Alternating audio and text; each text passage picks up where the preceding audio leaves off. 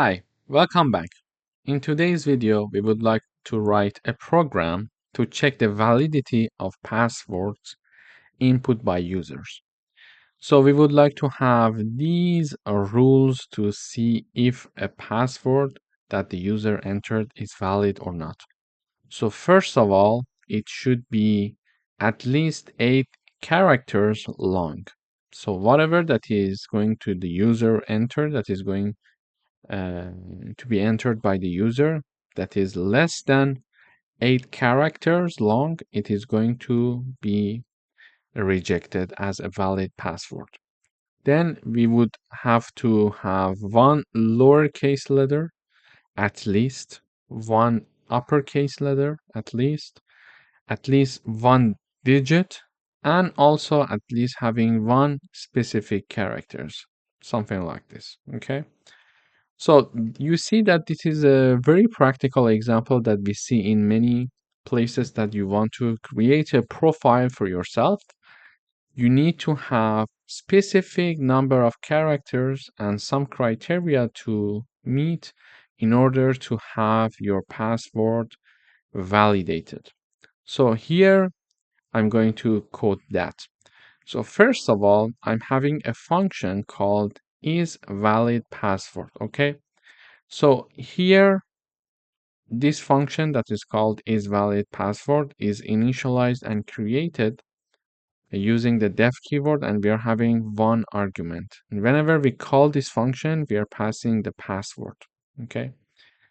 Then when we enter this function, the first thing that we need to do is to check the length of the password. Using the length function, we can understand the user input is how long, how many characters are included. If the number of characters or the length of the enter password by the user is less than 8, we are going to have this message being shown to the user. Password must be at least 8 characters long.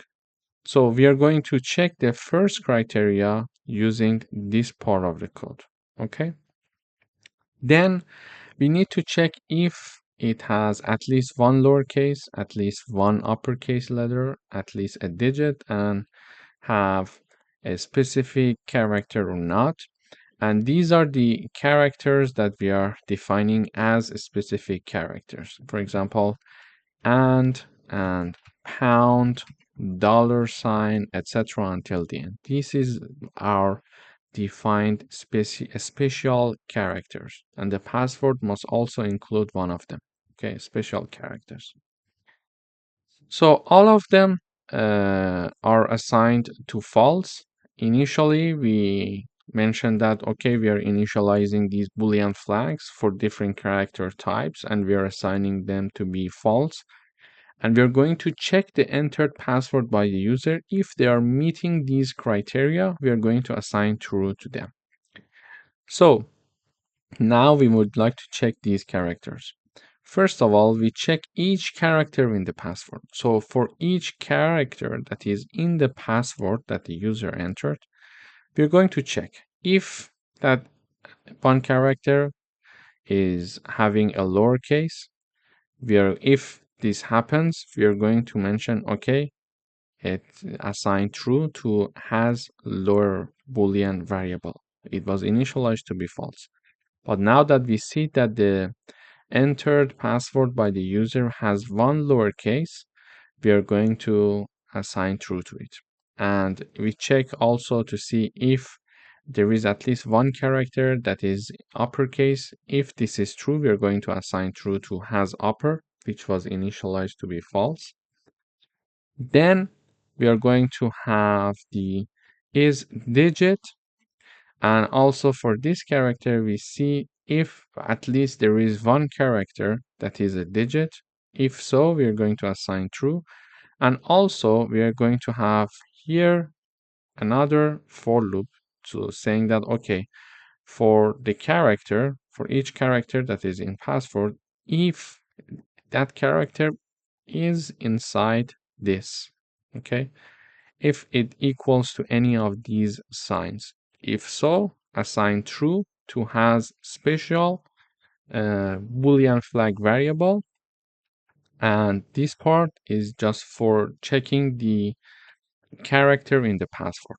And then in order to validate all the conditions, we are going to have an if not condition here. So for example, we mentioned that if we don't have the lowercase, meaning that, for example, if the has lower variable after this for loop is still equal to false, it means that the password that the user entered is not having at least one lowercase character. Therefore, we are going to return this message. Also, we are checking to see if has upper is still false. We are going to show this message. You need to have at least one uppercase letter. If there is no digit, we are going to show this message. If there is no special character, there is going to be this message.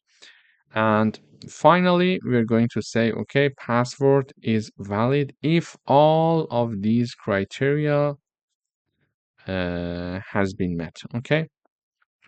So let me run the code once and we're going to analyze the code one more time. So initially, we're going to ask the user to enter a password. We're going to assign it to the variable called password. And using the print function, we are calling the isValid password function and passing the argument password. Okay, so password is the argument for the isValid password function.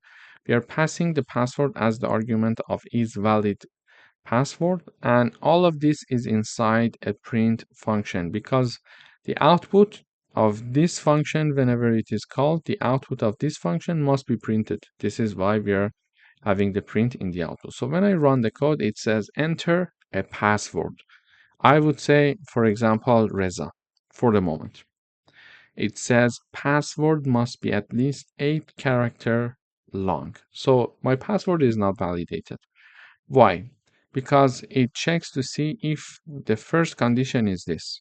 Is it having 8 characters at least? No, it's not. Therefore, it is saying that it must be at least 8 characters. So I would say now Reza Shahin. Now it at least has 8 characters. I enter. It says password must contain at least one lowercase letter. So here is the message. Okay. Password must contain at least one lowercase letter. This is exactly where the output what the output is showing here. Why?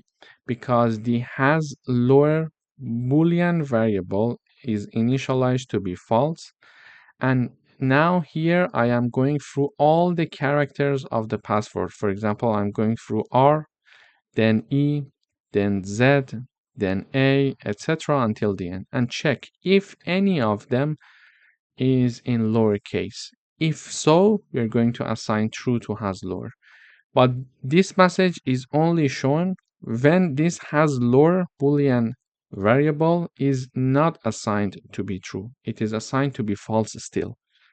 So in this for loop, we couldn't find any character that is uppercase, therefore that is lowercase, sorry. Therefore true has never been assigned to the has lower variable, and therefore we are having this condition being true, so has lower is false and this message is shown. Okay, so I run the code one more time. I have Reza Shahin and the last n is a lowercase, therefore we are meeting that condition. Okay, lowercase letter is at least one lowercase letter is included. So when I enter, it says this message. You see, password must contain at least one digit. Password must contain at least one digit. So what is the problem with this password? This password has at least the 8 characters. Yes. Is it having a lower case letter? Yes. In the when we are checking the characters one by one, the last character is a lowercase character. Therefore, this true is assigned to has lower, and all of the other characters are uppercase. Therefore, when we are checking the is upper function for each character. We are at least one time assigning true to has upper. So also we are having this function is not going to be, this message is not going to be shown because we at least have one uppercase letter. But here we are checking to see if if any of the characters that I entered for my password is a digit or not. So because I was not having any digit, this condition never became true, and this true has never been assigned to has digit boolean variable. Therefore, here it says has digit boolean variable. Is it false? Yes, it's false. Therefore, it is going to return this message.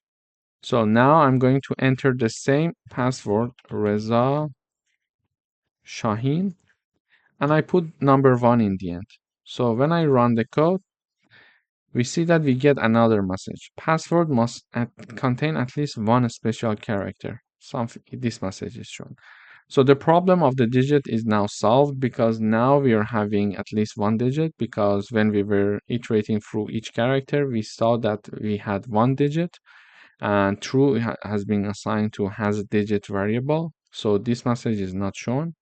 But when we were iterating over the characters and checking to see if there is one of these characters is included in my password to assign true to has a special, we saw that neither of these characters were included in my password. Therefore, no character was having any of these signs. Therefore, this was not true, and therefore true was not assigned to has a special, and therefore we are checking to see has a special. Is it still false? Yes. Therefore, this message is shown. So now what if I have my password Reza Shaheen, the last n is lowercase, we have one digit, and I have this sign.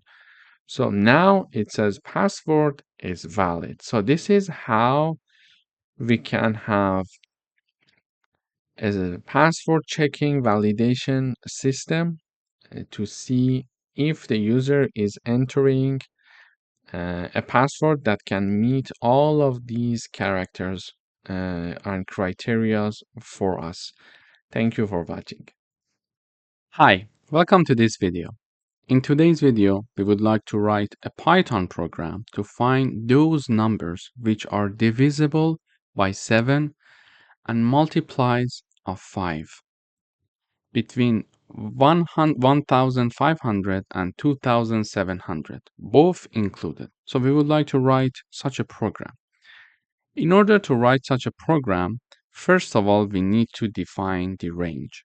So the starting point is 1,500 and the ending point is 2,700. Okay. Now, in order to find the numbers that are divisible by 7 and multiplies of 5, we need to have a for loop, because we need to iterate through all the numbers between this number and this number. And then, if they are divisible or multiply of 5 and 7, we are going to print those values. One important point to consider here is that we are saying that we want those numbers which are divisible by 7 and multiplies of 5. It means that it should pass both conditions, not either of them. If we were looking for either of them, we had to have or word here instead of and. So when we are having and, it means that both conditions must be true. Okay, now we know what we want. We're going to have a for loop saying that for each variable num in the range start and end plus 1, because we know that when we are having a for loop, the starting point is inclusive, but the ending point is exclusive. So when we write down the end, which is 2,700, it is going to loop up to 2,699. Okay, so the end point in for loops is exclusive. So range starting point, ending point. Okay, so the starting point is inclusive, but the ending point is exclusive. So we are going to start from the starting point 500, sorry, and the ending point we want it to be 2700. But if we write down this number there, it is going to go up to 2699. Therefore, we need to add 1 here to have the full range. Then we check if that number is going to be divided by 7 and its remainder of this division equals 0, it means that it is divisible by 7. Yeah. So one condition to understand if a number is divisible by 7 or not is the following. So a number is divisible by 7 only if that number is divided by 7 and the remainder of this division equals 0. In this condition, we know that that number is divisible by 7. So if a number is divisible by 7 only if that number is divided by 7 and the remainder of this division equals 0. In this condition, we can say, okay, that number is divisible by 7. So this we are checking here using the modular operator, because we learned that using modular operator, we can understand the remainder of the division between two numbers. And because we were having the division by 7 and multiplies of 5, therefore we need to have the AND operator here. And here, in order to check if a number is multiplied of 5 or not, again we are going to do the same test. If a number is multiply of 5, that number, when it is divided by 5, the remainder of this division must be equal to 0. Also, we can say a number is a multiply of, for example, 5 only if that number is divided by 5 and the remainder of this division equals 0 again. In this condition, we also understand that number is a multiply of 5. So if a number is a multiply of 5 only if that number is divided by 5 and the remainder of this division equals 0. So we are using modular operator to check this. So if this number is divided by 5, the remainder equals 0. So if both of these conditions are true, because we are using AND operator, print that number for me. It means that that number is also divisible by 7 and multiplies of 5.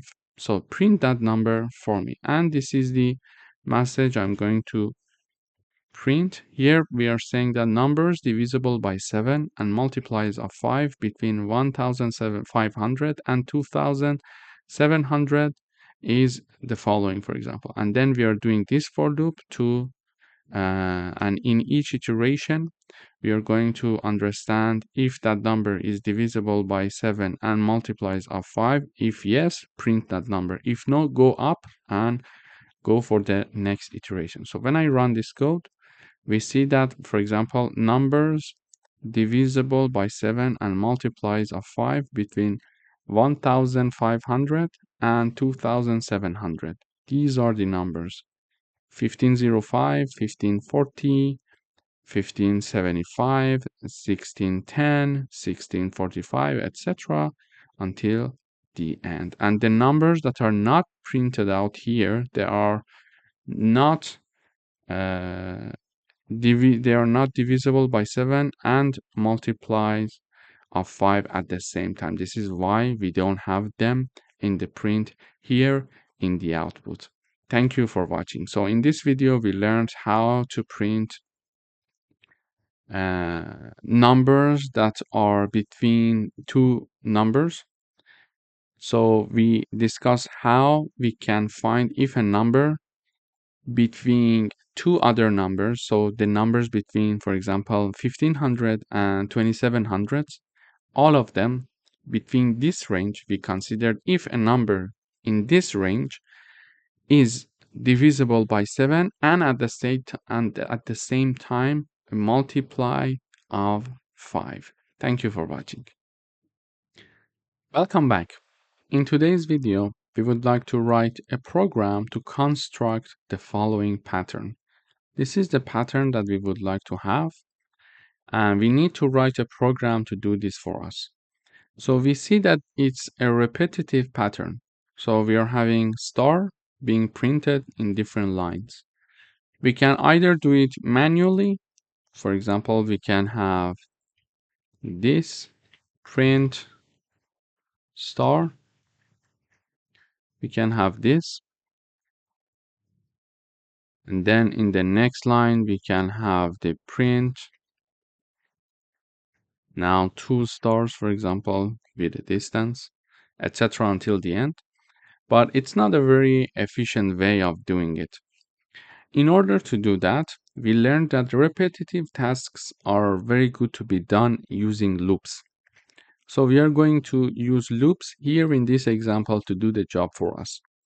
So first of all, we see that what is the maximum number of rows that we see here. So we are what is the number of columns that we are having here. So here it's only one column. Here we are having first column, two column, third column, fourth column, and the fifth column. So we are going to have up to 5 columns. So in one row, first we are having 1 star. In the next row, we are having 2 stars. In the next row, we are having 3 stars. So the maximum number of stars that in one row we can have is 5. This is why we are having our n equals to 5. The maximum stars that are there in one single row is 5. So we are having n equals to 5. Now, let's start the work.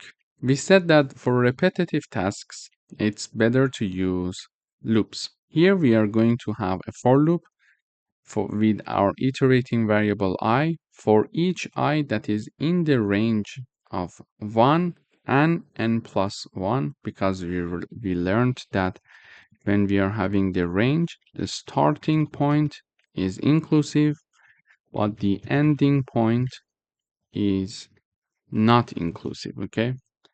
Therefore, we are having the ending point, which is 5 plus 1 here. And in each iteration, we are going to print the star with the repetition, with the number of I. What does it mean? It means that, for example, when I equals 0, when I equals 1, sorry, because we are starting from 1, print 1 star, okay? But if I equals 2, print 2 star, 2 star, with 1 space between them. Why? Because we are having it here. So we are having a star and then a space multiplied by I. It means that whatever the value of I is, multiply it with this. Okay, so this is going to be printed as large as the value of I. If I equals 1, it is going to be printed once. If I equals 2, it is going to print it 2 times. A star with a space. Okay, if it's 3, it is going to print the star with a space 3 times. Therefore, here, when we are having the I equals 1, we are having 1 star being printed. When we are having I equals 2, we are having 2 star being printed.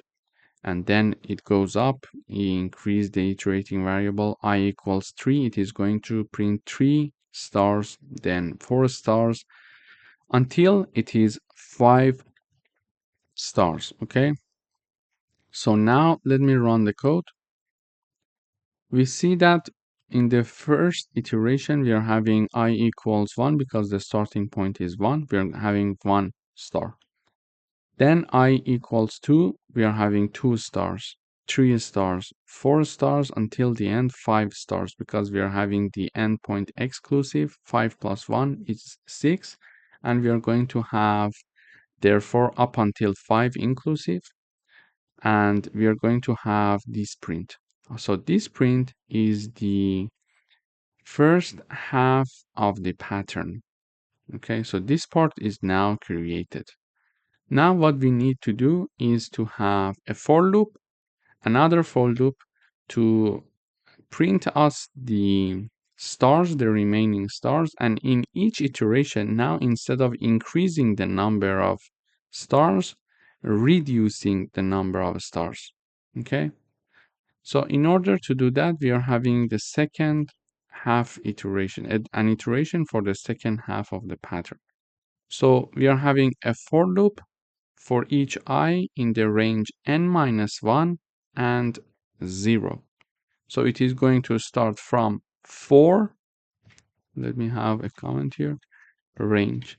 So it is going to start from 4, and it is going to continue up until I equals 0, but because it's inclusive, it is going to go one number before that, which is 1. And in this iteration, the point is this. We are going to reduce the iterator variables. So by default, I, when it is equal to 1, in the next iteration, it is going to be 2. In the next iteration, it is going to be 3, etc. But when we indicate that this number, the third argument, we are going to start from 4, I equals 4. In the next iteration, I will be equal to 3 because we are reducing one value from it at each iteration. In the next one, I equals 2. In the next one, I equals 1. And we are going to stop there. Why? Because the ending point is 0 and the ending point is exclusive. So the last number before that is when I equals 1. Okay, so we are having a for loop for each I in this range, starting from 4, ending at 0 exclusive, and in each iteration we are going to reduce the value of I by 1 unit. Then in each iteration we are going to print again stars to the number of I. For example, when we are having 4, I equals 4, we are going to have the 4 stars with one space between them. Then in the next iteration, I equals 3, we are going to have 3 stars. Then I equals 2, we are going to have 2 stars. Then I equals 1, we are going to have 1 star. But why we started from n-1?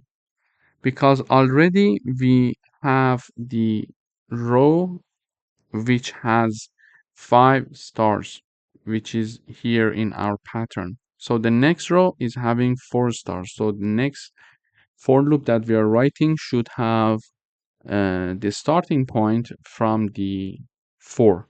So this is why we choose n-1, which is this number. So we want to start from 4 because we already have this row with 5 stars. We're going to have the 4, and in each iteration we are going to reduce the value of I up until it reaches to ending point 0 exclusive. So now this pattern will be created when we are having this for loop. So if I run the code, we see that the second half of the pattern is now also created. So the first part, for the first half of the pattern, we use the first for loop, and for the remaining part of the pattern, we use the second for loop. Here we saw that we started from 4 stars, then 3 stars, then 2 stars, and finally 1 star. So in this video, we learned how we can use for loops to construct this pattern instead of manually printing these stars. So now this way, everything is easier. Thank you for watching. Hi, welcome back. In today's video, we are going to write a Python program that asks a user to enter a string, and we would like to reverse the entered string by the user and print the reversed version of that string, or let's say phrase. In order to access inputs from the user and store it, we are going to have this line of code. We are going to use the input function. We are saying that enter a word, and whatever they are going to enter, we are going to store it in the word variable. And simply, when we want to reverse a word, we are going to use slicing. In order to reverse a word, we need to write down the name of the variable, and then we are having colon colon -1. This way, the compiler is going to directly start reversing that string for us and assigning it to reversed word variable now. And finally, it is going to print the reversed word, which is this message. First of all, is shown using the print function reversed word colon, and then the reversed word is shown here. So this variable that we reversed is shown here. So let me run the code. So when I run this code, it says enter a word. I would say Reza, for example, and I enter. It says the reversed word is Azer. So A, Z, E, and R. Exactly from the end, it starts to reversing our string. So let me try another example here. Reza Shahin. So I enter. It says NIHAHS space. Even the space is there. And then the rest of the work is there to reverse our word, our string, let's say. So if I have a phrase, what would happen? For example, this is the Python online course that we are having here. So it's, first of all, it's our original phrase. This is the Python online course that we are having here. And now you see that it starts from the last word and starts reversing the last word, then the one to last, two to last, etc. So you see that instead of here, we are having this word. Instead of having, we are having exactly this word. So having ends with ing. It starts with G, N, I, V, A, H. So V, A, H. And then we are having the era instead of the R, and we are having EW instead of V, and the all of the words are reversed here. So in this video, we learned how we can get one string or a phrase from the user and then start reversing it simply using this methodology. So we write down the name of our string that is holding the string inside of it. So the word variable is having the input string from the user. Then we write it down and simply we are having colon colon -1 starting to reverse our string from, and it is going to basically, the compiler is going to start reading our string from the end. So this is why we are using -1. -1 is the index of the last letter in our string. So it is going to start reading our string. For example, if my string is, for example, Reza. Okay, when we are having the indexing, so the index is 0, 1, 2, 3. So for letter, I'm providing the space so I can explain it easier. So for letter R, the index is 0. For letter E, the index is 1. For letter Z, the index is 2. For letter A, the index is 3. Okay. Also, it can be this way. Okay, -2, -3, and -4. So here we see that letter A is also having the index -1. Letter Z is having the index -2. Letter E index -3, and letter I index -4. Therefore, when we are using this methodology, basically the compiler starts reading from the last letter of our string, which is also having the -1 index. So the compiler starts reading from here for each word. And when it is going to read from here, it is going to also store it. And now we are having the output which is reversed, because instead of having the Reza, now the compiler is seeing AZER, because it is reading it from the end, from the -1, then -2, -3, and -4 until it reaches the starting point, which is R now. Okay, so this is how the compiler treats a reversing, and after reversion, it is assigned to reversed word variable, which is another string, and then we are printing it here in the output. Thank you for watching. Welcome to this video.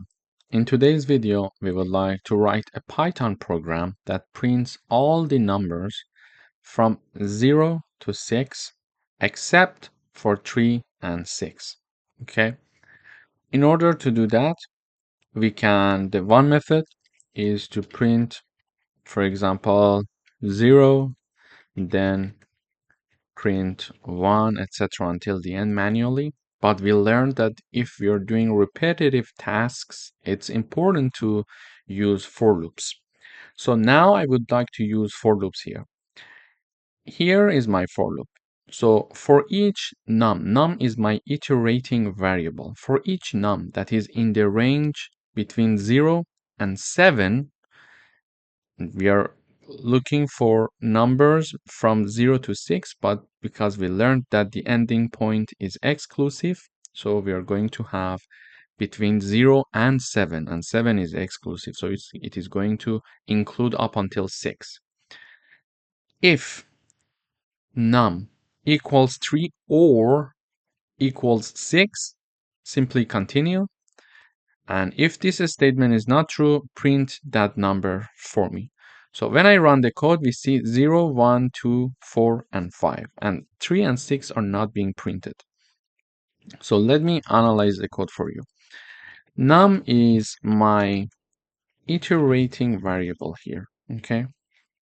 So in each iteration, num is going to take one value. First of all, num is going to take value 0 in the first iteration. When num equals 0, what happens is the following. It checks to see if num, which is 0, equals 3. No.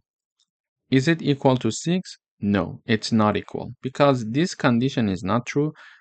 Therefore, this block of code, which is one part of the if condition, is not going to be executed, and then it is going to come here. Using the print function, we are going to print that num, which is 0 that we see here. Okay, and this end keyword helps us to have all the prints in one line rather than having them in different lines. So if I remove this, for example, when I run, you see that they are not in one line.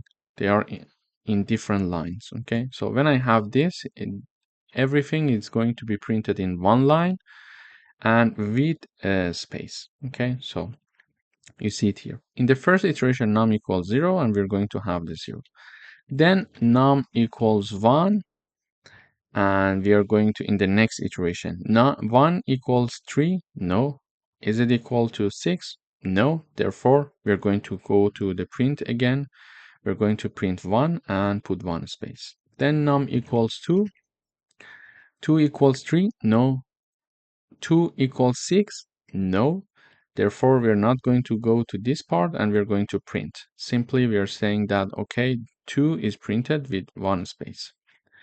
After that, we are having num equals 3.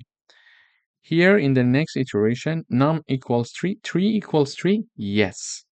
And because we are using the OR operator, we are not even going to check this part, because when we are having OR operator, either of the conditions must be true. So we don't care if it's the first one or it's the second one. If one of them is true, we are going to have the result to be true. Okay, so whenever we are, let me review it here for you. Whenever we are having the AND operator, both conditions must be true to enter it. Okay. When we are having the OR operator, however, one of the conditions must be true to have the true output. Output. To have the true output. Okay. So when we are having AND operator, both conditions must be true to have the true output. But when we are having the OR operator, one of the conditions must be true to have the true output. So we are having the OR operator and one of the conditions, either this one or this one must be true. And num equals 3 means that 3 equals 3, so it's true. Therefore, we are going to continue and execute this part of the code. So when this condition is true, we are going to say, okay, so we enter this if condition, and the code in the if condition is continue, meaning that do nothing, skip. Okay, so nothing will happen, and we are getting out of the if, and we are going to increase the num one more time. So we are having num equals 4. This is why when num equals 3, nothing happens actually. When num equals 3, we are using the key word that is continue, meaning that, okay, carry on, skip, and do nothing. And when we say continue, okay, it is going to go for the next iteration where we are having num equals 4. So num equals 4, we enter the this part again. So 4 equals 3, no. 4 equals 6, no. So this part is not executed, and we are printing 4. Then num equals 5, we are having this condition is not true because 5 is neither equal to 3 nor to 6. We are going to print 5. And finally, we are having num equals 6. So we are saying that num equals 3, no. Or num equals 6, yes. Therefore, continue, enter this part and use the keyword continue. So we are going to continue and do nothing, skip. This is why nothing is being printed here in the output when we are having that num equals to 6. And this can be true for many other situations. For example, we can have num1 in range, for example, between 0 and 101. Let's say between 0 and 100 we want to investigate, but because the ending point is exclusive, I'm saying 0 and 101 colon. Then we check, for example, if num1 divided by 2 equals 0. In this situation, print, for example, the number is even, and we can have this condition here. So when I run the code now, we see that, okay, let me also print the code. Okay, we see that the number is even, the number is even. So also I need to have the num1 in each iteration, so it is going to show me which number is even. So when I run the code, it says the number is even. It's 2, 4, 6, 8, 10, etc. until the end, you see. So we see that here I'm having a for loop from 0 to 100, and if that number, that iterating variable in each iteration is divided by 2 and the remainder of this division equals 0, it means that that number is even, and we are going to print that number. So this is another exercise combining the concept of for loop and if conditions. Or we could say if it was divided by 7 and the remainder of the division equals 0, it means that that number is divisible by 7. So we can say divisible by 7. So if we want to print the numbers that are divisible by 7 between 0 and 100, we can run this code. We see that all the numbers that are divisible by 7 are printed here in the output. And also we could say, for example, if the number is divisible by 7, continue, do nothing. Okay, otherwise print the number for me. So print the num and we are going to have also the AND keyword to have all the numbers in one line. So when I run the code, okay, we are having a very large range, so we are having a lot of output. Let me reduce the range. So when I run the code, we see that, okay, here let me first comment this part. So now if I run the code, we see between the range of 0 and 50, all the numbers that are divisible by 7, we're not printing them here. And we are printing all the numbers except those that are divisible by 7. Okay, we see 1, 2, 3, 4, 5, 6, 7 we don't have. Then we have 8, 9, 10, 11, 12, 13, and 14 we don't have. 21, for example, we don't have. 28 we don't have, etc. until the end. So this is how we can combine the concept of for loops and if conditions in order to check certain conditions and continue and skip and do nothing in certain conditions and do something else in other conditions. Thank you for watching. Welcome back. In today's video, we would like to write a Python program that accepts a string and calculate the number of digits and letters. For example, when I run the code, it says enter a string. I write down Reza Shahin, and it says the number of letters, it's 10, and the number of digits it's 0. Okay, so we would like to write a program to calculate number of letters and digits. Okay, in order to do that, first of all, we're going to start with this message. We're using the input function to show this message to the user, enter a string, and then we are going to ask the user to enter a string, and whatever the user is going to enter, we are assigning it to text variable. We are having two counters here, letter count and digit count. So we are going to initialize them to be 0 because whenever we see a letter, we are going to increase it. So this way we are counting the letters and digits. Now we need to have a for loop. So in order to have a for loop, we are having our iterating variable, which is called char. So for each char in the text, this is the variable that we stored the string that we got from the user. If that character is a letter, increase the value of letter count by 1. And if that letter is a digit, if that character, let's say, is a digit, increase the digit count. And we are going to use the is alpha and is digit function to do that. Basically this function is going to help us to see if one character is a letter or it's a digit. So in order to understand if a char is a letter, we can use the is alpha function, meaning that, for example, if the name of my character is char, like this, char dot is alpha is going to tell us the answer is true or false. If it's true, it means that this character is a letter. If the output is false, it means that this character is something else. It's not a letter, let's say.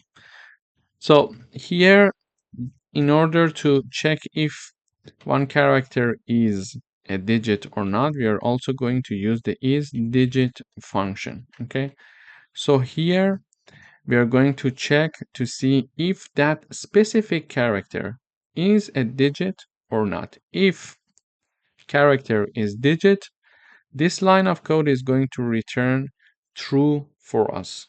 If that character is not a digit, it is going to return false for us. So here we are iterating through each character of my string here, text, and checking each character one by one. So I say that character, in the first iteration. For example, let me run the code one more time. I say my string is Reza. It says we are having 4 characters. Let me say Reza 1. Okay, it says 4 characters, 1 digit. So now let's see how it works. In the first iteration, my character equals R because my string is Reza 1. Okay, in the first iteration, the char equals R, and then we check to see if R is a letter. What is the answer? Yeah, it's true. So because this statement is true, we're going to enter the if condition and we are going to increase the value of letter count by 1. So letter underscore count plus equal 1, meaning that we are going to increase it. Then in the second iteration, char equals E, and we are going to check if this character, which is E, is a letter. Yes, yes. Therefore, we are going to increase this value again. We are going to have letter count. Another time it is increased. So here, letter count was equal to 1. Initially, it was 0 because we initialized it here. Okay. Then after this iteration and doing this, it became 1. Now after doing after the character E in the second iteration, we are increasing the number of letters. Now it is also increasing by another 1 value, so it becomes 2. Now we are having the character. What is the next character? This is Z. Okay, character equals Z. We check to see Z is a letter. Yes, the answer is true. So we are going to increase this value again. We are going to increase this value 1 more time. Therefore, the number of letter counts now equals 3. In the next iteration, we are going to have char equals to 1. We check to see if char is a letter. Yes, so we are going to increase the letter count 1 more time. So now it's equal to 4. And finally, the last character is this one. Okay, is this one, 1. So we can have char equals 1. So we this time when the character is 1, we check this part. If the character is a letter, the answer is no. It's false because it's not a letter, it's a digit. This time my character is getting the value 1. Therefore, because this statement is not true, it's not going to execute this part. It goes and check the next condition. Here we are checking to see if our character is a digit. Is it a digit? Yes, the answer is true. Therefore, we are going to increase the value of digit count. Therefore, here the character equals 1. So digit count plus equal 1, meaning that the digit count equals 1. So now we iterated through all the characters of my string and we calculate the final number of letter count to be 4 and digit to be 1. So after finishing this for loop, we are having the number of letters in the output. We are using the print function. So letter count is being printed, number 4. This is exactly what we expected. This is what we calculated. And also we are seeing that number of digits. So it is digit count. So it is 1, which is exactly what we had here. So this is how actually we can get a string from the user. We can initialize the counters for letters and digits, and then we can loop through the string that we got from the user, and each character can be investigated one by one to see if it's a letter or if it's a digit. And in the end, because when it is a letter, we are going to increment the value of letter counter. If it's a digit, we are going to do the same. We are going to increase the counter. And in the end, we are going to print the letter count and digit count. Thank you for watching. Hi, welcome back. In today's video, we would like to write a Python program to check if a triangle is equilateral isosceles or scaling.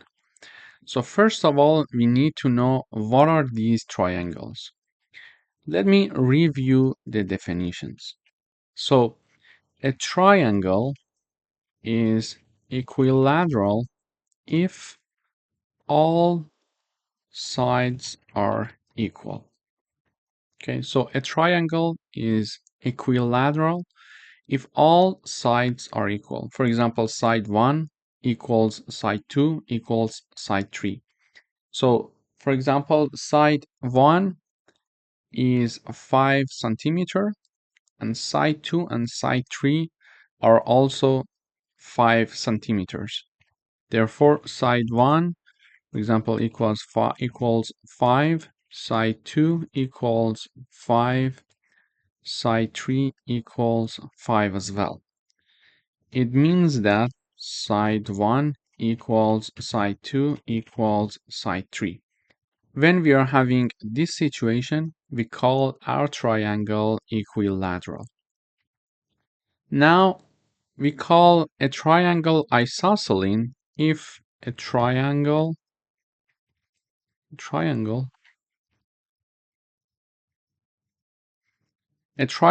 is isosceles if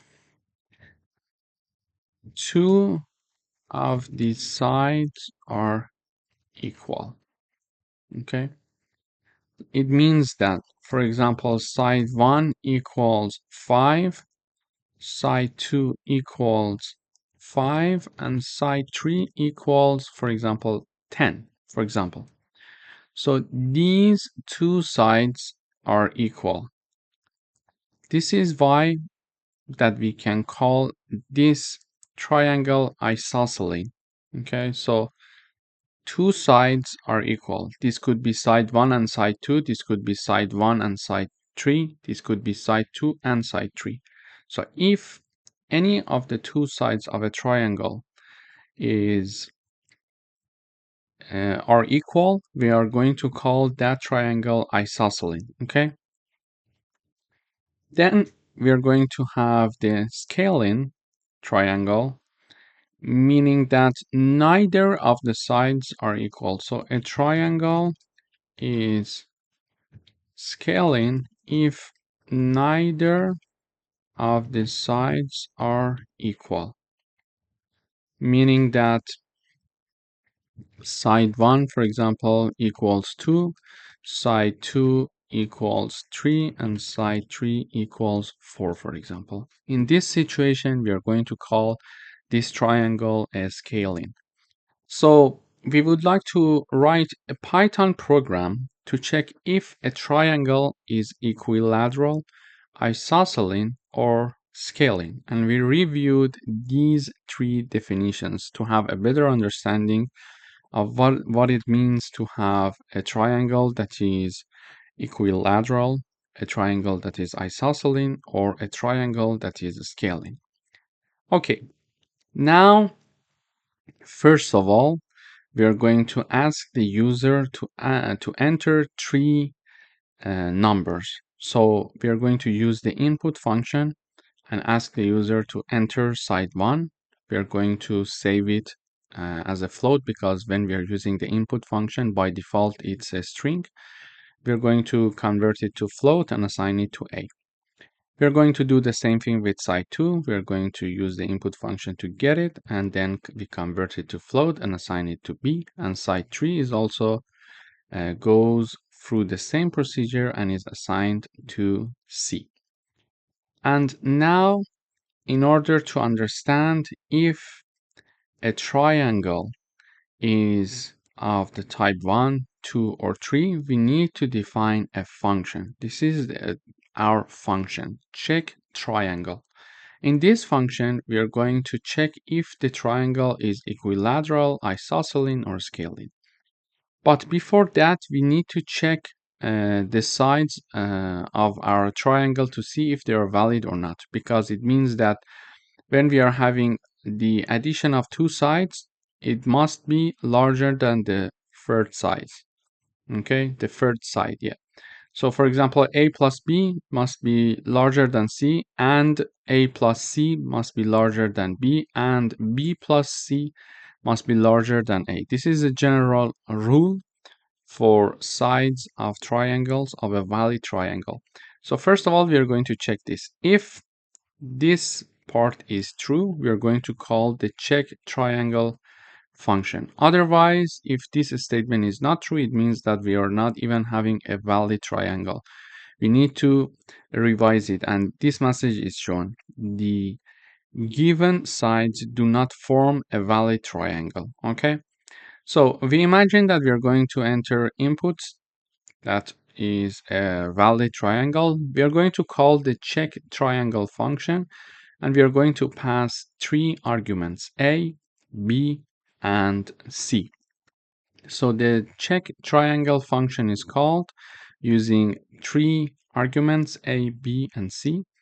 So we check to see if the sides, all of them are equal.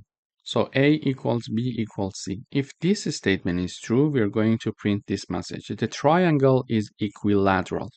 Okay. But if this statement is not true, so this part is not going to be executed, and we go for the next condition, elif a equals b, or b equals c, or a equals c. So here we check to see if any of the two sides of the triangle are equal. So a equals b, or b equals c, or a equals c, because if any of these conditions is true, it means that we are having an isosceles triangle. So we check all the sides 2 by 2 if they are equal. If we at least have two sides that are equal, it's an isosceles triangle. Okay, if all of them are equal, it's equilateral. So we check a with b if it's equal or not, b with c, or a with c. If any of these conditions, any of these three conditions is true, we are going to enter this else part, and we are going to this elif part, and we are going to print this message. The triangle is isosceles. Otherwise, if neither this condition nor this condition is true, it means that the triangle is scaling. So we are going to print the scaling message in the output.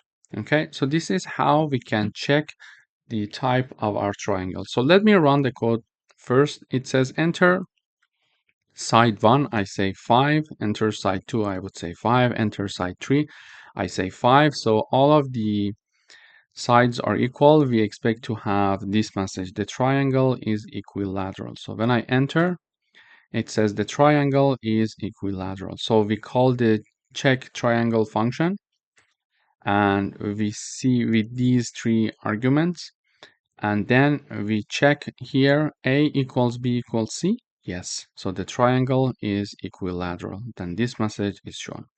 So if I run the code one more time, so 5, 6, and 7, when I run the code, this time it says the triangle is scaling. Why? Because we are having a triangle and neither of the sides are equal. So 5, 6, and 7. The first one, all of them must be equal. The second one, two of them must be equal. And if neither of them are equal, it's scaling. And finally, we are having, for example, another triangle, which is 5, 4, and 5, let's say. And this is a triangle of type isosceles. So this one. Why? Because the first side and the second side, both of them are the same number. So here we check a equals b, 5 equals 4, no. B equals c, 4 equals 5, no. A equals c, so 5 equals 5, yes. Therefore, it enters and checks here. The triangle is isosceles.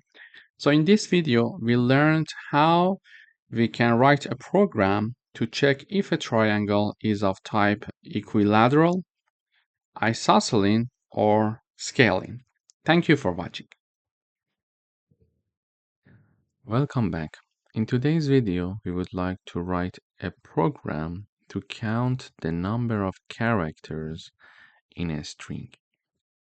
In order to do that, I would like to define a function that is going to do the counting of each character. So in each character, frequency is counted inside this function, char frequency.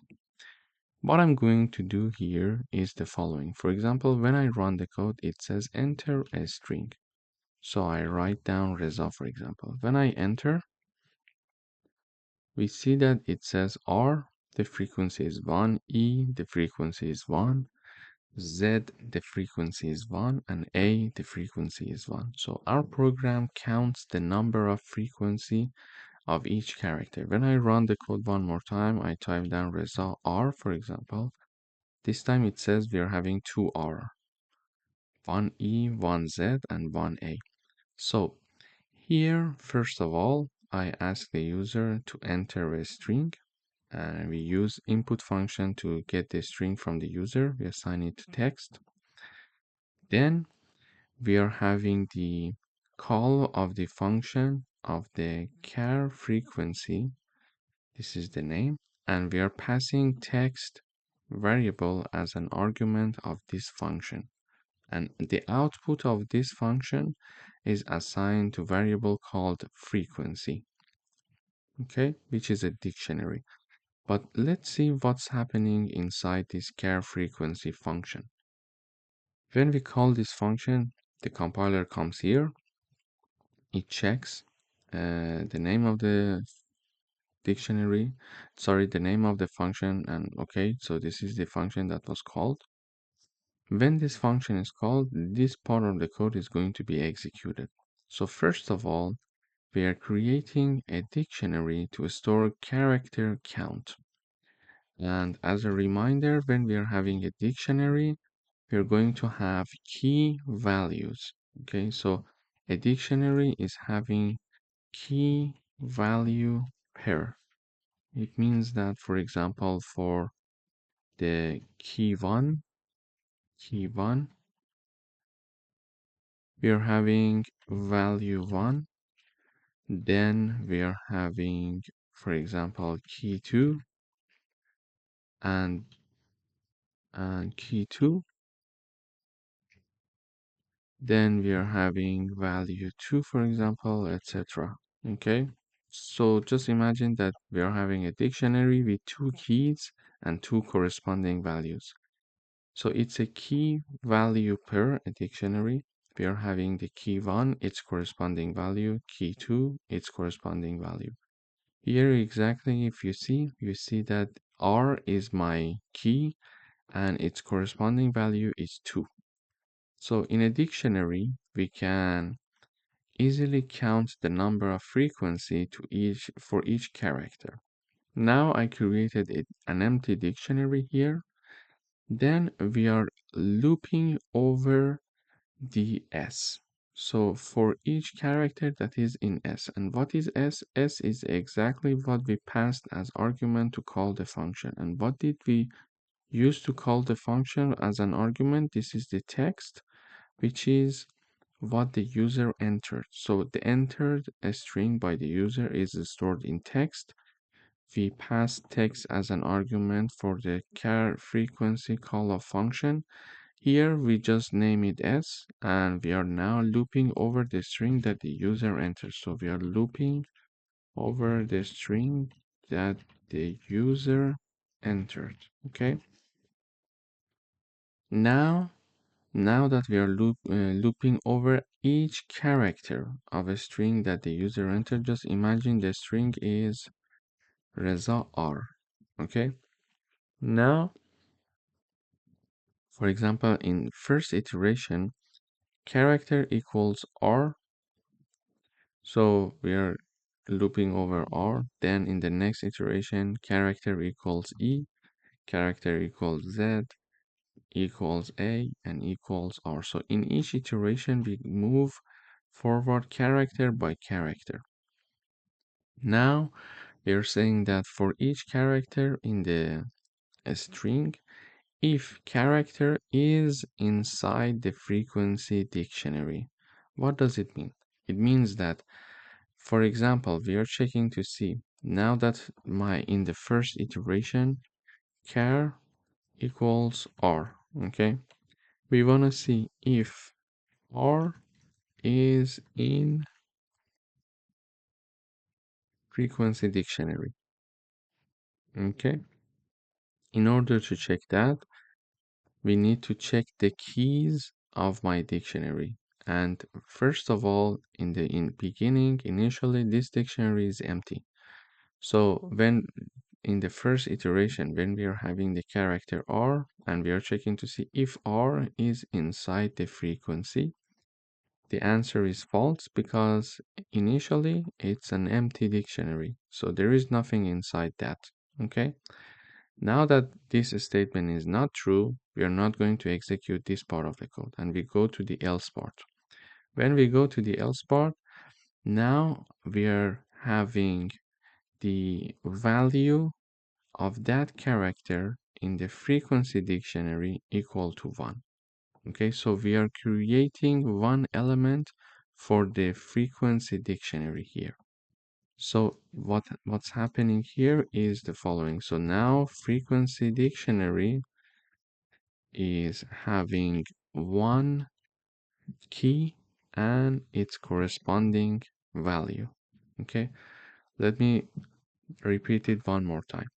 So what's happening here is the following.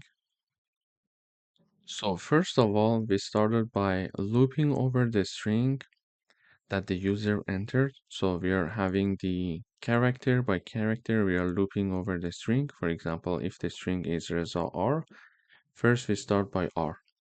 We check if R is in the frequency dictionary. The answer is no, because initially it's an empty dictionary. So this part of the code is not executed. We go to the else part.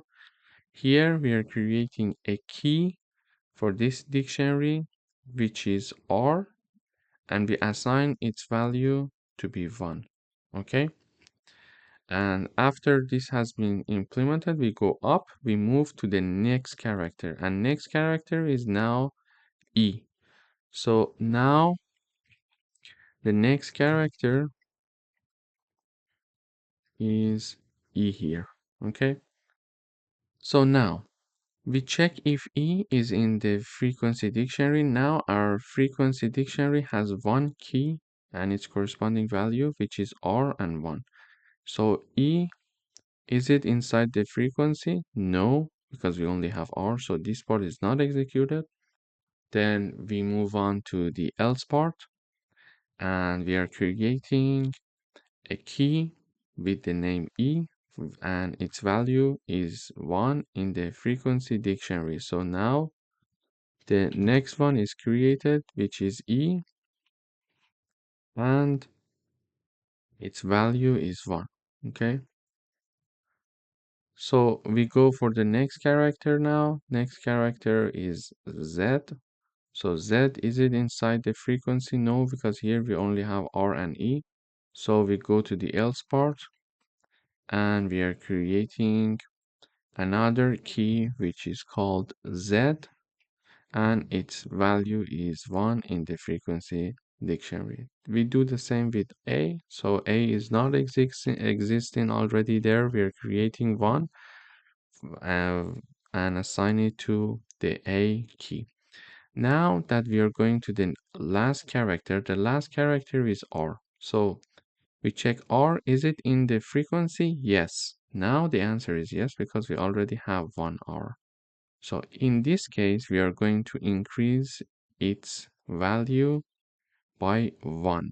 Okay, so we are going to increase the value of the R key in the frequency dictionary by 1. So it is already 1. We are going to increase it by another 1 unit, so it will become 2. Okay, so let me repeat the last part.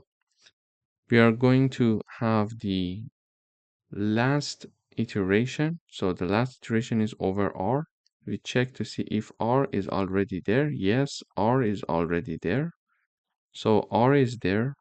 So this statement is true. We check to see if this character is already in the frequency dictionary. Yes, therefore we are going to increase the value of R in the frequency dictionary by 1. So it was already 1. We are adding another 1. It will become 2. This is how this function is going to count the number. So the number of frequency of each character. So in this frequency dictionary, now I have R equals 2, E equals 1, Z the Z has the value 1 and A has the value of 1. So A, Z, E, and R, they are my keys.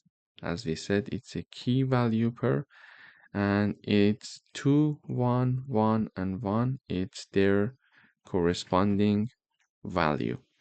As we expected here, we saw the same thing in the output. So we were here. So here we called the function.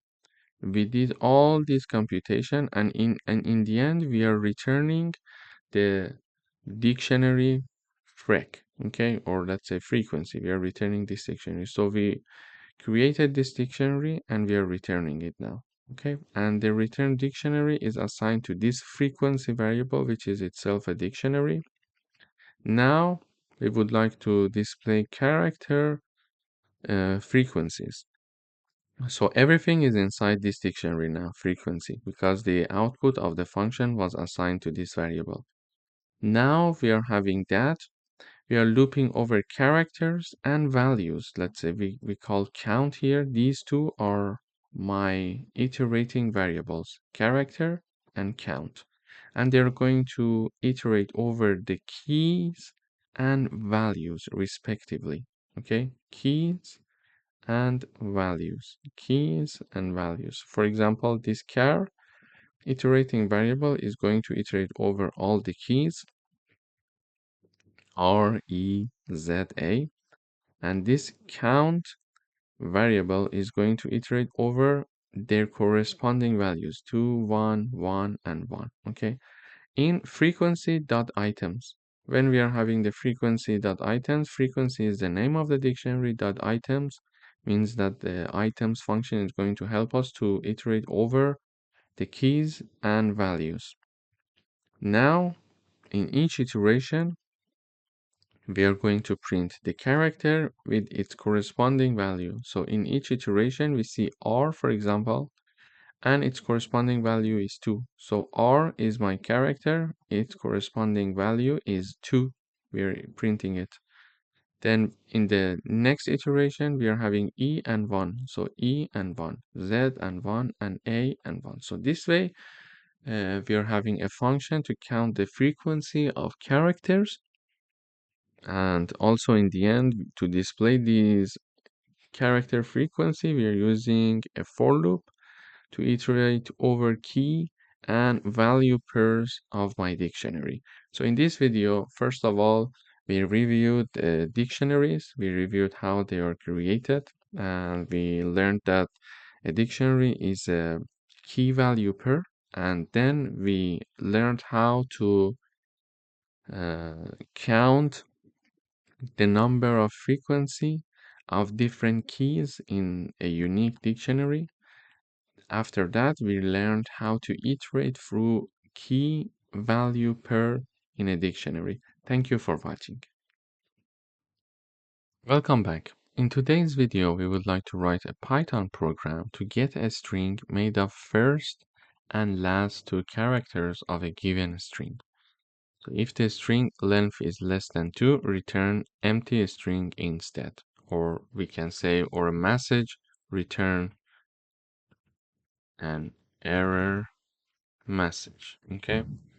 So here is my code. When I run, it is going to return the first two and last two characters of a given string. For example, I'm calling the function using this string Python. What I get in the output is PYON. So the first two characters and the last two characters. I called it using hi Reza. I say I get hi, the HI and ZA in the end. And when I call the function with with a string less than 2 characters, I'm going to get this message. It must have at least 2 characters. Okay, so this is my code. But how can we do that? So here I'm having a function called first and last two. It accepts one parameter. Whenever we call this function, we need to have one parameter. So here I call this function first and last two with the argument Python. So I'm calling the function with a string. Here, first of all, in the function, I check to see if the length of the argument that is passed to call this function is less than 2 or not. So if it's less than 2, we are going to return this message. It must be at least 2 characters. Okay? So if the length is less than 2, it is going to show this message. But if it's not less than 2, we're going to return this part. And what is this part? Basically, this part is having a new string being returned with the first 2 characters and the last 2 characters of the S string. So for example, if my string is Python, here what's happening in the return, it is returning the S2 plus S minus 2. Okay, and basically this part is going to create a new string that is py, which is the first 2 characters of my string Python, which is py, plus the last 2 characters, because we are having the index minus 2. Okay, so the last 2 characters plus on. Okay, so this one will become pyon in general in the end. So this is what we have as the output, as you see here. But why minus 2? So if I have a string here, let me give you another example. If I have a string called Python, the indexing works like this: 1, 2, 3, 0, 1, 2, 3, 4, 5. So this is the indexing. So index of the P character is 0, index of Y character is 1, etc. until the end. The index of N is 5. So the character N has the index 5. We also have another method for indexing a string. We can start from the end. So when we start from the end, the last one is minus 1. For example, the character N, the index is minus 1. Then the character O, the index is minus 2. Character H, index is minus 3. Character T, index is minus 4. Character Y, index is minus 5. And finally, the character P, its index is minus 6. So we can either count from left to right for indexing, where we are having from 0 until 5, or we can count from right to left, which will have this way. So n equals minus 1, o equals minus 2, etc. So this is the indexing of our characters of this string. So when we are having the string S, the first 2 characters, it will be index 0 and 1, which is P and Y. And when we are having the minus 2 and then colon, it means that start from the minus 2, which is O, and go until the end, which is O and N. Okay? So this is how we can have this. So minus 2, it will be O and N. If I write down minus 3 and then colon, it means that it starts from H and continue until the end. This is how we can create a string from the first 2 letters and the last 2 letters. Thank you for watching. Welcome back. In today's video, we would like to write a Python program to change a given string to a newly string where the first and last characters have been exchanged. So what we are doing here is the following. I'm having, for example, a string called Python, and in the output, we see that the first character, P, and the N, the last character, they have been exchanged in the output. So N is now my first character and P is my last character, while the rest of characters remained the same. You see it here. Yeah. So also this happens for the hello. H and O, they have been exchanged. We see O is my first character, H is my last character, and the rest of the characters are the same. And if we are having a character with less than 2, length of less than 2, let's say, we're going to have this message, not long enough, not long enough. So what we are doing here? First of all, we are calling the swap first last function. And this function, what is it going to do? It's going to create a new string and it is going to exchange the first and last letters. So swap first last function, we are calling it with an argument s. Here when I call the swap first last function, I'm having a string as argument that is passed. Then we check if the length of the passed argument is less than 2 or not. If it's less than 2, we're going to have this message being shown, not long enough, exactly as we have here. But if the length is larger than 2, we're going to return this part. Because this statement is not true, then we're going to go here and execute this part of the code. So what this part of the code is doing. So my string is hello, let's say. Okay. This part of the code is saying that s with the index -1. So the character with the index -1 of my s string, and this is my string. The character -1 refers to the last character. Okay, character with the index -1 refers to the last character. So create a new string where the first character is O because we are putting it in the beginning. So the first character is O. Why? Why O? Because we are calling the string with character of index -1, and character with the index -1 is O in the S, for example, a string which is hello. So the last character, which is having the index -1 of my string hello, is O. Okay, so I write down O here, plus, then we are having a new separation, let's say. So we are having now character from 1 to -1, and the ending point is exclusive.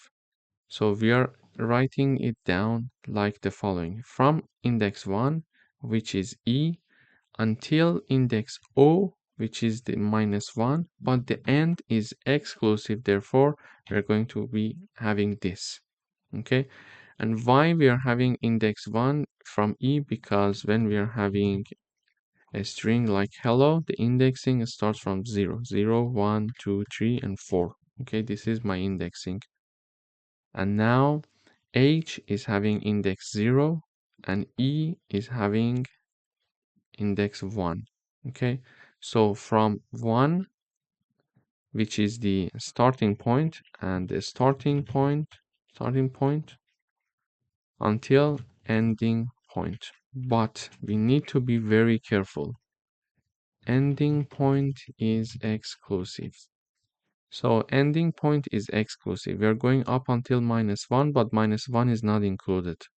Okay, so we start from 1, which is E. We go up until -1, but because it is not included and it is excluded, uh, we are not going to have that, so we are having ELL. Okay, so ELL plus, now we are having the index 0 of our string. So we mentioned that this string hello, the index 0 is the first character, which is H. So here is my age now. So now we are creating a new string with these characters. So O, E, L, L, and H. Okay. So this is how we are going to exchange the first letter and the last letter. Also here, I'm having another example for Python. The same happens here. So we are going to, let me write it down here. So we are having a string called Python. First, we are putting the last character, which is n, plus ytho plus p. Why? Because we are saying first the last character, which is n. So we are putting it here. Then start from the character with index 1 and go up until character -1, but the -1 is exclusive. So this is index 1, which is y, go up until -1, but -1 is exclusive. So we go 1 to the left, we are having the ytho as we have here. And finally, we are having index 0 of the string s. So index 0 of this string means that we are talking about the first character here, which is p. So now we created a string that is like this: nytho and p, exactly as we see here in the output. And in case that we are calling the swap first last function with any string that has the length less than 2, we are going to have not long enough message because it's less than 2. So the length of the character is measured through the len function. If it's less than 2, if this statement is true, we're going to show this message not long enough. So in this video, we learned how to exchange the first and last characters of a given string. Thank you for watching. Welcome back. In today's video, we would like to write a Python program that creates a function. And this function is going to check if a given string is palindrome or not. So palindrome means that it reads the same backward as forward using Boolean values. So here is my string. So you see that when I read the string madam from the left to right, it is madam, and if I reverse it, it will be madam again. So this is what we call palindrome. So reads the same backward as forward. Okay. And also here, this word is also a palindrome. So race car is my string, and if I read it from the right, which is RAC, which E race, and CAR race car. So from right when I read it, it's race car. From left when I read it, it's race car. However, the word hello, it's not the same. So when I read the word hello from left, it's hello. From right, it's something like ole. And for example, for the next word, which is level, if I read it from left, it's level. And if I read it from right, it's also level. And finally, we are having the Python. So if I read it from left, it's Python. But if I read it from right, it's not Python. I'm not sure even how we can pronounce it. Nofip, something like this. So this is how we can understand if a string is palindrome or not. In order to understand this using Python, we write down a function that is called isPalindrome. And in this function, whenever we call this function, we are passing one argument. So we call this palindrome function with one argument called s. So whenever I call this function, I'm having one string. So the string is madam here. So is palindrome race car. So whenever I call this function, I'm having one argument being passed. So in this function, first of all, we use the def keyword to declare our function. This is the name of the function, and this is the arguments of the function. And in this function, we only have one argument. So in this function, what we are checking here is the following. We check to see if the string s equals to s when it is being reversed.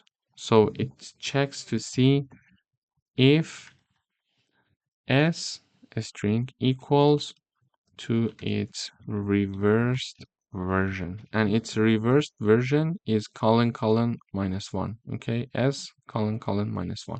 This is the reversed version. Whenever I want to reverse a string, I'm going to do this. Okay, so now because this function, let's say this code will help me to reverse my string, I'm checking to see if my original string equals its reversed version. Okay, so here we check to see if it equals its reverse version. And when I call this is palindrome function with the madam string, or let's say argument or parameter, the output is true. Why? Because the original string, which is madam, is equal to its reversed version. Then we are having the race car, it's also true, but for hello, it's false. For level, it's true. For Python, it's false.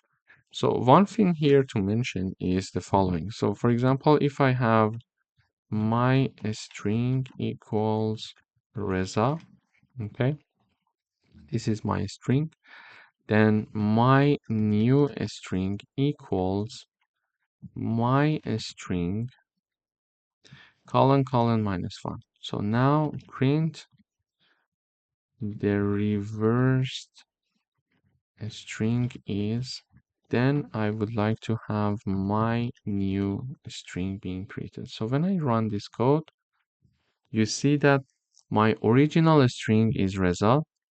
I want to reverse it. So now that I want to reverse it, I create a new string called my new string, and my string, which is Reza, is reversed using colon minus 1. And now I'm printing my new string, and you see that it is reversed. Other.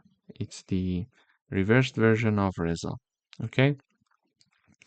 So this is how we can reverse a string. So here we are exactly doing the same thing. In this function, we are having the original string and checking to see if it equals its reversed version. If this part is true, if they are equal, we are going to have the true in the output. If they're not equal, we are going to have the false in the output. So in this video, we learned how we can check if a string is palindrome or not. Thank you for watching. Welcome back. In today's video, we would like to write a program that calculates whether a person is eligible for voting based on their age or not. Here is my function. So it is called can underscore vote, and it needs one argument. And whenever we call this function, therefore we need to have one argument. And for example, here I'm calling the can vote function with the argument 20. So I'm passing this argument to the can vote function to check if this person with 20 years old can vote or not. Also with the age 18, also with age 16. So we're going to have three inputs to check whether the person can actually vote or not. So here, whenever this function is called, this code is executed and checked, investigated, let's say, these if parts. So first of all, we are checking to see if the age that the user entered or the age that we are investigating is larger than or equal to 18. If so, if this condition is true, it means that we are eligible to vote, because this is the only condition that we are defining here. So this person is larger than, it's more than 18 years or equal to 18, that person can vote. So we're calling the function with number 20. We check to see, okay, 20 is larger than 18. Yes, so you are eligible to vote. So when we run this code, we see this message here. You are eligible to vote. Then we call the function with number 18. And 18, is it larger than or equal to 18? Yes, you are eligible to vote. Therefore, this message is also printed in the output. However, when we call the function with a number that is lower than 18, because this is the criteria for checking if someone can vote or not, we are calling a function, we are calling the function with a number lower than 18, for example, with 16. We check to see 16, is it larger than 18? No, it's not true. Therefore, this part is not executed and the else part is executed. Because whatever that is not inside this condition is going to fall into the else part. And this message is shown. You are not eligible to vote. You need to wait 18 minus age. So 18 minus the enter age, which will be 18 minus 16, so 2 more years. So you need to wait 2 more years. So here you see you are not eligible to vote. You need to wait 2 more years. So this is how we're going to have the output. So now if I want to have another input, for example, can vote, and in parentheses, I write down, for example, 10. So we want to check to see if someone with the age 10 can actually vote or not. So here we're calling the function 10. Is it larger than 18? No. So this part of the code is not executed and we fall into the else part. And we see this message. You're not eligible to vote. You need to wait 18 minus 10. It's 8. 8 more years. So when I run the code, you see that we are having this message. You're not eligible to vote. You need to wait 8 more years. So this is how we can actually combine the concept of functions and if conditions in Python to check a simple condition. If the person is older than or older than 18 years old, or the person is 18 years old, the person can vote. Otherwise, it's not possible and they need to wait. And how much they need to wait, the difference between their age and the number 18. Thank you for watching. Welcome back. In today's video, we would like to write a Python program that creates a function. And this function is called factorial. This function needs to calculate the factorial of a number that is a non-negative integer. So whenever I call this function, I need to have an argument being passed. So here I'm calling the factorial function and I'm having one number, for example, number 5. It means that I would like to calculate the factorial of 5. So here, when this function is called, n equals 5 in this part, and 5 is it lower than 0? If it's lower than 0, show this message, invalid input. Please enter a non-negative integer, okay? However, if it's not lower than 0, do the following. Assign a new variable, initialize a new variable called result, and it is equal to 1. And define an iterating variable, which is I. So for each I that is in range 1 and n plus 1, and we know that the ending point is exclusive, so we are having the range, starting point, ending point. And the ending point is exclusive. This is why we are having n plus 1, okay? So actually it is going to go start from 1 and goes up to n. And in each iteration, we are going to have the results equal result multiplied by I. So this formula exactly equals this formula. So if you think that this one is easier to understand, you can simply write it down. The results will be the same because they are the same thing. So in the first iteration, I equals 1, we are going to have result equal 1 multiplied by 1, and therefore result equals 1. Why 1 multiplied by 1? Because we are multiplying result by I, so result is 1. And in the first iteration, I is also 1, so result is 1. Then we are having I equals 2. So result will be 1 multiplied by 2. Result will be 2. Why? So we are having result multiplied by I. So result is 1 because from previous iteration it's 1. And I equals 2. So it will be 2 here. Then we are having I equals 3. For example, we are having result equals 2 multiplied by 3. 2 multiplied by 3. So now result will be 6. But how? Because we are having result multiplied by I. So result is 2 from the previous iteration. We have it. And also I equals 3. So we are having number 3 here. 2 multiplied by 3, it's 6. Then we are having I equals to 4. Result equal 6 multiplied by 4. So result is 24. And finally, in the last iteration, we are having I equals 5. So result 24 multiplied by 5. And the result will be 120. So result will be 120. So in the last iteration, we are having result multiplied by I. So result from previous iteration is 24 and I is 5. So we are having 24 multiplied by 5. It means that we are going to have the result equals 120. And because now I equals 5, we wanted to continue up until n plus 1, and n plus 1 is exclusive. So n was 5. Oops, sorry. So n was 5.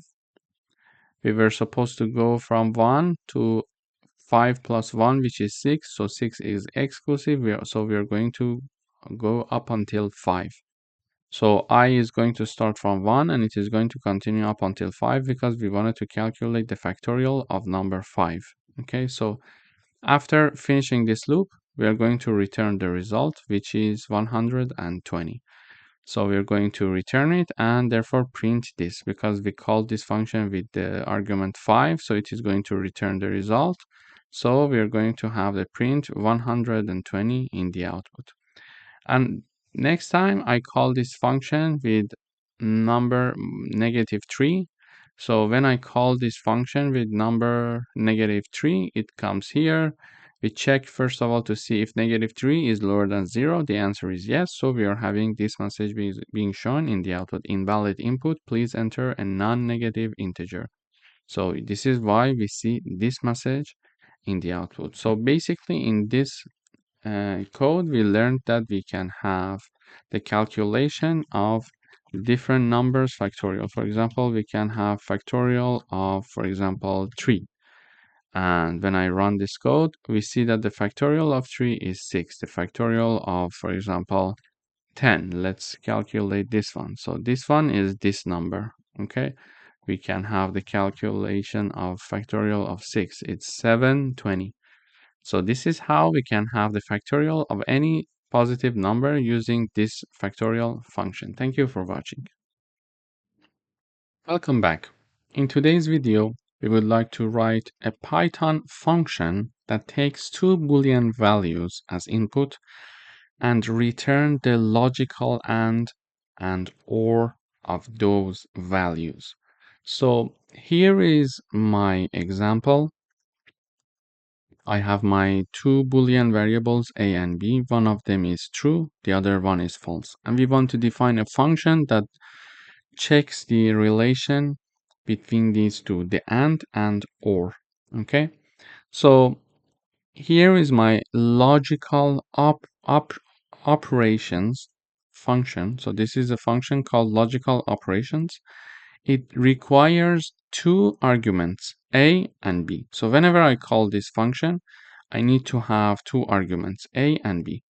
So here I try to call this function logical operations, a and b. Then we are assigning the result of this function to AND value and OR value. So we are having two variables on the left hand side, meaning that this function is going to return two values for us.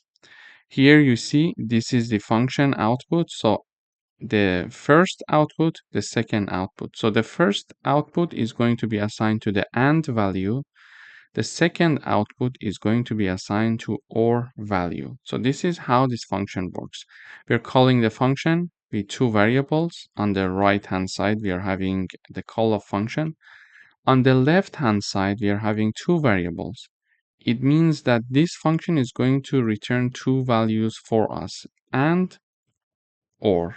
Okay, so it is returning also two values. After doing the calculation by this function, these two values are assigned to AND and OR values. Finally, we are showing the AND value and OR value. So what does this function do? Logical operations. Two variables, let's say two arguments are required for this function. So A and B. First of all, we are checking the relation between A and B.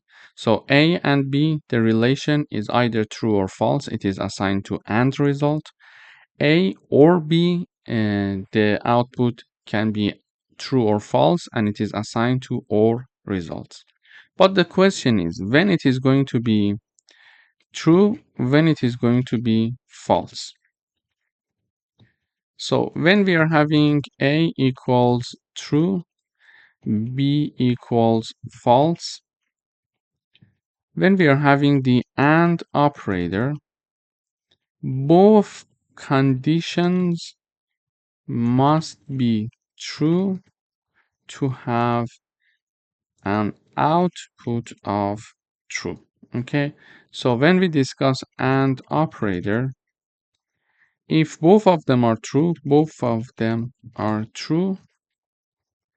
the result is true.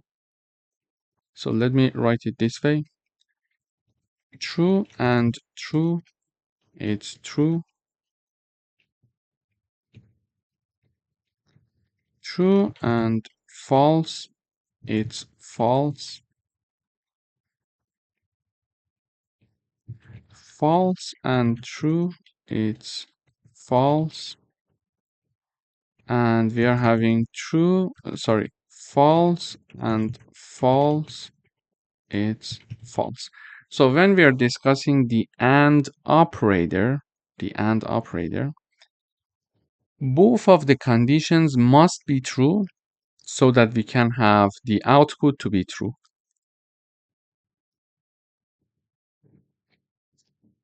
You can see it here. So true and true, so the output is true. But if one of the conditions is false, for sure the output will be false. So when we are having true and true, the output is true. But when we are having true and false, the output is false. When we are having false and true, the output is false. When we are having false and false, the output is false. So when using the AND operator, the only situation in which the output will be true is when we are having both conditions to be true. Okay. But what about the OR operator? So when we are having the OR operator, when we are having true or false, the output is true. When we are having false or true, the output is true. When we are having false or false, the output is false. And finally, when we are having true or true, the output is true. So, however, when we are discussing the OR operator, at least one of them must be true to have an output of true. Okay, at least one of them must be true. So we are having true or false because we are at least having one true, the output is true. False or true, the output is true. False or false, the output is false. And true or true, the output is true. So this is the review of AND and OR operator. Now we are having the A equals true, B equals false, and we would like to check A and B. So true and false. So true and false, the output is false. So the output of this will be false because one of them is true and the other one is false. And in order to have the true answer, we must have both of them as to be true. So now one of them is false. Therefore, the output is false and it is assigned to AND result. Then we are having A or B. We are having A or B, true or false. And this one is like this, true or false, because at least one true is there. So the output is true and it is assigned to OR results.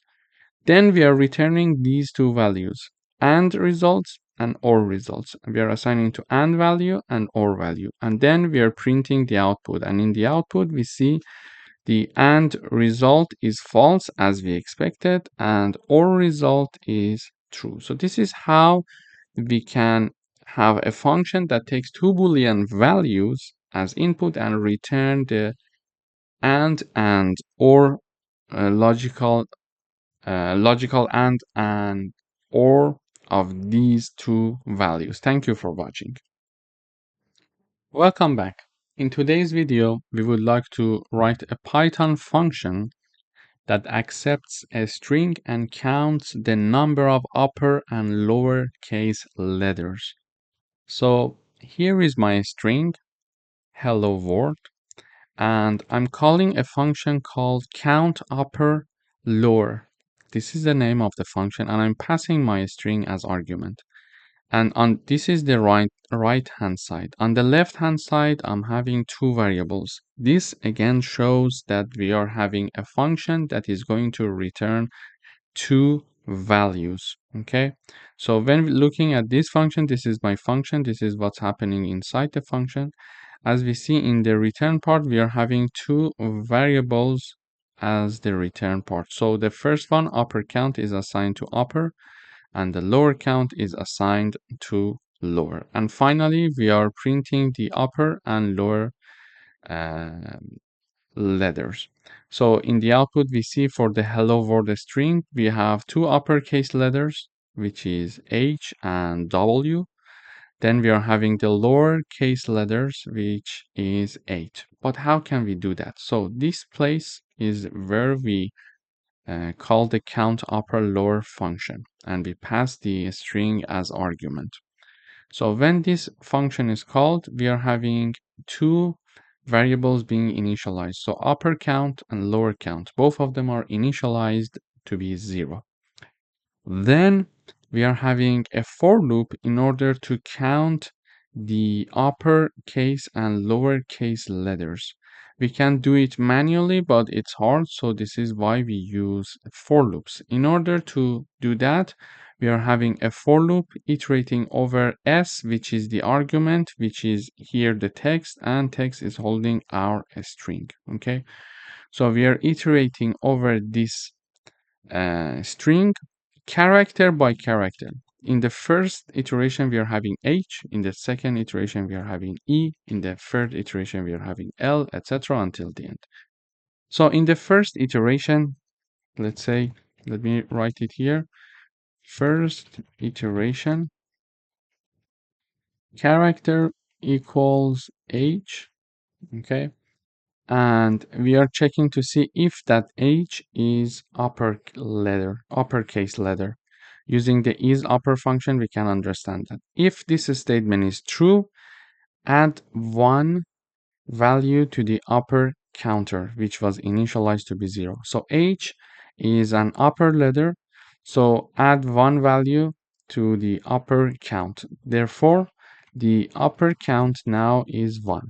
Upper count is now 1. Okay, so we continue with the rest of the letters. Now that we want to continue with the rest of the letters, in the second iteration, we are having the char equals to E. Okay, so now char equals to E. Here we check if E is uppercase letter. Is it true? No, it's not, because it's not uppercase letter. It's lowercase. Therefore, this part is not executed. We go here, so we check if E is lowercase letter? Yes, the answer is true. So we are adding the one value to the lower count variable. So lower count is now equal to 1 as well. Okay, so this is the lower count now. So we go for the third iteration. For the third iteration, we are having the char equals to L. Yes? Okay, so char equals to L. We check L, is it uppercase? No. So this part is not executed. L, is it lowercase? Yes. So now that it's lowercase, we are going to add another one value to lower count. So it was initially 1. Now we're going to, initially it was 0, then it was 1, and now we added another one. Now it's 2.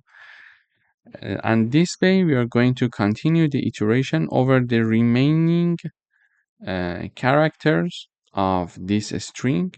Therefore, we are going to keep track of the uppercase letters and lowercase letters.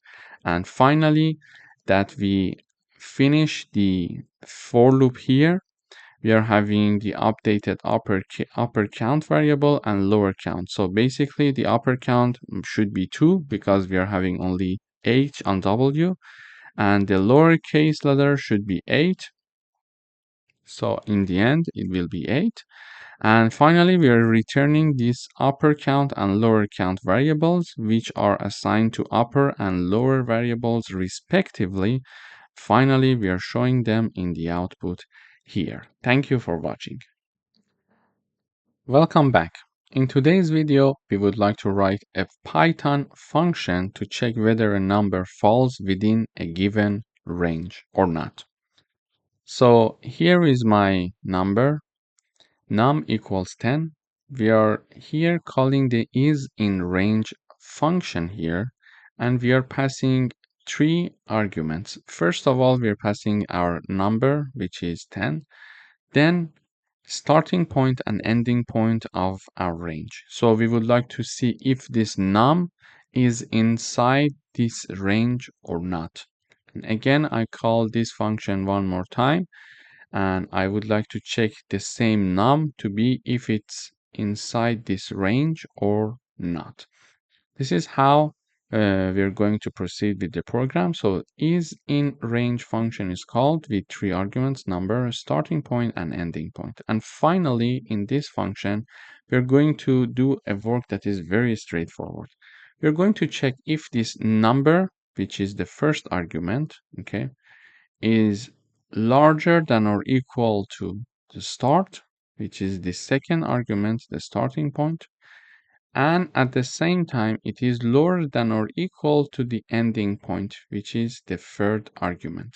Okay, so this is going to return either true or false. If this statement is true, meaning that the number is between these two ranges, so it is going to return true for us. If this number is not passing these two conditions, so it means that it's not larger than or equal to start or and lower than or equal to end, it is going to return false. So when I run the code, first of all, we see true. So we are passing number 10, 5, and 15. Basically here we are checking to see if number 10 is lower than or equal to 15, and it is at the same time larger than or equal to 5. This is what we are checking here. Okay, and the answer is true. Indeed, 10 is larger than 5 and lower than 15. So it is going to return true. This is true for us. Then we are having the same number being checked being checked to see if it's between 11 and 20. So here we are saying 11, and this is 10, and this is 20. Okay, so here we check if 10 is larger than 11 and lower than 20. It is lower than 20, but at the same time it must be larger than 11. So it's not, therefore it's not going to return true, so the output is false. It's like AND operator. Both of the conditions must be true to have a true output. For example, we could have another example here is in, for example, 21 and 30. So when I run the code, the answer is false because we check to see if 10 is larger than 21 and lower than 30. Yes, it is lower than 30, but it's not larger than 21. This is why the answer will be false again. So this is basically how we can check to see if a number is actually is falling within a given range or not. Thank you for watching. Welcome back. In today's video, we would like to write a Python program to count the occurrences of each word in a given sentence. So here is my sentence. Hello world, hello everyone. This is a word of coding. This is my sentence. And in the output, we see hello is being repeated 2 times, word is being repeated 2 times. So hello and hello, word and word is being repeated 2 times. And the rest is being repeated only 1 time. So everyone, this is a of coding. Everything is being repeated once, apart from hello and word. But how can we count that? In order to count that, here I'm creating my string called sentence. I call the count words function and pass sentence as its argument. Then here we are creating a new variable, let's say a new string, and it is assigned to the argument that we passed, and we use the lower function and a split function. So the argument that is passed is my sentence. So this sentence using the is lower is first of all converted to lowercase letters. All of them are converted to lowercase letters. Then we are having the split function to convert this sentence into words. Okay, they are separated now by a space. So we are using the split function to have a list of words instead of having one sentence. This way we can count to see if one number is being one word is being repeated or not. Okay, so first of all we are doing the lowercase. Second of all we are splitting the sentence into words. So this is and then it is assigned to words here. Okay, so now in the words I'm having a list of words, a list of my strings. Okay, and for example, one element is hello, the other one is word. Hello everyone, this is a word of coding.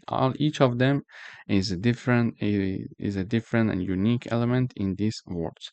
Now we are creating one dictionary called word count. We learned that the dictionaries are having the key value per. So key value per, this is the dictionary logic. For each key, we are having its corresponding value. For example, if we are having the word count, we are having, for example, first key is hello, and its value is 1, for example. It means that for the key hello, we are having its corresponding value 1. And here in the output, for example, we are having the key hello, and its corresponding value is 2. Why? Because 2 represents the number of repetition of hello. So we need to create a dictionary that is created of key value per. So it is going to help us to understand how many times a word is being repeated. So now we are having a for loop. For each word in words here, okay, so word is my iterating variable, words is my variable here.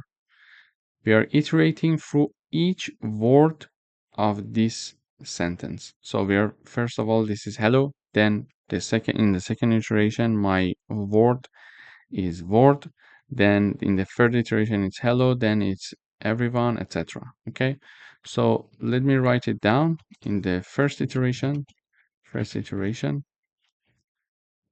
Word equals hello. Second iteration, word equals word. Then third iteration, it is equal to hello again until the end. Okay, we are going to iterate through each of these words one by one. So in the first iteration now, hello equal word equals hello. We are going to see if this word, which is hello, is in the word count dictionary or not. It's not, because we just created it and it's an empty dictionary. So it's not. This one is false. This part is not executed. Therefore, we are creating the key in the word count dictionary and assign its value to be 1. So our dictionary was empty. Now we are adding the key, which is hello, to the word count dictionary, and its corresponding value is 1 now. Why it is hello? Here is word. Why it is hello? Because in the first iteration, word equals hello. Okay? So this is how. Then we go for the next iteration. In the second iteration, word equals word. So we check to see word, is it in the word count dictionary? No, in my word count dictionary, I just have hello and its corresponding value. So this part is not executed because this part is false. Then we come here. When we come here, we see that, okay, we need to create a new key with its corresponding value. So a new key is our word in the word count dictionary, and its value is 1. So it means that we are going to have word and its corresponding value is 1. Okay. So we are having the iterating variable being inserted as the key, as the next key of the word count dictionary, and its value equals 1. Its value equals 1. Because, and why we are having the word here? Because we are iterating in this, we are in the second iteration, and this word equals word in the second iteration.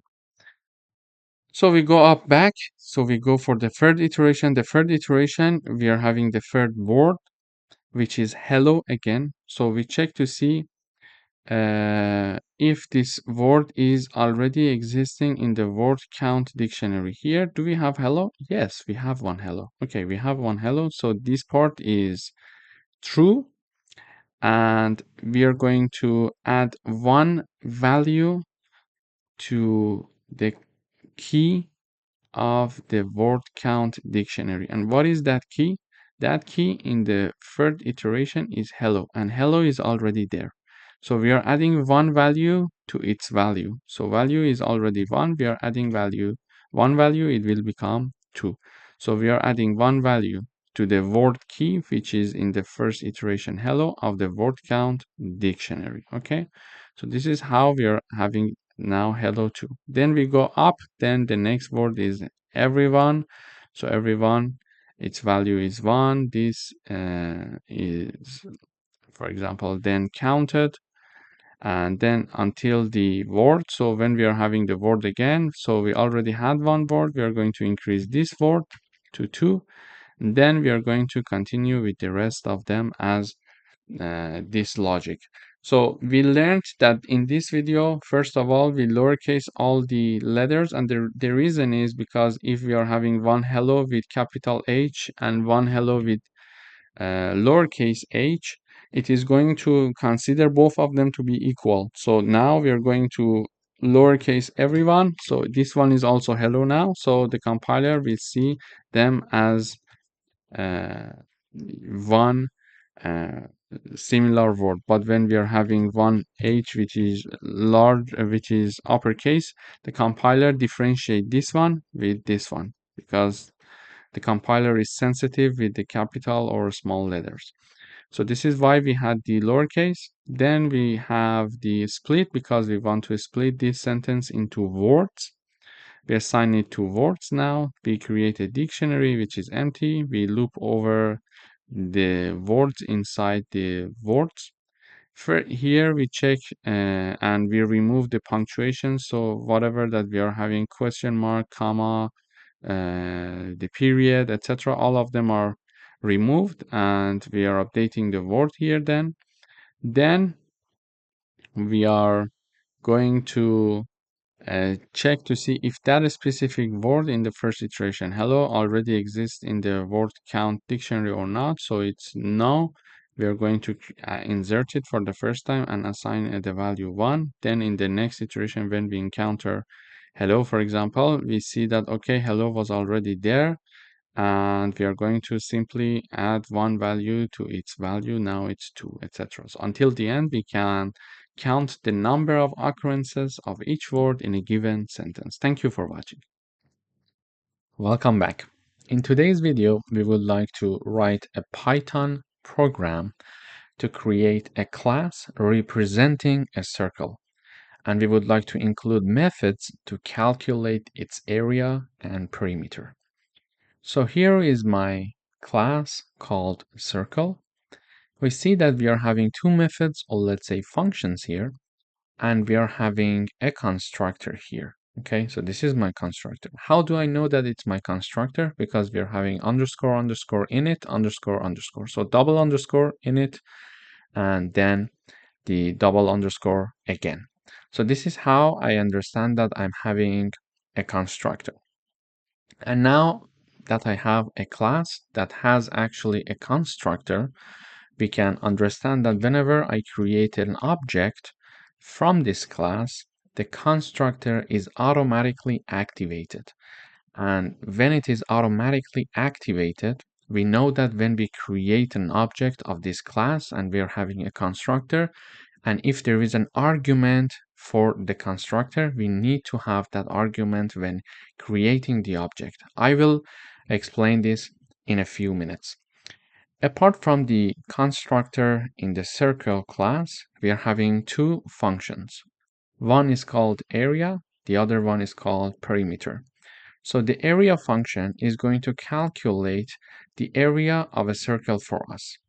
So we are going to have pi multiplied by radius to the power of 2. So star star means to the power. So radius to the power of 2.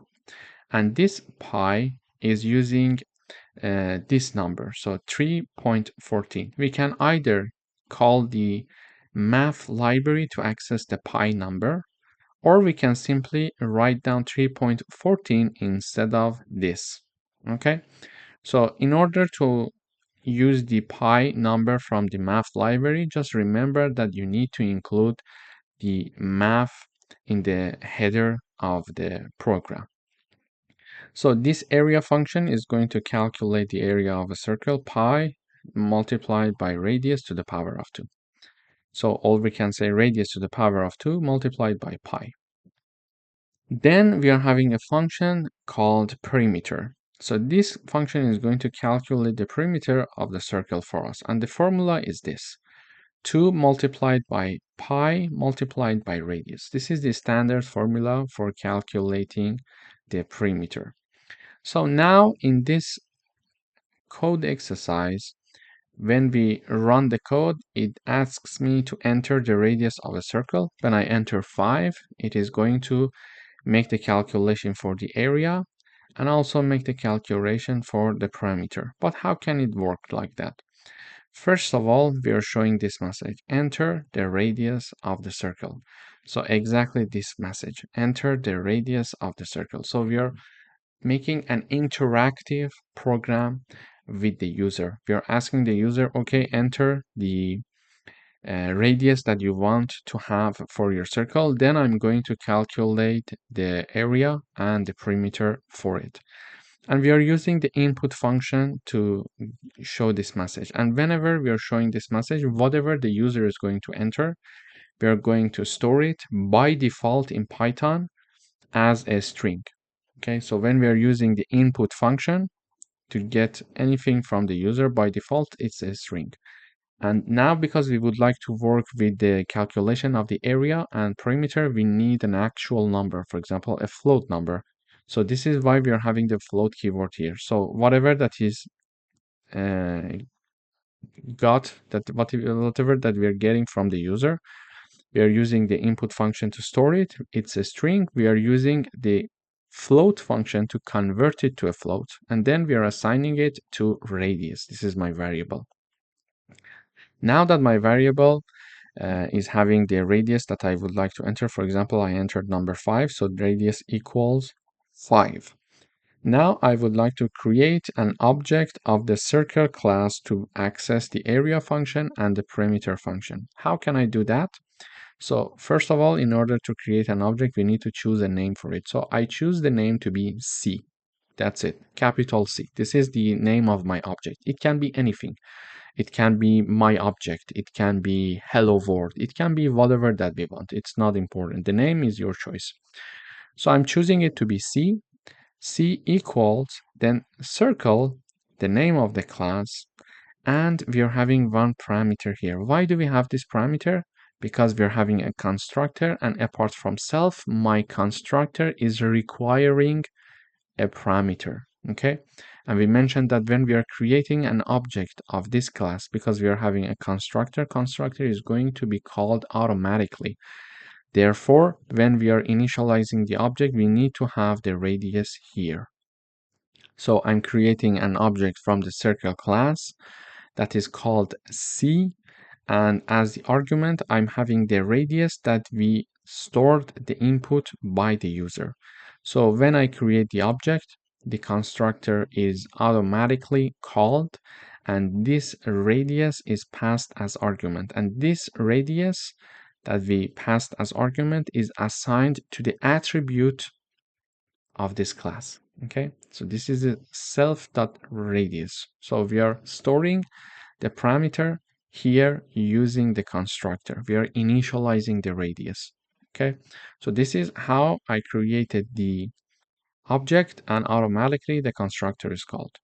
Then, in order to call the area and perimeter function to do the calculation for us, now we are having the radius. I can use the object C from this class, because through the object of the class circle, I am able to access the area function and perimeter function. Why? Because this is an object of the circle class, so give me access to all the functions in this class.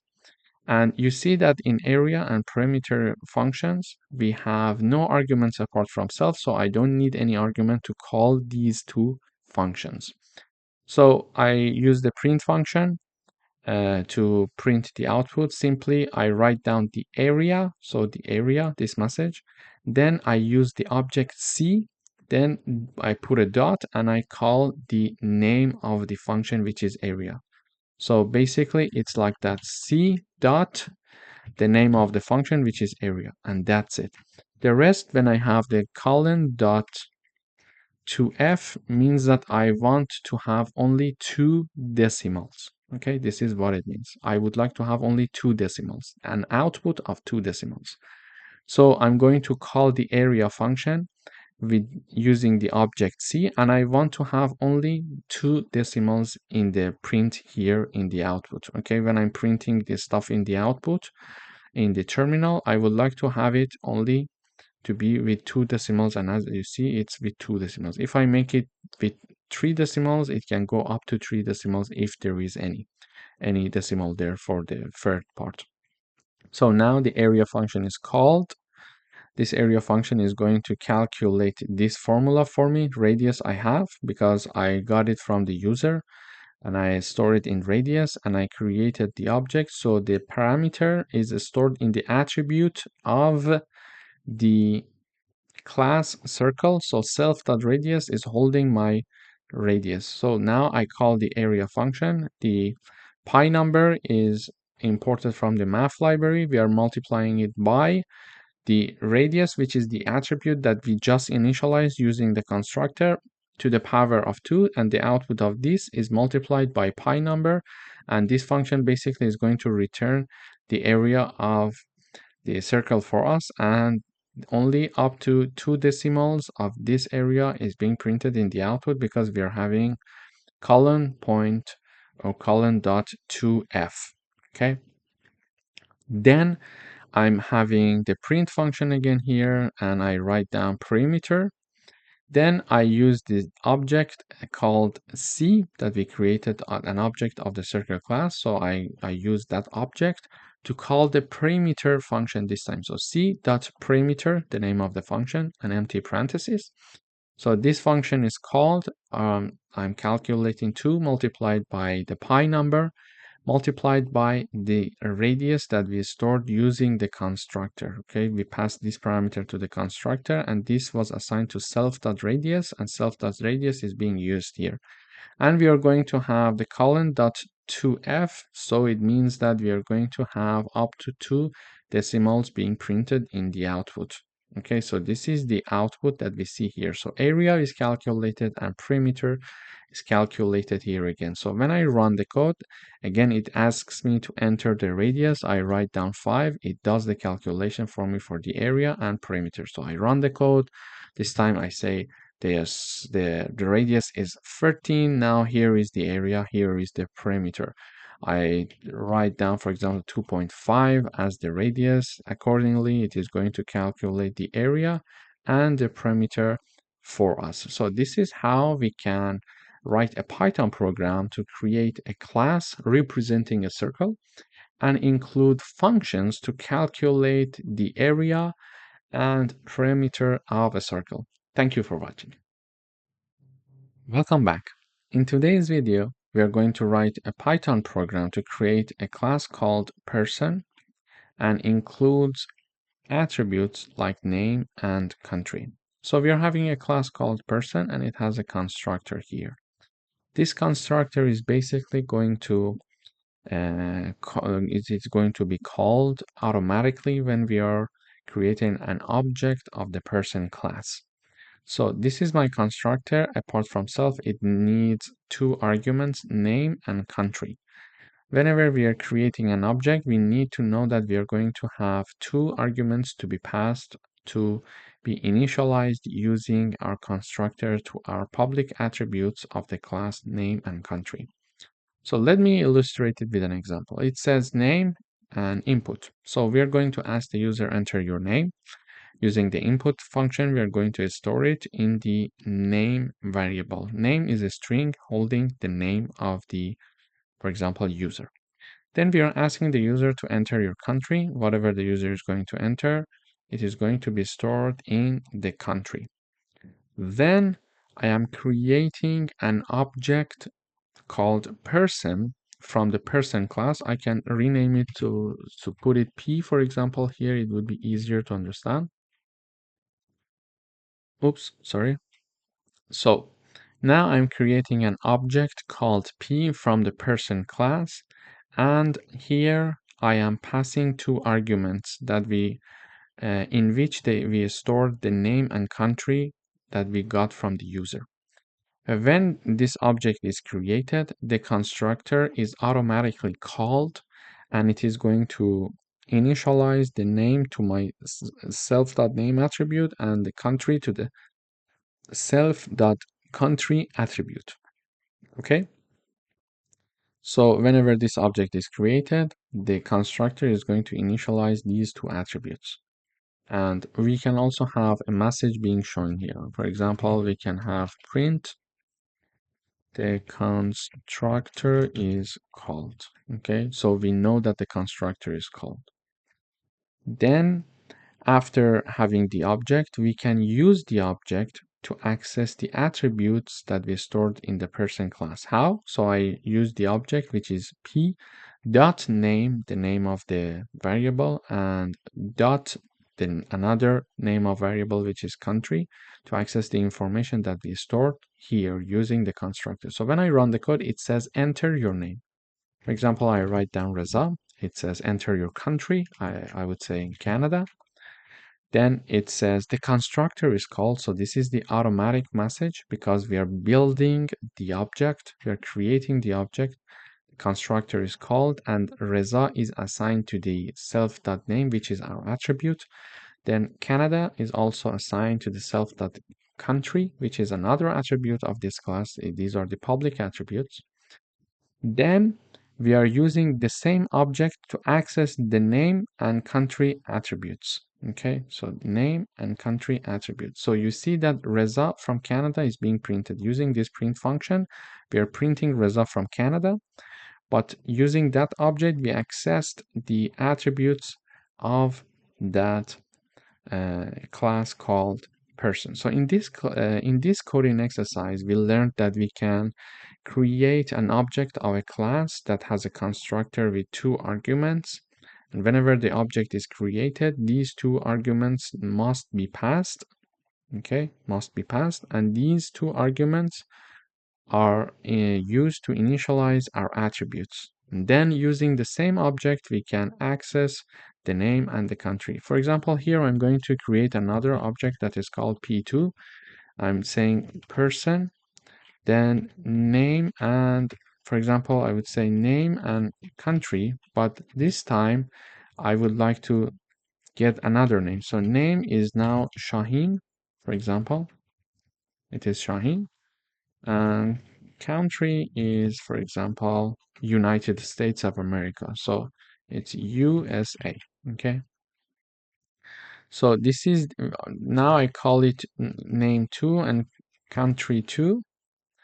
So name 2 and country 2. So now that I use these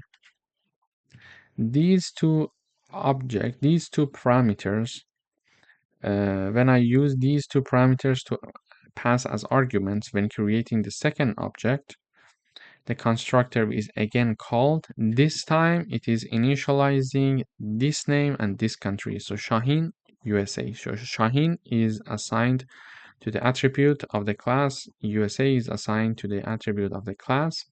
Then this print is being printed out in the output. This message, the constructor is called. And then I can have this being here, for example. This time I would like to have P2, name2, P2, and country2. So when I run the code, it says enter your name. I would say Reza. Enter your country. This is Canada, for example. And here we are having an error. So what is the error that we are having here, for example? Here it says, okay, so here there was a problem because I was writing down the name of my parameter, not the attributes of the class. Okay, here we should write down the attribute of the class, which is name, and then the attribute of the class, which is here country, and not country2 and name2. Name2 and country2 were the parameter that we used here. So we see in the output, it says the constructor is called Shaheen from USA. So let me go through it one more time from the beginning. We are having a class called person. We are having a constructor with two arguments. So whenever we create an object of this class, the constructor is automatically called and two arguments must be passed. These two arguments are assigned to the attributes of our class. And this message is being printed. The constructor is called. Then we are asking the user to enter your name, enter your country. These two are information that we get from the user, and we're going to store them in variable called name and variable called country. Then we create an object of the person class. This is the first object, and pass the name and country. Why we pass them? Because we have a constructor, it requires two arguments. And then the name and the country is assigned to the attributes of the class. Okay, and this message is shown, constructor is called. Then we access, using the object that we just created, we can access the name and the country that we just stored information in that. Okay, and here we are printing the information. So we see that it says enter your name, this message, enter your country. So I say Reza, Canada, and it says the constructor is called because we are creating an object passing these two arguments. The constructor is called, this is the message, and the variables are initialized. Then after that, it says Reza from Canada. So this part is being shown here. So we use the object name, which is P, and then the name of the attributes of the class, which is name and country. Okay. Then I'm having two more variables, name2 and country2. So in name2 is Shaheen, the country2 is USA. Then I create another object which is called P2 from the person class, and I pass two arguments this time with the second object, name2 and country2. These two are passed to the constructor, so name2 is assigned to the attribute, and country2 is assigned to this attribute as well. Okay, so this is how. So in order to access the name Shaheen and the country USA, because we pass them using the second object, we need to use the same object, then dot the name of the attribute, which is name, and the name of the other attribute, which is country. And using the print function, we're printing it out. So we see that it says Shaheen from USA. So we use the first object to store the information about Reza and Canada. We use the second object to store information about Shaheen and USA. Okay. So whenever I would like to have access to Shaheen and USA, I need to use my second object. Whenever I would like to have access to Reza and Canada, I must use the first object. Okay, because using that object, we store the information in the attributes of the class. I need to always keep that in mind that if you want to access to the Reza Canada, you must use the first object because you used the first object to initialize them through the constructor. This is the important point of this coding exercise. Thank you for watching. Welcome back. In today's video, we would like to write a Python program to create a calculator class. And we would like to include some methods, or let's say functions, for basic arithmetic operations. So here is my class called calculator. And here we see that I have four methods, or let's say four functions. The first function is called add. And apart from self, it has two arguments. And basically this add function, whenever it is called, we need to have two arguments when we call the add function. And this function is going to return a plus b. Then we are having the second function called subtract. And we are having, again, two arguments when we are calling this function. Basically, this function is going to do a minus b, the calculation, and return its result for us. Then we are having the multiply function. It is going to return the a multiplied by b, and we are having the divide function, which is going to return a divided by b. And if by chance, b equals 0, which is the second number, so a is divided by b. If b equals 0, we need to return this error because division by 0 it's not possible, and return this error. So if b equals 0, this error, a message is shown. If b is not equal to 0, we're going to have a multiplied by b. Okay, this is the overall idea of my calculator class. So four functions: add, subtract, multiply, and divide. Then we are here creating an object called cal from the calculator class. And because we have no constructor, we have no argument also in parentheses while creating the object. So this is the object that I create from the calculator class, and using this object I should be able to access these functions. Okay, now I'm having two variables here. Variable 1, which is called num1, is assigned number 10, and variable 2, which is called num2, and it is assigned number 2. So this is the overview of what's happening here. Now I would like to use the object cal to access different functions like add, subtract, multiply, and divide from the calculator class. In order to do that, here I'm having the print function. I'm printing this message, for example, addition, subtraction, multiplication, and division. Okay. Then I use this cal object to access the add function, the subtract function, multiply function, and divide function. And you see that in parentheses, I am passing two arguments. Why? Because we needed two arguments A and B for calling these functions. So whenever I call one of these functions, I must have two arguments. And these two arguments are num1 and num2, num1 and num2. So I use the cal object to call different functions of that class. And every time I'm passing num1 and num2 as the arguments for these functions. So first of all, we're calling the add function with 10 and 2, which is num1 and 2. So basically it is going to return 10 plus 2. So addition 10 plus 2 is 12 is printed. Then we are having the subtract here, num1 and num2. So 10 minus 2, which is A, is 10, B is 2. Why? Because num1 is 10 and num2, the second argument is 2. So here the first argument is A and the second argument is B apart from self. So 10 minus 2, the output is subtraction is 8.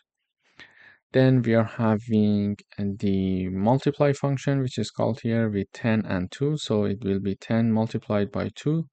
It will be 20. And finally, we are having the division, which is here A multiplied by B, and 10 multiplied by 2 is 5. So this class calculator is having some relevant functions inside of it. And then using an object created from the calculator class, we can access different functions of that class and call them using different arguments and variables. So for example, if I change the number from 2 to 0, we should have an error for the divide part. Let me run the code. You see, we have 10 by 0, the addition is 10, the subtraction is 10 because 10 minus 0, it's 10, 10 plus 10, 10 plus 0, it's 10. Multiplication 10 multiplied by 0, so it's 0. Then we are having the division, so there is an error here, error, division by 0. Why? Because 10 cannot be multiplied by 0. And why this message is shown? Because the second argument, apart from self, the second argument, which is b equals 0, and here we are checking if b equals 0, return this error message, error, division by 0. So this is why this is happening there. And also, for example, if I write down 20 and here I write down, for example, 10, we can have the new results here. You see 30, 10, 200, and 2. So 200 comes from the 20 multiplied by 10. Basically, in this video, we learned that we can create a class, and inside that class, we can have the relevant functions. And we are calling these functions using the object that we created from the class. Thank you for watching. Welcome back. In today's video, we would like to write a Python program to create a class that represents a shape. And it includes methods to calculate its area and perimeter. And we are going to implement subclasses for different shapes like a circle, triangle, and a square. So here, first of all, we are importing the math library because we are going to use it when calculating the area of a circle because we need the pi number 3.14. We can simply write down 3.14 here, or we can use the pi from the math library. So we import the math library first of all. Then we are having a class called shape. Here I'm having two functions, area and perimeter. Then we are having a class called circle, which is based on the shape class, so it inherits from the shape class.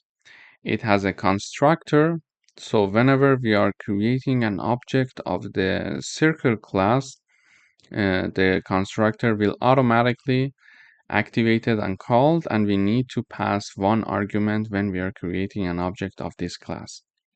And basically, this constructor is going to initialize my attribute of the class, which is self/radius.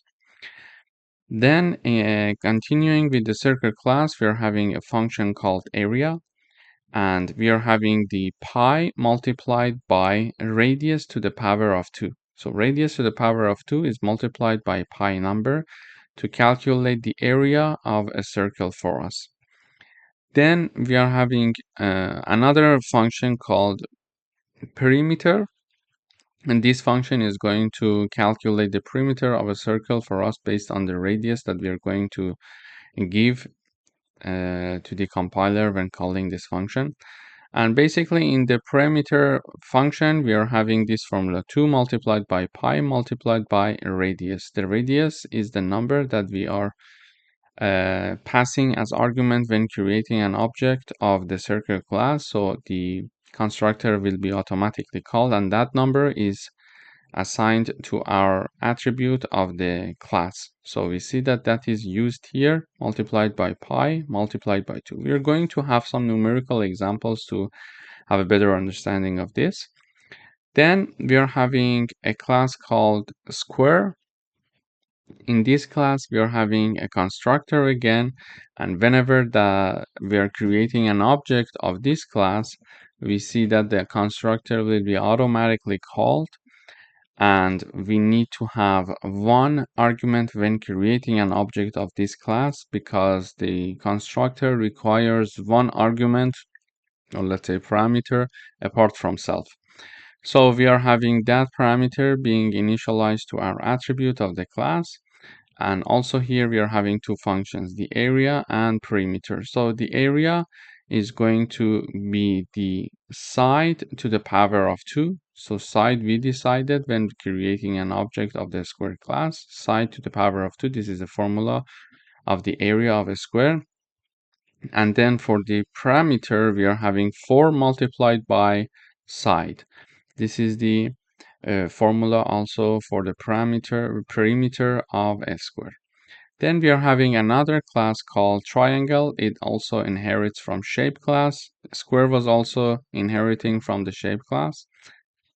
In this triangle, you see here, we are having a constructor, and this constructor requires 4 arguments, a, b, c, and height. So a, b, c are the sides, and height is the height of the triangle, and here these are being initialized to our attributes of the class. So a is initialized to the first attribute, b the same thing, c is the same thing, and height also the same thing. Then we are having the area of the triangle class. So in the area function, we are having this formula. So the height multiplied by b multiplied by 0.5. B is the side of the triangle that lays down on the horizontal line. Then we are having the perimeter, which is the calculation of this a plus b plus c. So we are having a class called triangle, a class called square, and a class called circle, and all of them inherit from the shape class.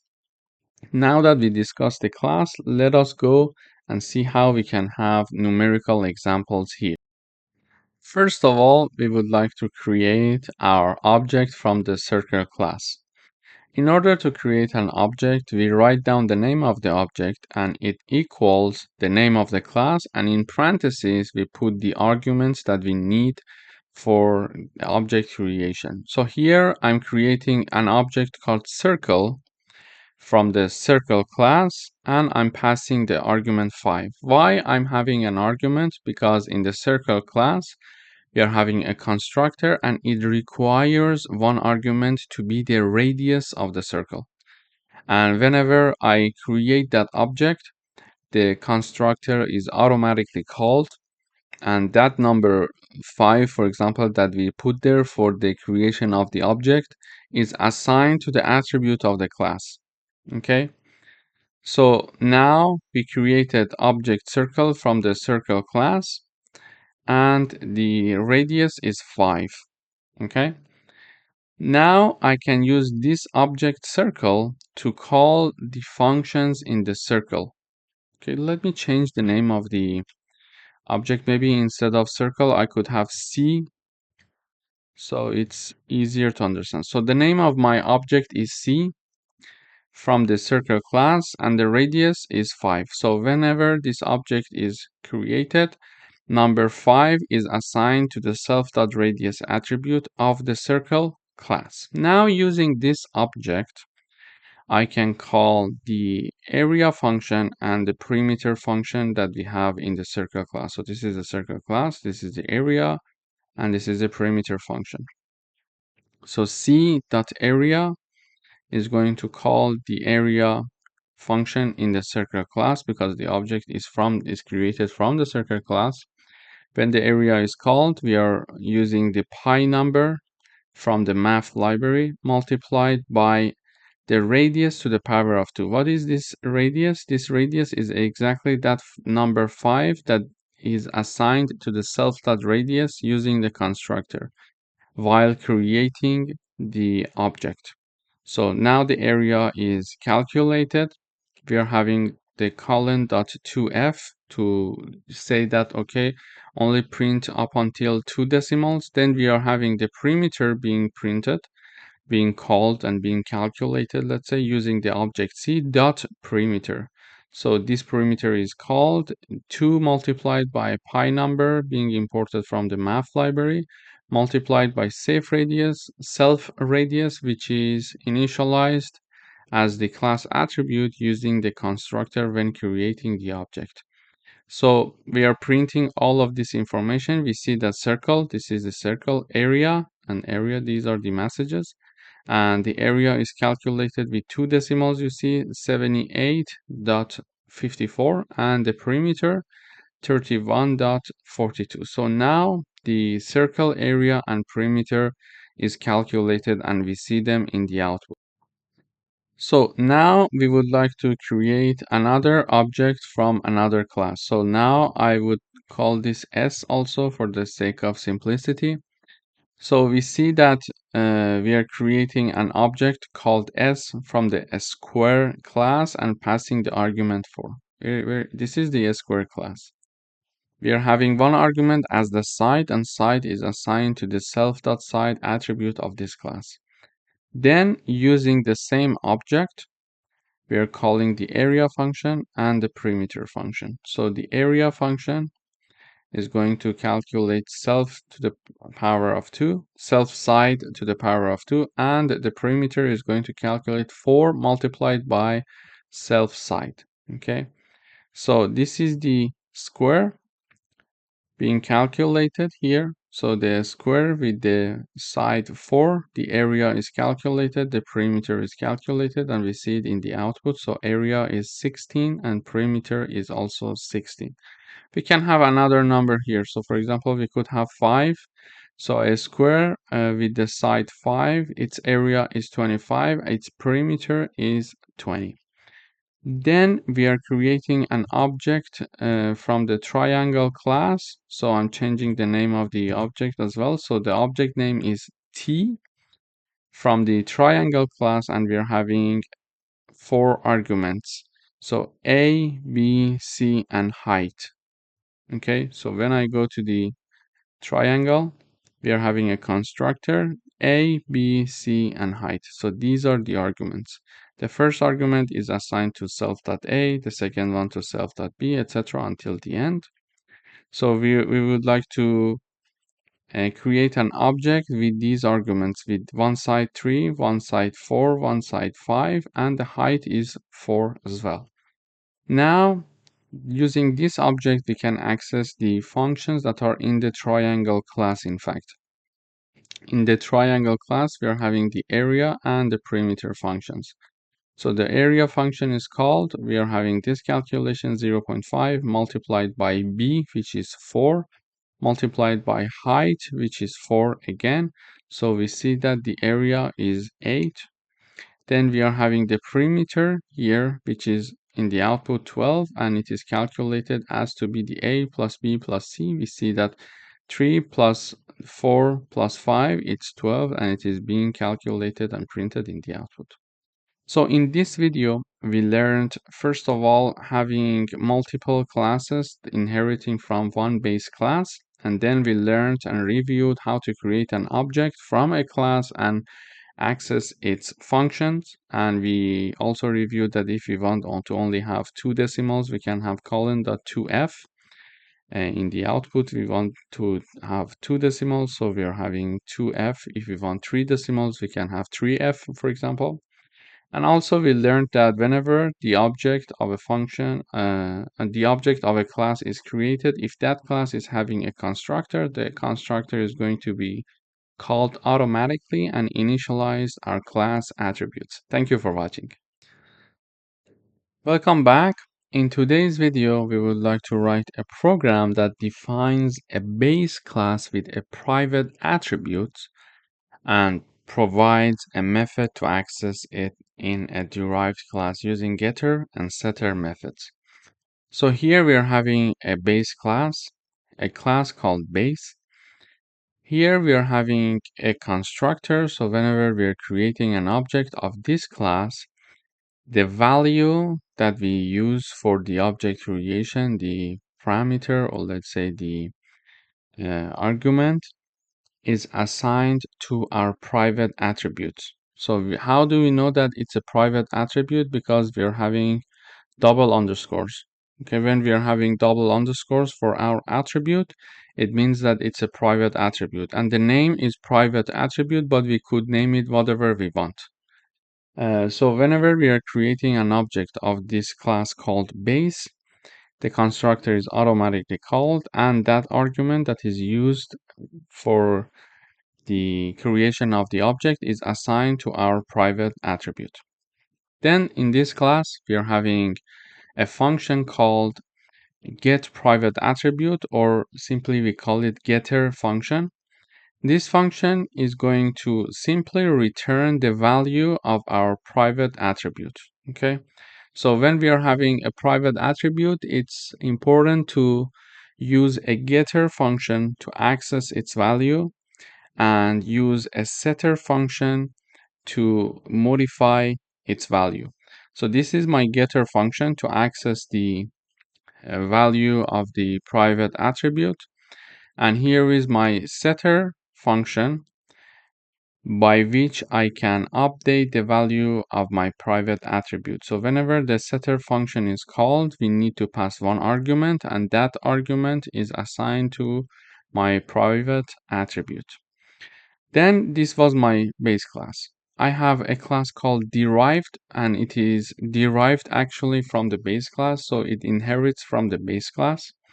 And it has only two functions. So the first function called show private attribute. And whenever this function is called, this message is shown private attribute value. And whenever this function is called, this message is shown, and then the get private attribute function is called. And this function was supposed to simply return the private attribute value for us. So this function, whenever it is called, this message first of all is shown. Then following by this message, it is going to call the get private attribute function, which is from the base class, and that function was supposed to give us the value for the private attribute of the base class. Okay, and whenever this function update private attribute is called, it is required to have one argument or parameter whenever we are calling this. And basically this function is going to call the set private attribute function with one argument, which is here, and assign the new value for our private attribute. Okay, so let me illustrate all of this using a numerical example. So here you see that I am creating an object from the derived class. So the object is called D. I'm creating an object from the derived class and passing number 10 as the argument. And whenever that I am passing this number 10 here, we are having the object of the derived class, and we are having one argument as 10. And whenever we are having the number 10 here, because it is derived from the base class, this constructor is called. Number 10, which is the parameter passed when creating the object, is here. So this is the value here, and it is assigned to my private attribute. Okay, let me review it one more time. So first of all, I'm creating an object from the derived class and passing the argument 10 because we are having an argument 10 and we don't have any constructor here. Therefore, this constructor is called, and the value 10 is assigned to the private attribute of the base class. Okay, so now my private attribute is having the value of 10. Okay, so we are here. We just finished this line. Then using that same object, I call the show private attribute function. So I can call this function because I create an object of the derived class. So this function is called. Therefore, this message is shown, private attribute value, and then the get private attribute function is called, and it is going to simply return the value for our private attribute, which was 10. Okay, so we see in the output private attribute value is 10. Okay, so private attribute value, call it. Then instead of here we are having the number 10 being printed. Why? Because this function is called and this function is returning the value for the private attribute, which was 10. So 10 is being printed in the output. And how was 10? How was it possible to have number 10 there? Because we just create an object and we passed number 10 ourselves. Then we use the same object to update to call the update private attribute function. So this function is called and number 20 is passed as argument because this function requires an argument. So number 10 is passed as argument to call the update private attribute function. Then in this function, we are calling this function again. We are calling the set underscore private underscore attribute function and passing the number 20 as the parameter. And whenever this function with the number is called, that number, which is 20 in our case, is assigned to our private attribute. So the private attribute is now being updated. Okay, we just updated the private attribute. Again, I call the show private attribute function to see if the modification is done or not. So we call the private attribute, we call the show private attribute function. This message is printed, private attribute value. Then this function is called and simply it is going to return the value for the private attribute, which is 20 now. You see it in the output because we just updated it. So in this video, we reviewed how we can define a base class and a derived class. And also we learned how we can access the functions of a base class through the functions of the derived class. And also we learned how is it beneficial to modify or access a private attribute using functions in the derived class. Thank you for watching. Welcome back. In today's video, we would like to write a program that demonstrates multiple inheritance by creating a class that inherits from two different base classes and calling methods from both parents. So here is my first class called parent1, and it has one function called show message 1. Whenever this function is called, we are having this print message from parent1, okay? And then we are having the class called parent2, and whenever this parent2 is called, we are having a class called parent2, and this parent2 class has one function only, show message 2. And whenever this function is called, we are having this message being printed in the output, message from parent2. So these are two parent classes, parent1 and parent2. Then we are having a class called child inheriting from parent1 and parent2, so inheriting from both parents. Then in this child class, I'm having one function that is called show all messages. And in this function, whenever this function is called, the show message 1, which is a function from parent1, and show message to, which is a function from parent 2, is called. So therefore, whenever this function is called, we expect to see the output of the show message 1. So show message 1 is called, and this print is showing message from parent 1. Then show message 2 is called, and this print is in the output message from parent 2. Okay, now we are creating an object from the child class, and the object name is C. And using that object, I try to access the show all messages function that is inside the child class. So when I run this code, we see that we are having message from parent 1, message from parent 2 is being shown in the output. Basically, we created an object from the child class, and using the same object, I called a function inside the child class. Okay. And using that function, we were having access to the message 1 and message 2 functions. Why? Because the child class was inheriting from these two classes. So if it was not having any inheritance from them, when I run the code, you see that we are having an error because it's not possible for a class to have access to another class functions if they are not having any relationship with them, between them, or with them. So this child class can only access the parent classes show message 1 and show message 2 only if it inherits from them. So when I run the code now, we see that the output again is working. Thank you for watching. Welcome back. In today's video, we would like to write a program that defines a base class with a method and a subclass that extends the functionality of that method instead of completely overriding it. So here is my class called base. It has a function called show message, and it is printing this message whenever this show message function is called, message from base class. Okay. Then we are having a class called subclass that is derived from the base class, or let's say that inherits from the base class.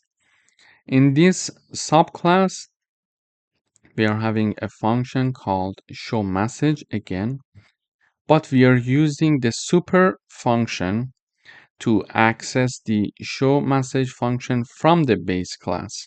Okay, so super dot show message, it is going to call the base class function show message.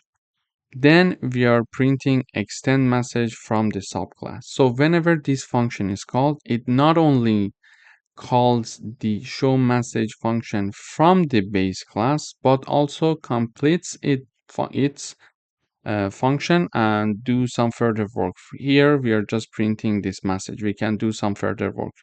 So whenever the show message function in the subclass is called through the super function, it is going to call the show message function from the base class.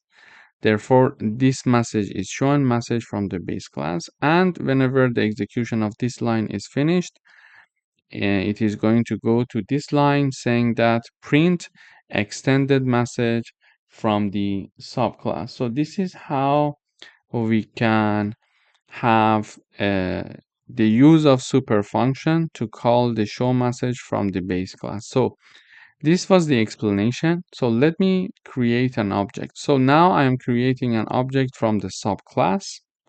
Okay, so using that object, I'm calling the show message function, which is inside the subclass. Okay, when I run the code, first of all, we see this message from the base class. We see that this message is being shown, and then this message is being shown, extended message from subclass. Okay, extended message from subclass. So in this video, we learned that if we want to not completely override a function from the base class, we use the super function to call that show message function from the base class, and then we can continue performing whatever we would like to do. For example, we can have the print here, we can have some mathematical operations in the show message function here, etc. So we learned how to use the super function. Thank you for watching. Welcome back. In today's video, we would like to write a program that uses operator overloading to redefine addition, subtraction, and multiplication operators for custom class, demonstrating polymorphism in action. So here is my class. It is called point. It has a constructor and it requires 2 arguments. So whenever an object of this class is created, the constructor is called automatically, and it is going to initialize our 2 attributes self.x and self.y. Then we are having the overload of addition operator here, and here it is going to basically have the x plus x and y plus y. So the first one is self.x plus other.x, self.y, and other.y. Basically, the addition operator, so when we are overloading in 2 objects, for example, we are having 2 objects and we would like to create the third object using the first 2 objects. And each object is having an x coordinate and a y coordinate. You're going to add their x and their y. I'm going to give you a numerical example so it will be more tangible. Then we are having the subtraction overload when we are having the x minus x and y minus y. We are having the multiplication x multiplied by x and y multiplied by y. Then we are having an str overload here that defines the string representation of for the prints when we are using the objects. So let me illustrate it with an example. Here we are having 2 objects being created. So the first one is P1, the second one is P2. The first one is having the points 2 and 3. So the x is 2 and 3 is y for the object P1. Okay. Then for object P2, we are having the x that is 4 and the y that is 5. Now that I'm creating the P1 object, its x and y, 2 and 3, are initialized to be attributes of the point class. Then we are having the P2, which is an object of the point class here, and it's the x and y that P2 represents. So 4 and 5 are initialized to be attributes of the point class when using the P2 object. Okay. Now I would like to create a third object using the information of the P1 object and P2 object. In order to do that, I have the object called P add, and it is equal to P1 plus P2. When it is equal to P1 plus P2, the addition overloading operator is called, and basically it is going to calculate the x and y. But how is it going to calculate? So the p underscore add needs to have a x coordinate value and a y coordinate value. Okay. In order to calculate that, the x of P1 and x is added to the x of P2. Y of P1 is added to the y of P2. Okay.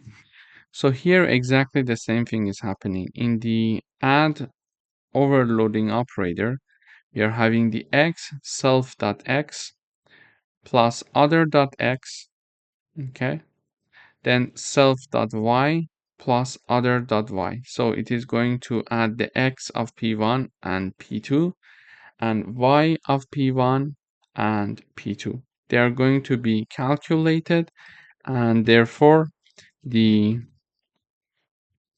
p add is going to have one x and y. Okay, so this x is calculated based on the x of p1 plus p2, and this y is calculated based on the y of p1 and p2.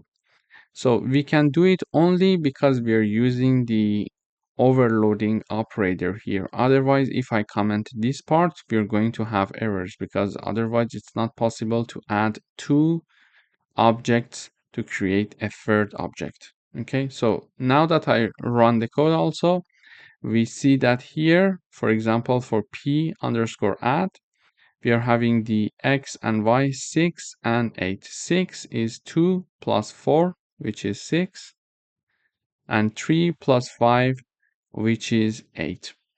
Okay, we did the calculation for addition. For the subtraction, we are having p1 minus p2. Again, the same thing is going to happen. The 2 is going to be subtracted from 4, and 3 is going to be subtracted from 5 using the subtract overloading operator.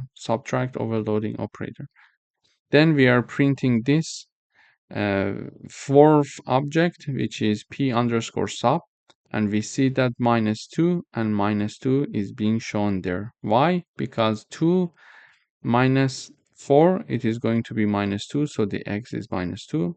Then 3 minus 5, it is going to be -2, so -2 is being printed in the output there. Then we are having the another object, which is for the multiplication, p underscore mul, and basically it is going to have p1 multiplied by p2. So the 2 is multiplied by 4, their x is multiplied, and 3 is multiplied by 5, and their y is being multiplied. So now this calculation is done using this mul operator, and we see that, for example, x multiplied by x and y multiplied by y. Okay, so it's a coordinate wise multiplication, and also it's a coordinate wise subtraction, coordinate wise addition. Okay, so this multiplication is also calculated. So 2 multiplied by 4, it's 8, and 3 multiplied by 5, it's 15. Okay, and it is exactly what we expected here. So in this video, first of all, we learned how to use the operator overloading. We created two objects that are p1 and p2 from the point class, and each of them was having x coordinate and y coordinate. Okay, so p1 was having 2 and 3, p2 was having 4 and 5. And then we created the third object using the addition operator, and that was going to help us to have the x's being added to each other and y's to be added to each other. So 2 plus 4, it's 6, and 3 plus 5, it's 8, and this is assigned to p underscore add, and here we printed it out, and we see that 6 and 8 is being there. Then we were having the subtraction, which was having the subtraction of p1 from p2. So 2 minus 4, it's -2. 3 minus 5, it's -2, is being printed in the output because we were having this line. And finally, we did the multiplication of p1 and p2. So 2 multiplied by 4, it's 8. 3 multiplied by 5, it's 15. And we are using this line to print the multiplication in this object p underscore mul. Thank you for watching. Welcome back. In today's video, we would like to write a Python program to create a counter of the letters in a string Python exercise. So here is my string. It is assigned to a variable called text. So text is a string which holds the Python exercise string. Okay, So now I would like to count the number of letters in this string. For example, I would like to know P how many times is being repeated, Y how many times it is being repeated, T, H, O, and etc. E, for example, here, etc. So in order to do that, first of all, I import the counter from the collections. Then I use the counter function, and in parentheses, I write down the name of my string, which is text. And it is assigned to a new variable called letter counts. And in order to display the result, I use the print function and put the letter counts in parentheses. When I run the code, we see this is the output. So it says E, small e, let's say lowercase e, has been repeated 2 times. P has been repeated 1 time, for example, Y, 1 time, T, 1 time, etc. But we see that the E, the capital E is also there, and it is repeated 1 time only. So it distinguishes between the lowercase and uppercase letters. Now I have another one, for example, here, and this, for example, we can say this is Reza Shaheen from the Python coding class. Okay, so this is my second variable, and this is the phrase, or let's say the string that I save in text2. Now letter count 2 equals counter text2, and here I print the letters underscore counts 2. Okay, so letter count 2. So when I run the code, we see this. This is the repetition that is used in this phrase, or let's say the string. First of all, we see 8 spaces. So you see this is the spaces 8 times. We are having 8 spaces. Then we are having H being repeated 5 times in this string. Then we are having I being repeated 4 times, S being repeated 4 times, T being repeated 3 times. So in this video, we learned that we can count the number of letters in any given string. If we want to do that, we can use the counter function, and in parentheses we write down the name of the string variable and assign it to another variable, and then print that another variable, so it will give us a number of letters that are occurring in that string. For example, here I was having the first string variable called text, and this was having Python exercise. I use the counter function, and in parentheses I put the text to count the number of letters, the number of occurrences of each letter, and assign it to letter underscore counts. And then here is when I print letter underscore counts in the output. We have E, P, Y, etc. until the end. Thank you for watching. Welcome back. In today's video, we would like to write a Python program that creates a counter from a list of elements. So here is my list called elements, and there are these elements inside of this list. For example, we are having apple being repeated 3 times, we are having banana being repeated 4 times, we are having orange being repeated 2 times, and we are having the grape being repeated only 1 time. So this is the list that I have. Now I would like to count the number of occurrences of each unique element. So I use the counter function, and in parentheses I'm having the elements. Okay, so we are going to count the elements of my list called elements and assign it to elements count. Finally, I'm going to print the elements count. Now when I print the output, we see that for banana we are having number 4, which makes sense because we were having banana being repeated 4 times. Then for apple we are having number 3, so apple we see that 1, 2, and 3. Orange we see it's being repeated 2 times, and grape we see that it's there only 1 time. So this is how we can use the counter function to count the number of occurrences of unique elements. So for example, we could have another list, for example, elements 2, and there we could have, for example, pizza. So here it's pizza. Here is pasta. Here is pizza again. I'm sorry.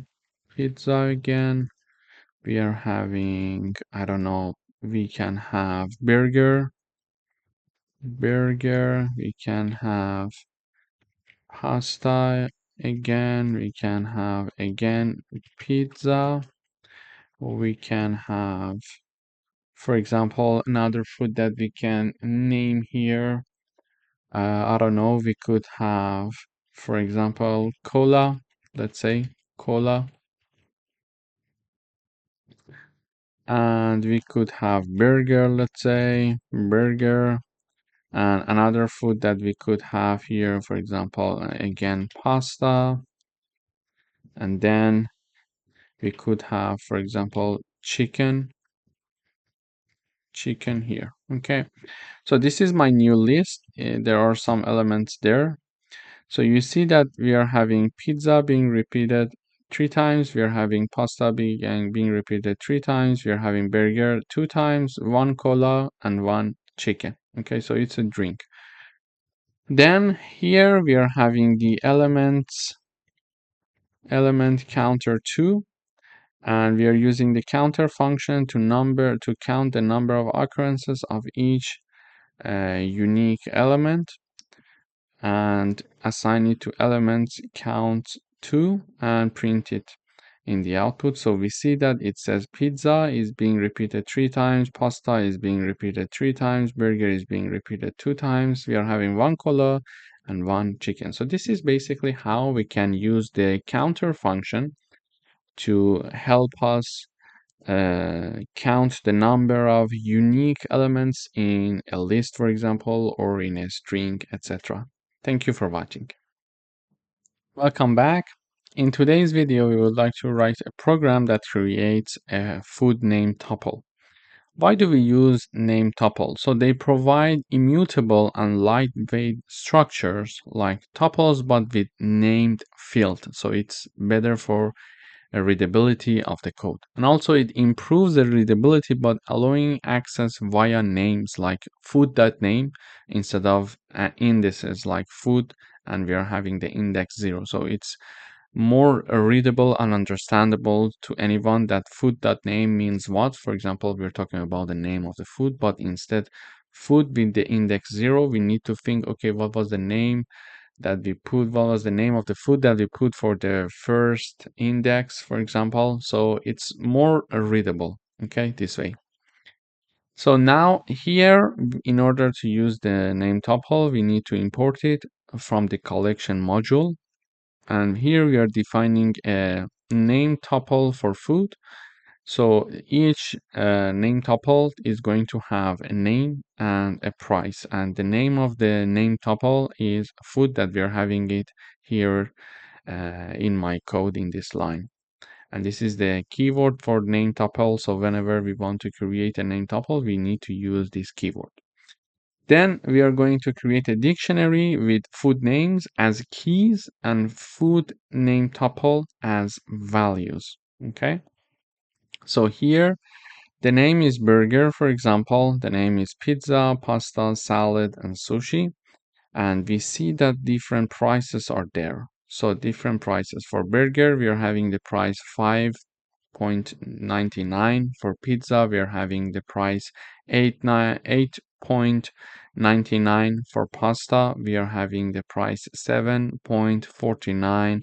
Again, for salad, we are having the price, and for sushi also, we are having the price here. So this is a name tuple that we are having here.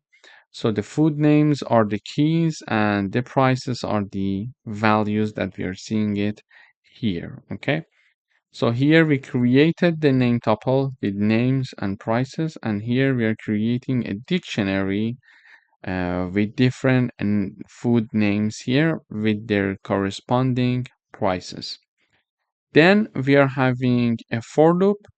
So we are iterating through the food menu dictionary. In order to iterate through food menu dictionary, we know that in dictionaries we are having key value pairs, So food menu dot items will help us, the items function will help us to go through that dictionary with the key value per. So food name is going to take the name, which is the key, and food info is going to iterate through the values. So food name is going to iterate through the keys, which are burger, pizza, pasta, salad, and sushi, and food info is going to iterate over the prices. So 5.99, 8.99, etc. until 12.99. So this is the iteration. So for example, in the first iteration, we are going to have the key equals to burger, and here we see that value equals to 5.99. So it means that in the first iteration, food name equals the burger and food info equals 5.99. Okay.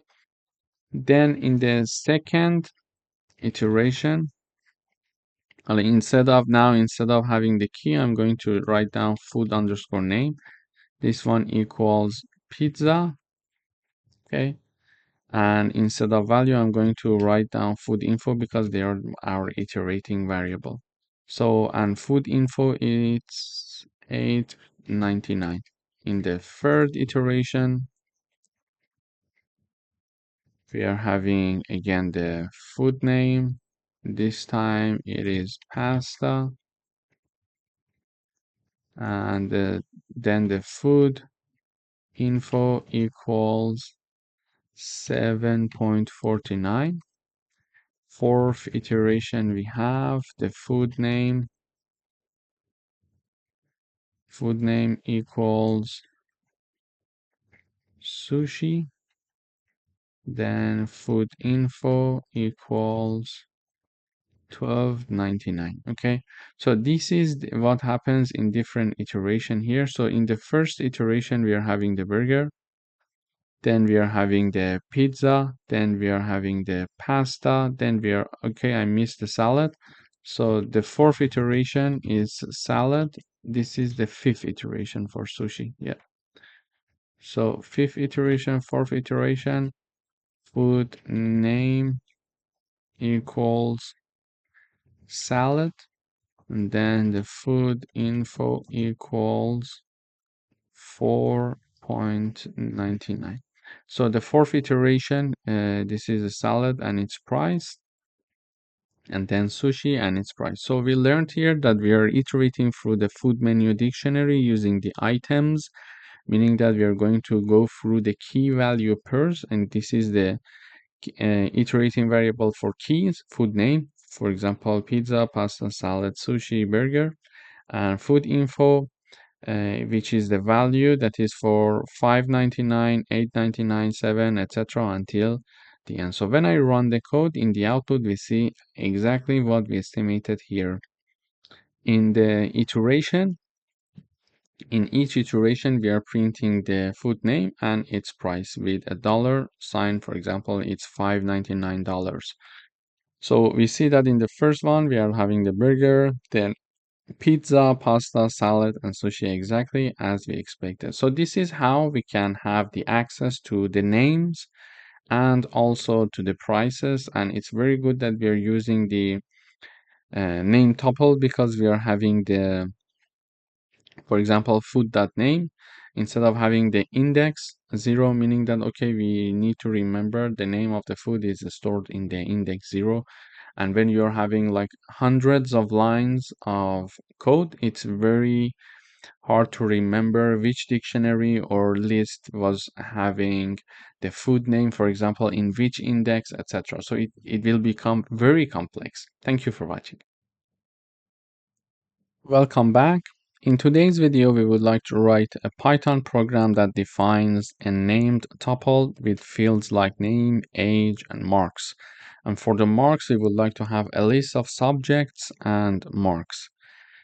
So here we see that we are having a class called student, which inherits from named tuple. So in Python, when defining a class that inherits from named tuple, the class itself acts as a structure immutable tuple.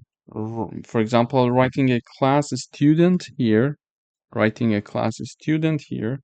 with the inheriting from the named tuple means student inherits from named tuple, automatically gaining tuple-like behavior without needing an explicit constructor method. So we don't need to have a constructor here when we are having the inheritance from the named tuple, because it is going to automatically gain the tuple-like behavior.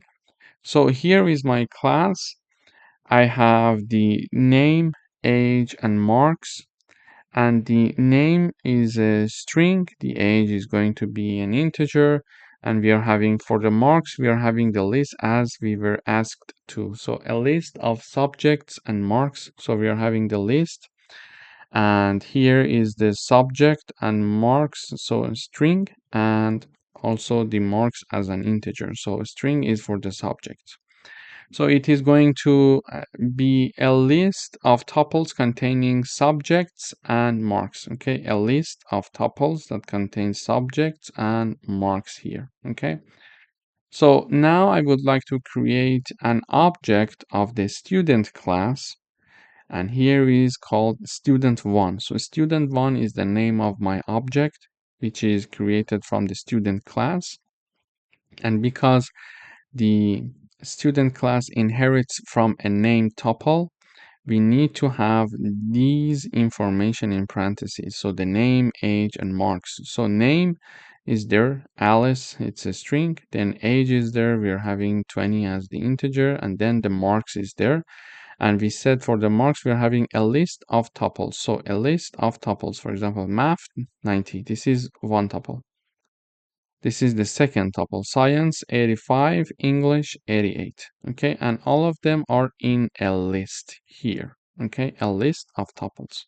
So we created the student1 object with all these information, and we see that here, if we want to print the details, we can see the student1 dot name to access the name, which is Alice.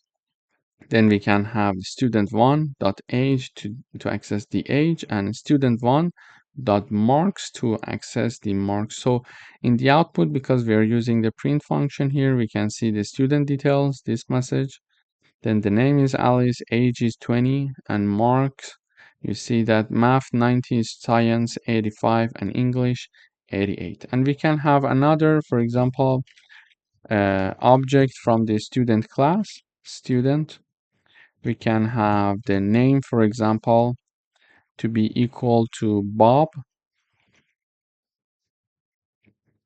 The name equals Bob, age is 22, marks, math is 85, science is 92, and English is 89. Now if I want to print the information for the Bob, we can simply print here the student details, and then we are having the age student2 dot name. This time we are using the second object because we want to access the Bob's information. Then we are having the student2 dot age, student2 dot mark. So when I run the code, we see that the student details again, Bob age is 22, and the marks are math 85. Then we are having the science 92. Then we are having English, which is 89 here.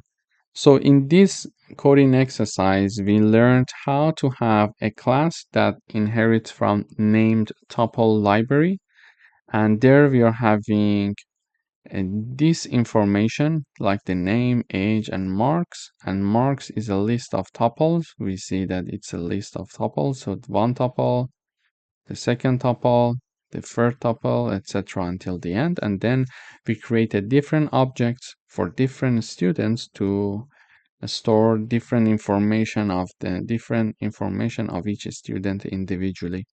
So we see that then we using the first object, we can access the name, age, and mark. We see them in the output. Using the second object, we can access the name, age, and the mark as well. So in this video, it was a good example to review name tuple and student and a class called student, and use a class in Python to inherit from the named tuple. Thank you for watching. Welcome back. In today's video, we would like to write a Python program that creates an ordered dictionary and adds some items. We would like to, in the end, print the ordered dictionary content. In order to use the ordered dictionary, first of all, we need to import this library from the collection module. Then here is how we can create an ordered dictionary. So now I am creating an ordered dictionary called ordered dictionary. And in order to create it, we need to assign it to ordered dictionary function with empty parentheses. So on the right hand side, I'm having ordered dictionary function, and on the left hand side we are having the name of our ordered dictionary. So the name of our dictionary could be anything. It could be, for example, my dictionary. For example, we could have it like this, and now I need to replace it everywhere else here. Okay, so now the name of my ordered dictionary is my dictionary, and in order to create that, I'm using the ordered dictionary function. Now I would like to add some items to my ordered dictionary. And we know that because the dictionaries are key value pairs. Okay. So whatever we are going to have in our dictionary, it is going to be like the key and then the value. Okay. Another key, another value, etc. Okay. So now if I want to add items to my ordered dictionary, we should have the key and its associated value. Now, in order to add a new item, I'm writing down the name of the item, the name of my dictionary, sorry. So my dictionary is the name of the dictionary, then the name of the item. On the right hand side, we write down the name of the value. So here now I am adding apple. So apple, and we are having number 3 as its associated value. Okay, so this is apple is the key and 3 is its value. So we are having the key apple and value 3 being added to the ordered dictionary called my dictionary. Then we are having this line, so we are having the banana here, and we are having number 5 being added to it. Then we are having another key called cherry, and its value is number 2. Then we are having the date, and its value is 7. So we see that we are adding these keys with their associated values to my dictionary. Okay, so this is my ordered dictionary after doing all of these addition that we did here. So here we learned how we can add keys and the associated value to my dictionary, which is an ordered dictionary. Okay, so now if we want to print the content of my dictionary, I show this message saying that ordered dictionary content, and this is it. Then because we are having a dictionary which has key value pairs, we are going to have two iterating variables. So the variable key is going to iterate over the keys, which are apple, banana, cherry, and date. Then the value, which is another iterating variable, is the variable that iterates through the values 3, 5, 2, and 7. Okay, so the key is going to iterate over the names here, and the value is going to iterate over the values.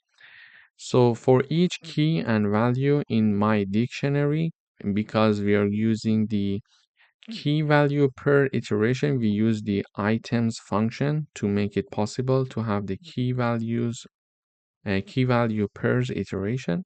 So for each key and value in my dictionary, we use the item function to iterate over them, and then we are having simply the key in each iteration and its associated value. So in the first iteration, for example, we are having the key to be apple and its value is 3. Why? Because we added the first apple and then its value is 3. Okay, so this is what we added. Then we are having the second iteration. Then we are having banana and number 5. Okay, in the third iteration, we are having cherry and number 2. In the fourth iteration, we are having date and number 7, meaning that, for example, we are going to have 3 apples, 5 bananas, 2 cherries, and 7 dates. Okay. So, and we know that in ordered dictionary, it can, when we have an ordered dictionary, it can remember the order in which we inserted the data and the keys and the values. This is why when we are inserting first apple, apple is the first key in our ordered dictionary and its associated value is 3. Then we inserted banana, so banana is the second key with its associated value in our ordered dictionary. So we see the ordered dictionary in the output here as well. So in this video, we learned how we can create an ordered dictionary, insert items with their associated value to our ordered dictionary, and also we learned how we can iterate through an ordered dictionary for the key value pairs. Also, we reviewed that we know when we are working with ordered dictionary, they are going to remember the order in which we insert the key value pairs. Thank you for watching. Welcome back. In today's video, we would like to write a Python program that assesses an item in the ordered dictionary by its key. And we would like to check if a specific item exists in the ordered dictionary as well or not. So first of all, we're going to import the ordered dictionary from the collection module. Then here is the creation of my ordered dictionary. So we are having an ordered dictionary called ordered dictionary. And we can change the name for the sake of simplicity. We can say, for example, ordered dictionary 2, for example, just for the sake of simplicity. And we can give it any name that we want. It's not an issue. So I create an ordered dictionary using the ordered dictionary function, and the name of my ordered dictionary is ordered dictionary 2. Then it has certain keys with associated value. For example, we are having apple with the value 3. We are having banana with the value 5. We are having cherry for the with its value, which is 2, and we are having the date with its value, which is 7. So 4 keys and the associated value. Then, in order to access an item by key, we can say, for example, we see that banana is already there. We are having a new variable or a string called key to access, and it is assigned to banana. Banana is assigned to this key to access variable.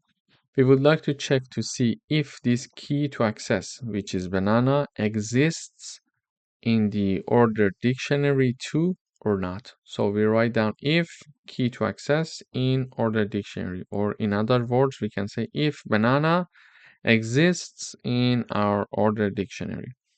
If so, if this statement is true, print this line for me.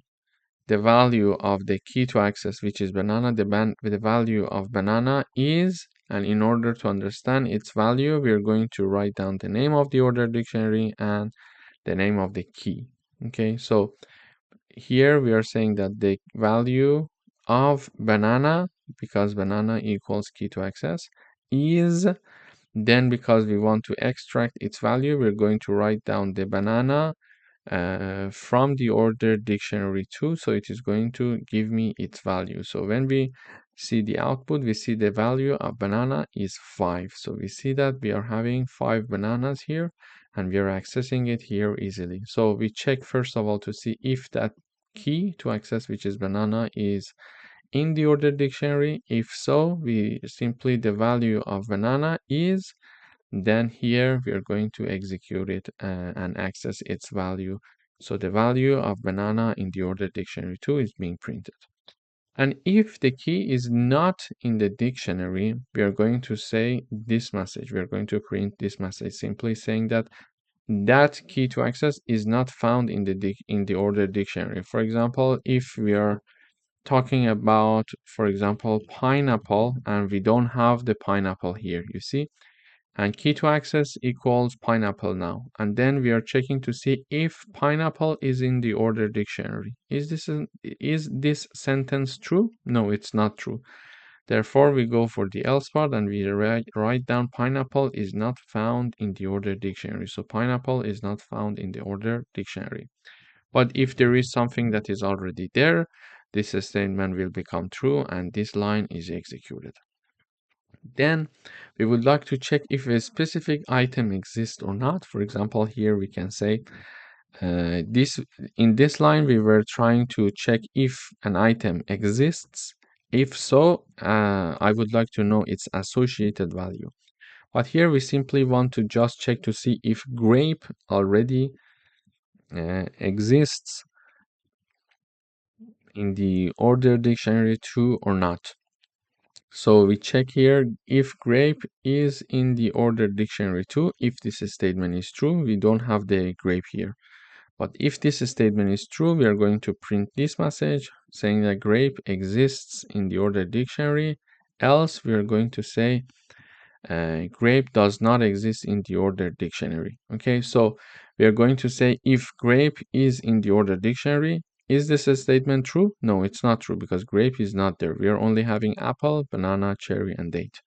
Therefore, this statement is not true. We go to the else part, and here we are going to have this message: the grape does not exist in the ordered dictionary, which is exactly the message that we are having here. Grape does not exist in the ordered dictionary. So this is how we can also check to see if, for example, certain item exists in our order dictionary or not. Then in order to have all the items of the order dictionary to be printed, we can simply use a for loop. So for each key and value in the order dictionary, we're going to use the items function to access an iteration for both keys and values in the order dictionary 2.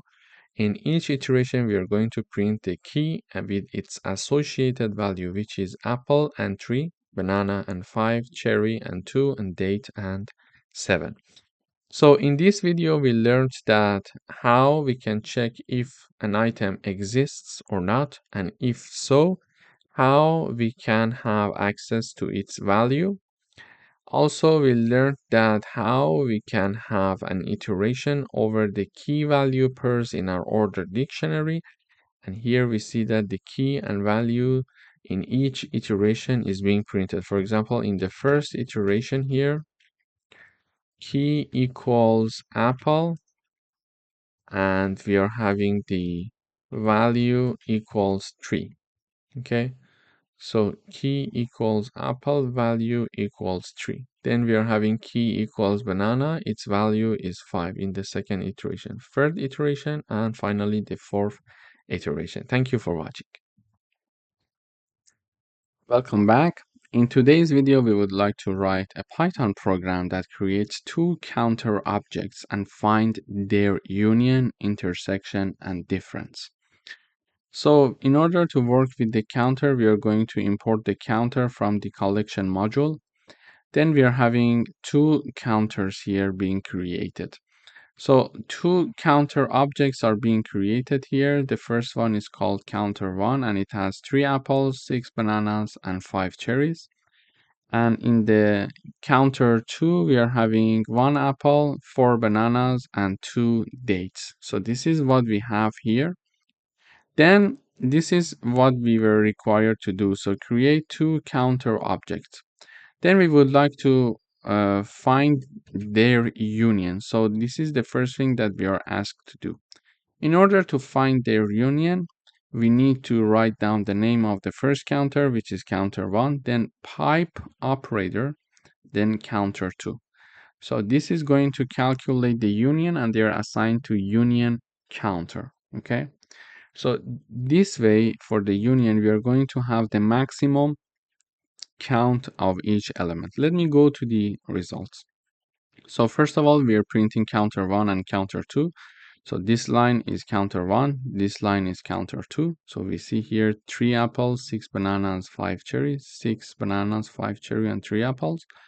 And we see that 1 apple, 4 bananas, and 2 dates, 4 bananas, 2 dates, and 1 apple. So counter 1 and counter 2, they are being printed here. Okay. Then we are having the union counter being printed here that we created here using the pipe operator.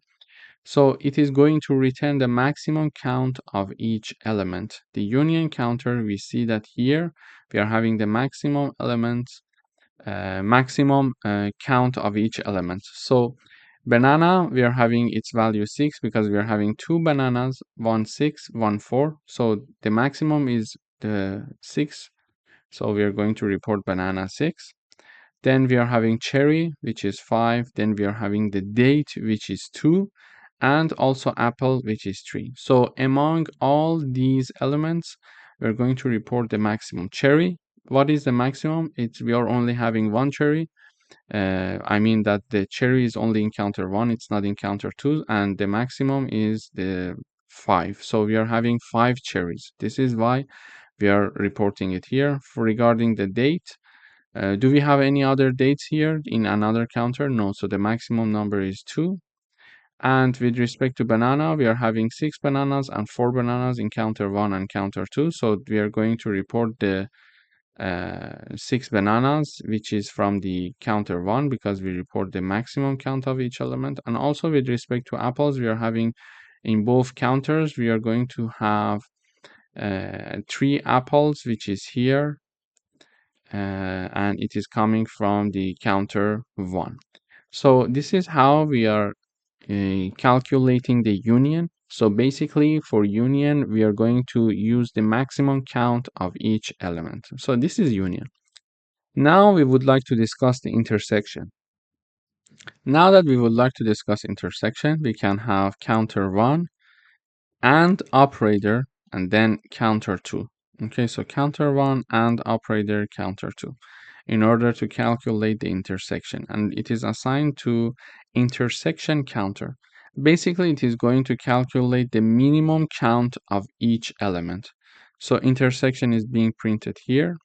We see that here when we are having the intersection counter, the minimum count of each element is shown. So banana, we are having 6 and 4. So what is the minimum? It's 4 bananas. So 4 bananas is there. We are having apples that is shared between both counters. So we are having 3 apples and 1 apple. So we are going to have 1 apple only. One thing that we need to be careful about with the intersection is that we are going to discuss the elements that are shared between both counters. And now this is why we don't have cherry and date in the output, because they are not shared in both counters. Only banana and apple are shared, and we are going to report the minimum element. So banana 6 and 4, we are going to report 4. Apple 1 and 3, we are going to report 1, because in intersection we are working with the minimum count and we see it here. Okay. And finally, they were asking us to have difference as well. So we are going to have the difference. So it means that elements that are in counter 1 but not in counter 2. So we are having the difference counter 1 minus counter 2. So counter 1, we are having 3 apples. Here we are having 1 apple. So 3 minus 1, it will be apple that it will result in having 2 apples. We are having 6 bananas and 4 bananas. 6 minus 4, we are going to have 2 bananas. And finally, we are having cherry that is in the first counter and not in the second counter. So we are going to have cherry in the output as well. So in this video, we learned how to create 2 counter objects that we are having it here. And we reviewed about the finding their union, intersection, and difference. We learned that if we are working with unions, we need to use the pipe operator. If we are working with intersection, we are going to use the AND operator. And if we are working with the difference, we are going to have the subtraction sign or operator. And something to mention here is that the elements that are in counter 1 but not in counter 2 is going to be calculated like this. Thank you for watching. Welcome back.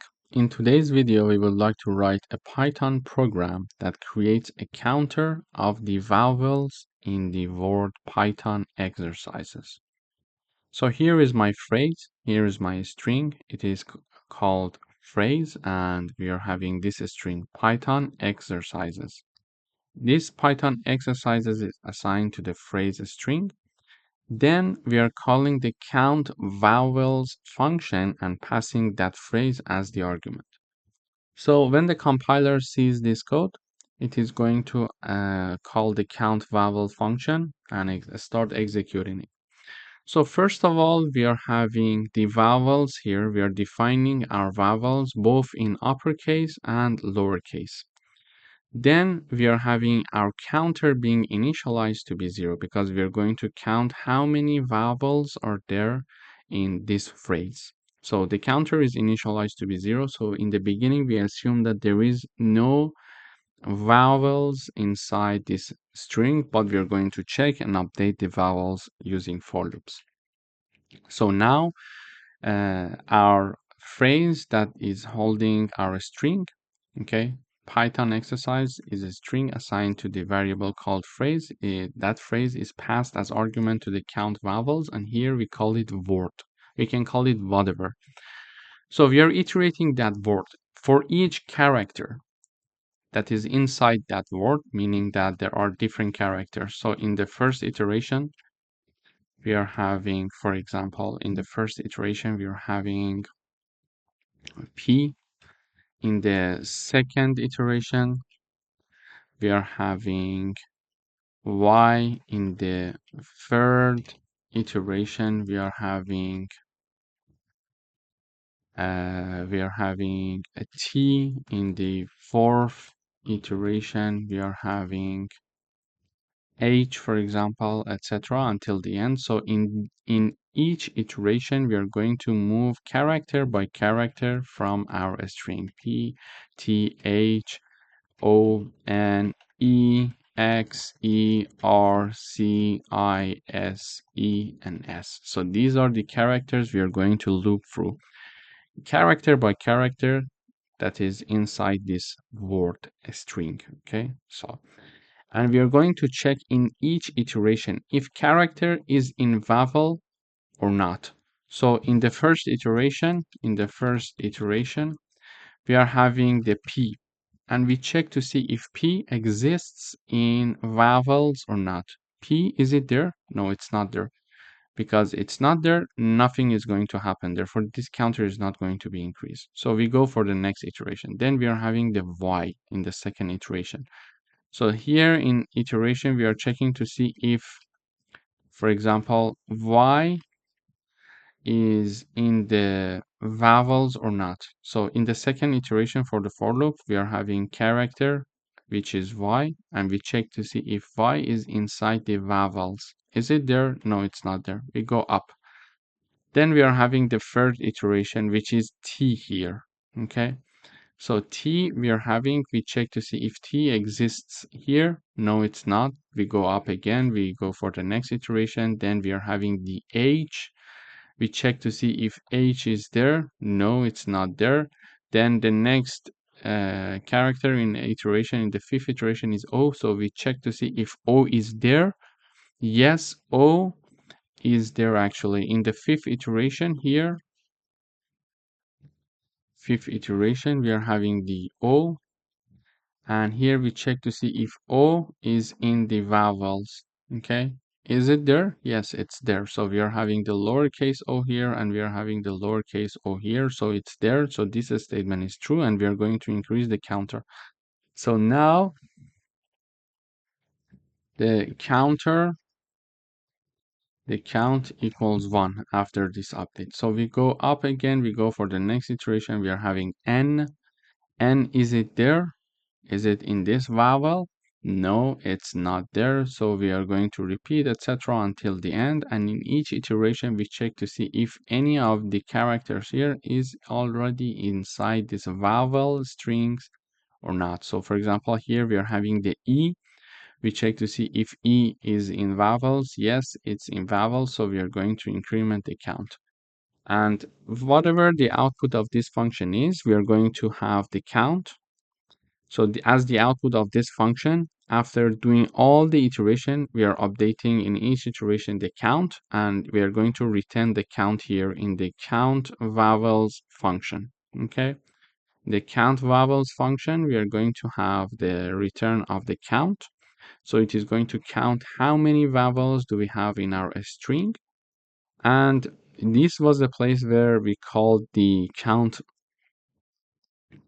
vowels function, and the output of this function, which is the counter, is going to be assigned to vowel count. And finally we are printing the vowel count, and we are saying that the number of vowels in our phrase here, the Python exercise, is 5.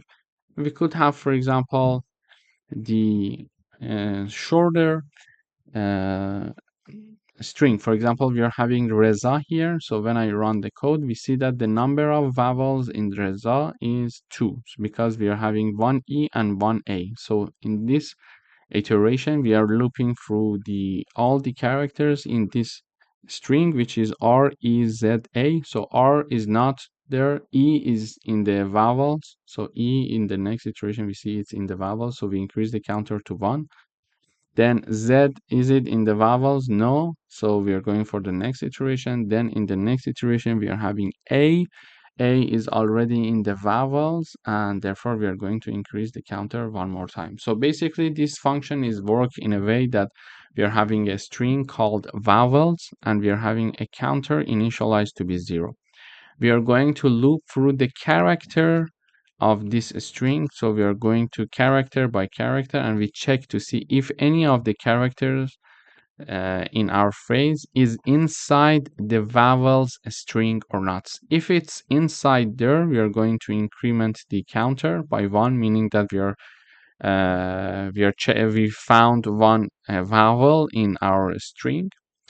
Otherwise, we are going to go for the next loop, etc. until the end. And finally, in the end, we are going to have the count variable, which has a number representing the number of vowels that we have in our code. Thank you for watching. Welcome back. In today's video, we are going to have an inheritance with a school system with teachers and student. Here is my base class called person. In this class, we're having a constructor, and in this constructor, there are 2 arguments, name and age. And basically, whenever we are creating an object of the person class, we need to pass 2 arguments, and these 2 arguments are going to be used to be assigned to the attributes of our class, which are self.name and self.age. Also in the person class, we are having a function called display info. And whenever this function is called, basically it is going to show the name attribute and the age attributes.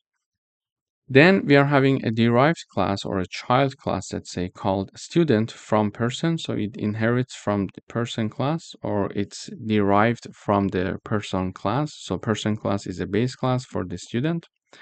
Here we are having a constructor, and for this constructor, we are having 3 arguments, name, age, and student ID. So whenever we are creating an object of the student class, the constructor is going to be called automatically, and 3 arguments are needed to create an object from the student class. We're going to have some exercises with respect to this, but first of all, I'm explaining what's happening in my code. So we need 3 arguments, name and age and student ID.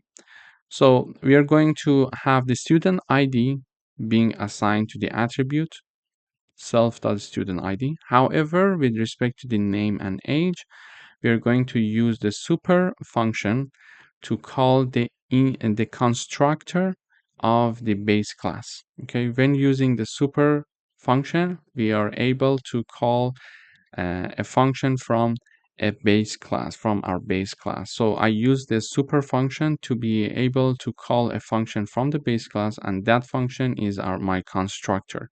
So I'm calling the constructor of the base class using the super function and passing two arguments, name and age. So the name and age that were passed as arguments when creating an object of the student class, they are going to be used to call the constructor of the base class with these two variables arguments, and these two are going to be assigned to the attributes of the function. So whenever I'm creating an object of the student class, the constructor is automatically called. We need three arguments. The first two arguments are used to call the constructor of the base class using the super method. And there we explained that the name and age are going to be used to uh, be assigned to the attributes of the function. And the third argument here is going to be assigned to the argument of the person class, which is student ID, self.student ID. Also, we are having a function here called display info. And whenever this function from the student class is called, it is going to say student name and then show the name, the age, and the ID. Finally, we are having another derived class called teacher. It inherits from the person base class. And whenever we are creating an object of the teacher class, again, the constructor is called. It needs three arguments, name, age, and subject. Again, name and age, the first two arguments are used to call the constructor of the base class person using the super function. Without super function, it's not possible, so we use super function to be accessible, so we can access and call this constructor of the base class. And then the third argument, which is subject, is assigned to our attribute here. Finally, we are having a function here called display info, and whenever this function from the teacher class is called, it is going to show this message: teacher name, age, and subject. Okay, so this was an overview of what's happening inside my three classes. One of them is the base class, and the other two are the derived class, or let's say the child class.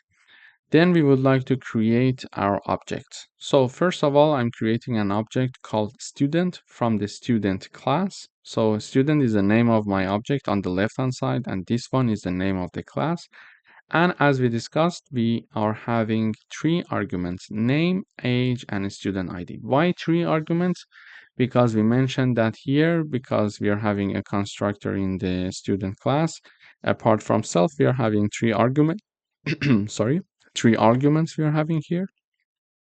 And therefore, these three arguments are required when creating an object of the student class. So Alice 20 and a student ID is passed. Alice and 20, name and age, are used to be called the constructor of the base class using the super method. And whenever this is called with two arguments, these two arguments are assigned to the attributes of the class. Okay. And the third argument, which is the student ID,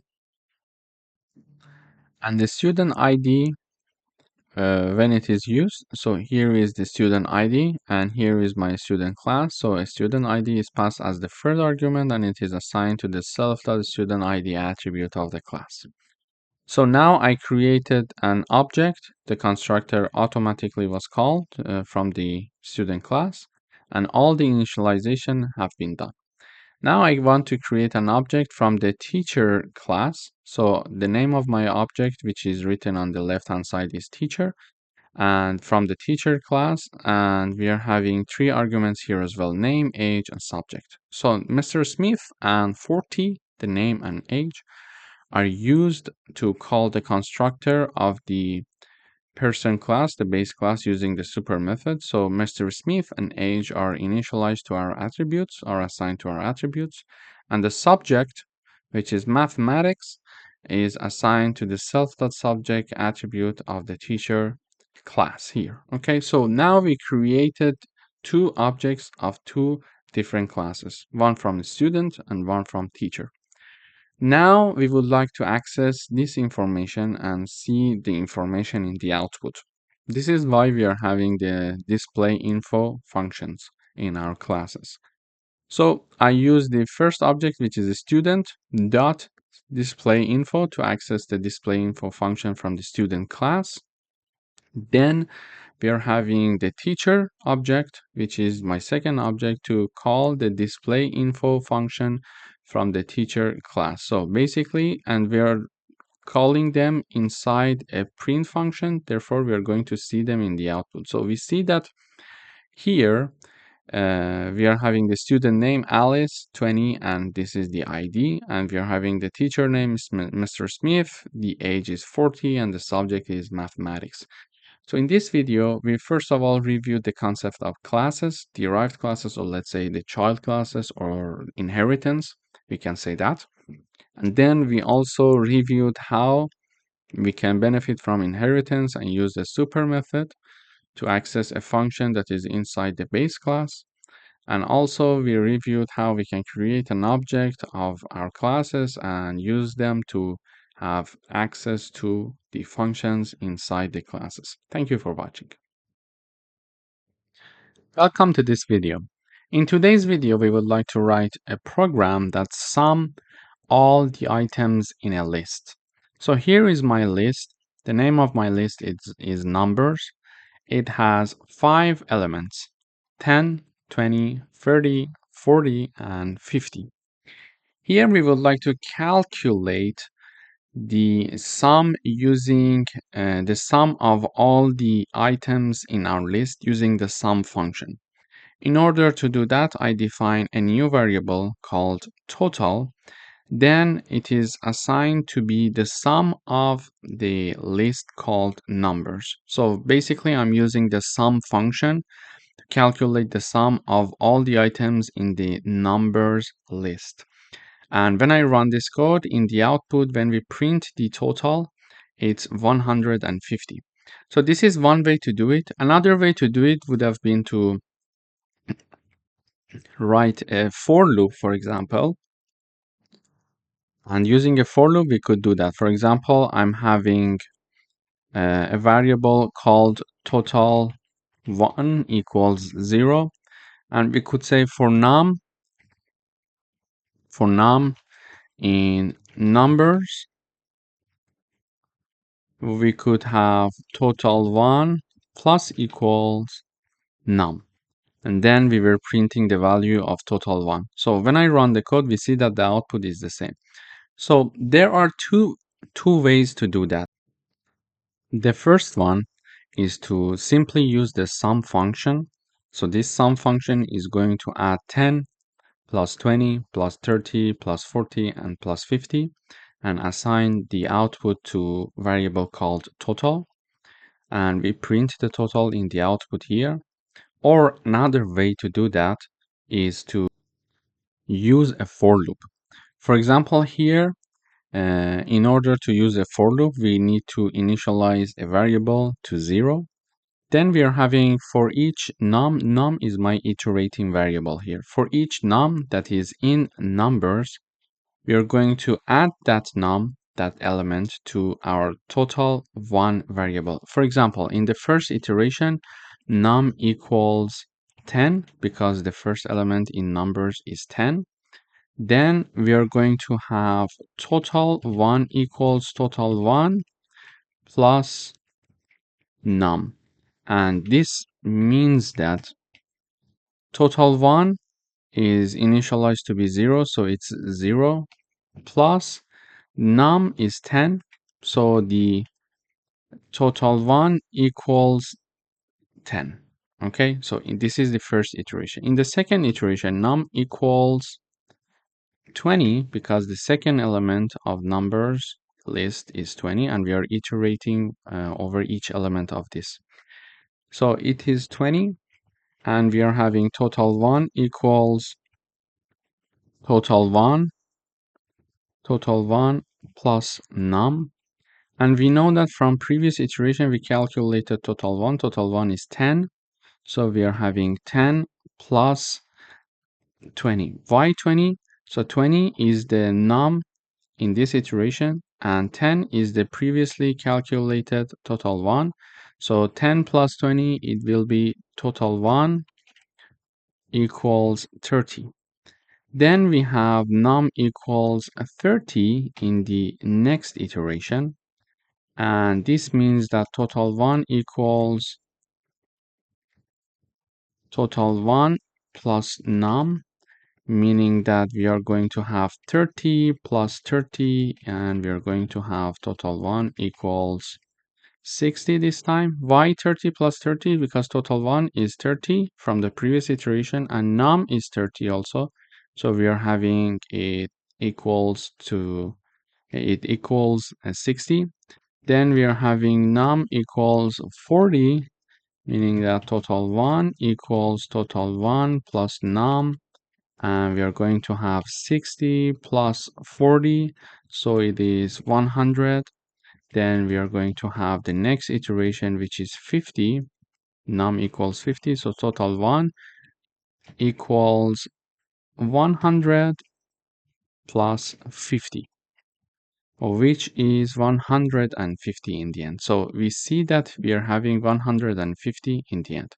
So in order to address this problem, uh, there are uh, there are two methods here that we explained. There may be many methods to address a problem. It depends on you. So the easiest way, I think, is to use the sum function, and simply it is going to do everything itself, and we are assigning it to total, and total is being printed. But otherwise, you can also have a for loop, which is not so hard to be done. For each num that is inside the numbers list, we are adding num to the total one variable, which is initialized to 0, and then we are printing it out. And we could test it on many different lists. For example, I could have a list, numbers 1, for example. I could have 10, 50, 100, 150, 200. Then here I could have my new total equals sum. What was the name of the list? Yeah, numbers 1. Okay, so we're going to use that. And then we are going to print this message saying that the sum of the second list is, then we are having my new total. So when I run the code, this time we see that the sum of the elements that are inside this list is 510.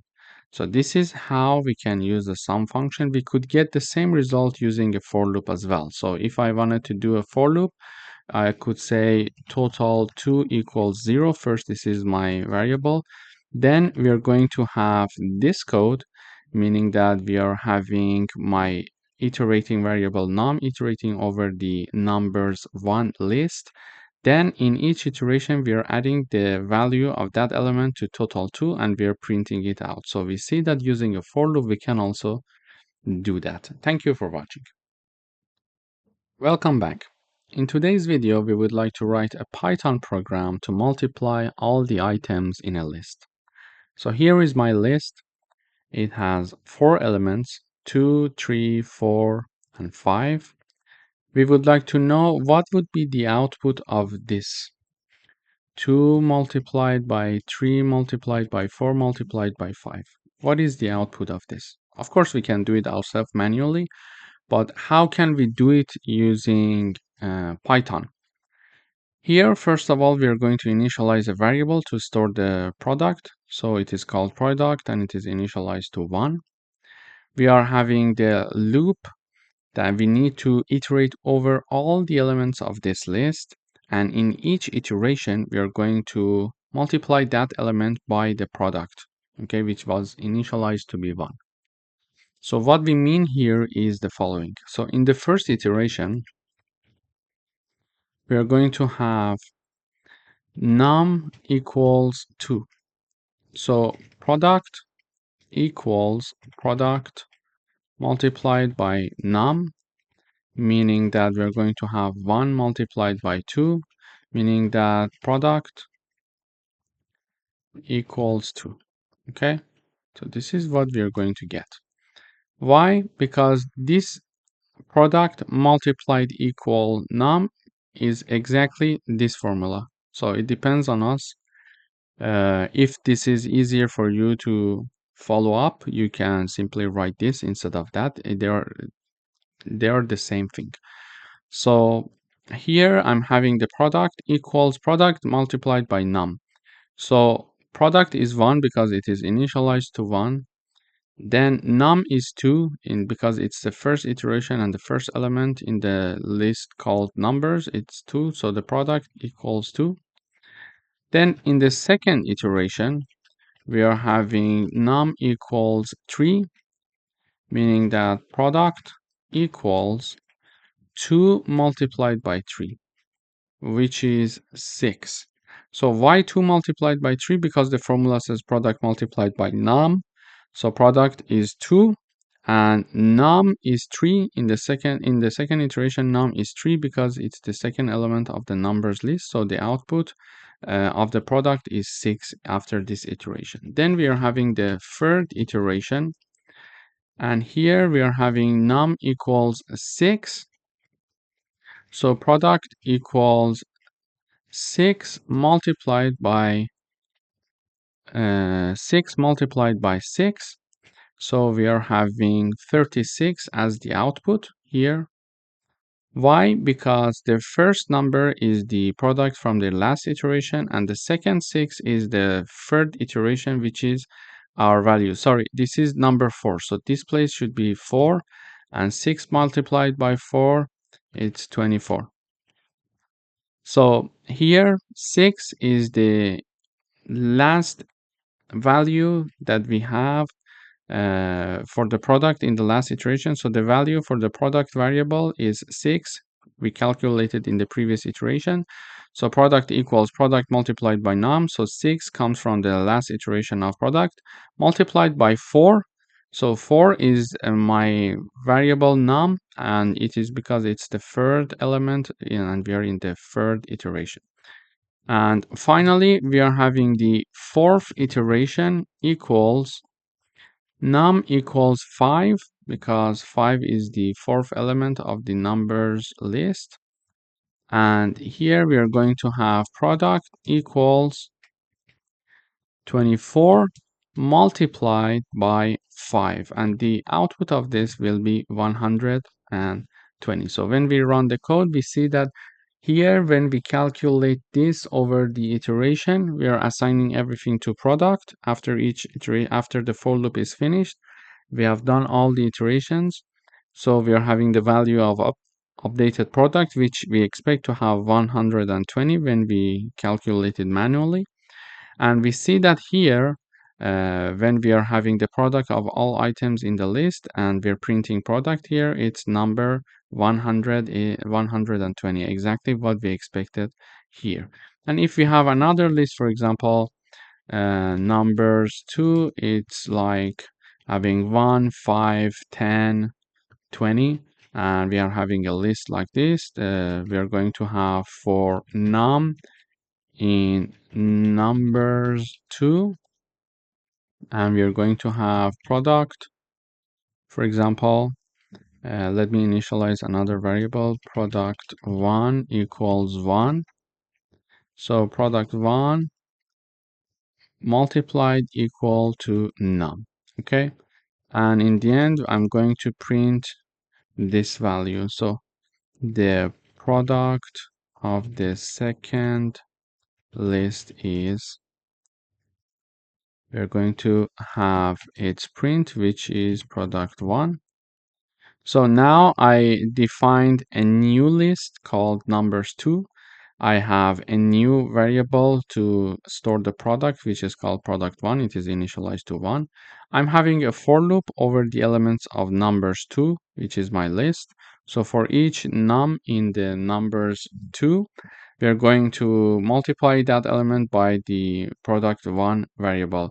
And the output will be stored in product 1, and we are going to show it here. So we see that the output is 1000, and if we do the calculation, we will see that it's correct. Actually, 20 multiplied, so 20 multiplied by 10 the output is 200, and it is multiplied by 5, the output is 1000. So we see that the output is correct. So this is basically how we can have a program in Python to multiply all the items in a list for us. We need to have one variable to be initialized to 1 and a for loop, and in each iteration we are going to have each element being multiplied by this product, and this product in the end is going to have the multiplication of all the elements in our list. Thank you for watching. Welcome back. In today's video, we would like to write a program that finds the second largest number in a list. So here is my list. It is called numbers, and it has certain elements, like 7 elements are there. So we see that one element is 10, 25, 36, 45, 36 again, 25, and 50. So 50 is the largest number, and 35 is the second largest number. So how can I find the second largest number here? In order to do that, I defined a function called second largest. Here, after declaring my list, I'm calling this second largest function and using the argument of my list. So this list called numbers is passed to this function second largest as argument. So in this function, we are having the first line when it is called, the numbers is converted to a set and then again converted to a list. But why do we need to do that? So if you see here, we are having number 36 two times, and we are having number 25 two times. So we are having duplicates. In order to find the unique list, it is good to remove the duplicates. So here we are talking about the second largest number. When we are having duplicates here, it can provide some problems for us. For example, here is my numbers 2, and just assume that we sorted our list here in descending order, and we are having, for example, 50, 50, 46, 26, and 2. These are the elements of my list called numbers 2. Okay, but there is a problem here. So now if I'm looking to find the second largest number when the list is sorted in the descending order, the second largest number is the second element. Okay, so the first largest number, the largest number is the first element because it is sorted in descending order. You see? So the second element should be the second largest number if we have no duplicates. But because we are having duplicates here, we see that the second largest number, which is 46, is in the third place because we are having a duplicate here. So it's important to remove duplicates in order to avoid any mistakes or problems. This is why we need to first remove the duplicates. So if I remove the duplicates, we see that now the second largest number is the second element. And lists can have duplicates, but one of the features of the sets were the fact that they can only have unique elements. No duplicates are allowed in sets. Therefore, we are converting numbers to sets to remove the duplicates. But because we were working with the list and we would like to continue with working with the list, we are then again converting it to a list. So now if I print these unique numbers, you will see that in this new list, we don't have the duplicates that we are having in the numbers. So when I run the code, you see that 36, 10, 45, 50, and 25. So 25 is only one time repeated there, and also 36, it's only one time is being there. That's it. So you see that here also we removed the duplicates. After removing the duplicates, this is how my list looks like. Now I need to sort this list in descending order in order to find the second largest number. In order to sort it in descending order, we write down the name of our list, then we use the sort function. In parentheses, we are having reverse equals true. So this is going to help us to sort our list in descending order. And if I print my list one more time here, we see that now this unique numbers list is sorted in descending order. So this was the initial print of my new list with no duplicates. Then it is the version that we are having in descending order. Okay, so in descending order, we are having my list 50, 45, 36, 25, and 10. This is the sorted in descending order. Now we see that the second element is the second largest number in this list. And in order to access that, we are going to simply write down the name of the list and then the index 1, which is representing the second element. Why? Because index 0 is for first element and index 1 is for second element. Okay, so this is how it works. Index 1 is for second element and my second element is 45, which is exactly the second largest number in my list. So basically in this video we learned that we can find the second largest number in a list. And if I'm looking for the third largest number in my list, we can simply write down the index 2, which is representing the element 3, which will be 36. So we see that the second largest number is 36 and the third element here is also 36. Thank you for watching. Welcome back. In today's video, we would like to write a program that removes all occurrences of a specific element from a list. For example, if you look at here, you will see that I'm having a list here. It is called numbers. So the list called numbers has these elements. You see, 1, 2, 3, 4, 2, 5, 2, 6. And I'm having one specific element that I would like to remove it from this list. And that specific element is 2. So I want to have a new list in which we do not have this number 2 as the elements. So I would like to have a new list which contains 1, 3, 4, 5, 6. Okay. So in order to do that, there are many ways that we can do it. We can write down a for loop to have a new list being created, and if while we are iterating through the list, if the element equals 2, for example, we continue and we skip. So we're not going to insert that into our new list, and that way we can have our list being created. But another way is to use set comprehension. For example, here we are having the call of remove occurrences function, and we are having two arguments, numbers and 2, and it is assigned to an updated list, which is later on printed. So the output of this function is going to be assigned to updated list. So remove occurrences function, when it is called, two arguments we are having here. One is the numbers, which is my list name, then the element that we want to remove it. So this is my target element, number 2. So in this function, we are having two arguments, my list and the target.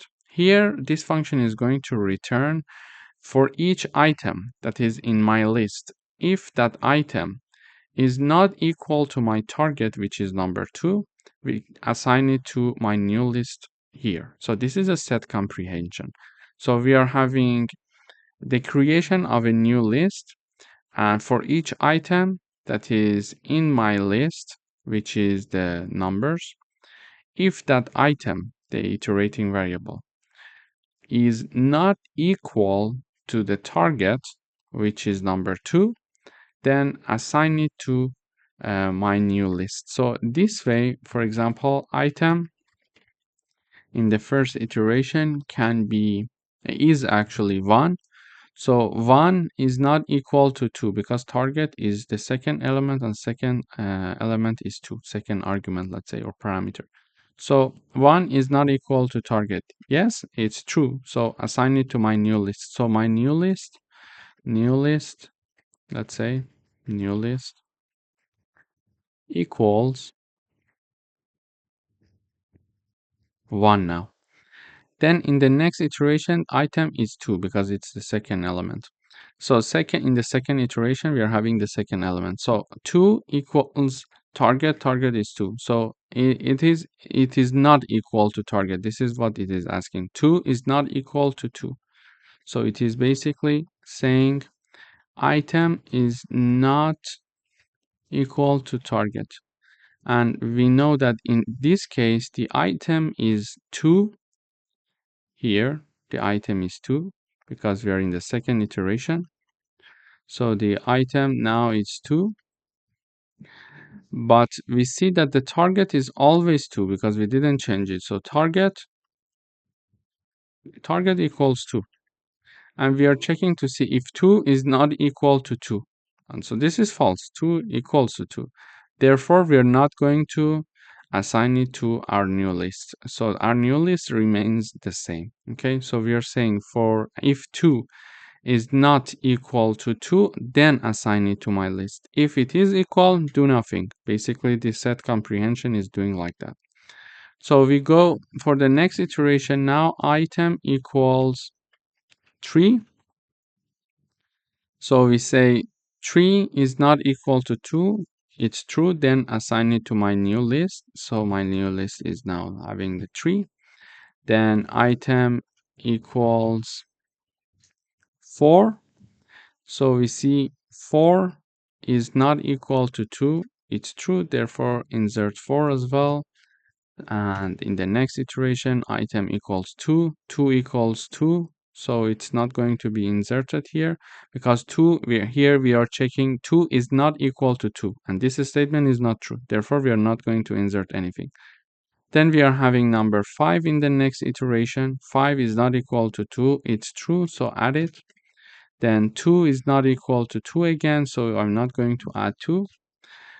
Then we are having 6. 6 is not equal to 2, therefore we are going to add it. So this way we created our new list. So this function actually is going to create my new list and return it. And the output of this function is assigned to updated list. So this is my updated list, which is a list that contains these elements. And basically here we are simply printing this list. So the updated list is 1, 3, 4, 5, and 6. 1, 3, 4, 5, and 6, and 5 and 6. So this is exactly what I expected.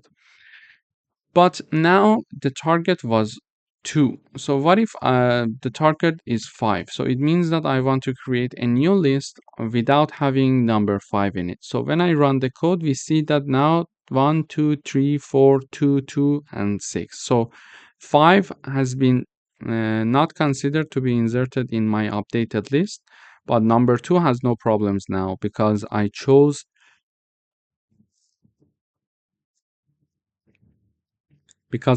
simply to remove number 5. And if I wanted to have number 1 as the target element to be removed, so when I run, we see that number 1 is not there anymore. Basically, this is how we can remove all occurrences of a specific element from a list. Thank you for watching. Welcome back. In today's video, we would like to write a Python program to get the largest number from a list. So here is my list.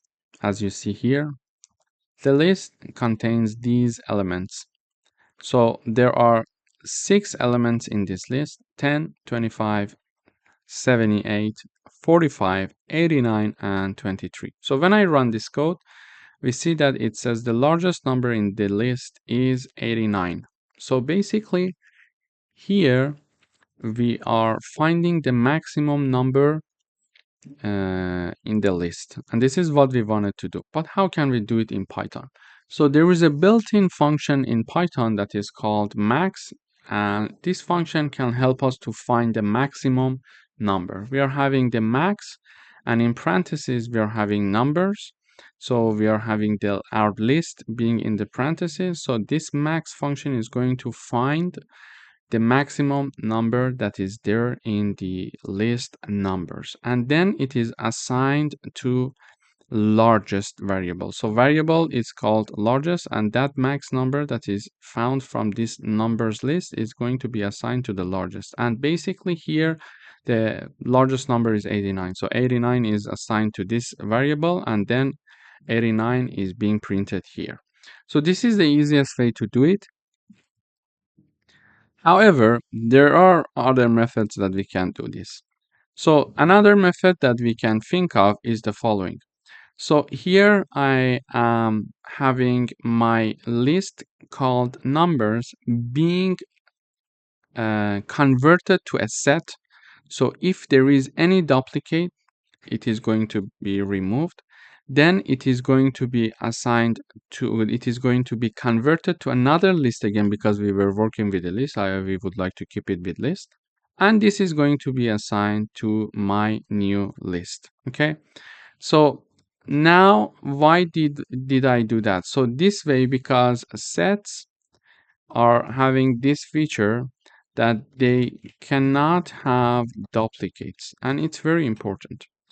Because, for example, we are having a list, and this list is having, for example, number 20, 20, 13, 15, and these are my numbers.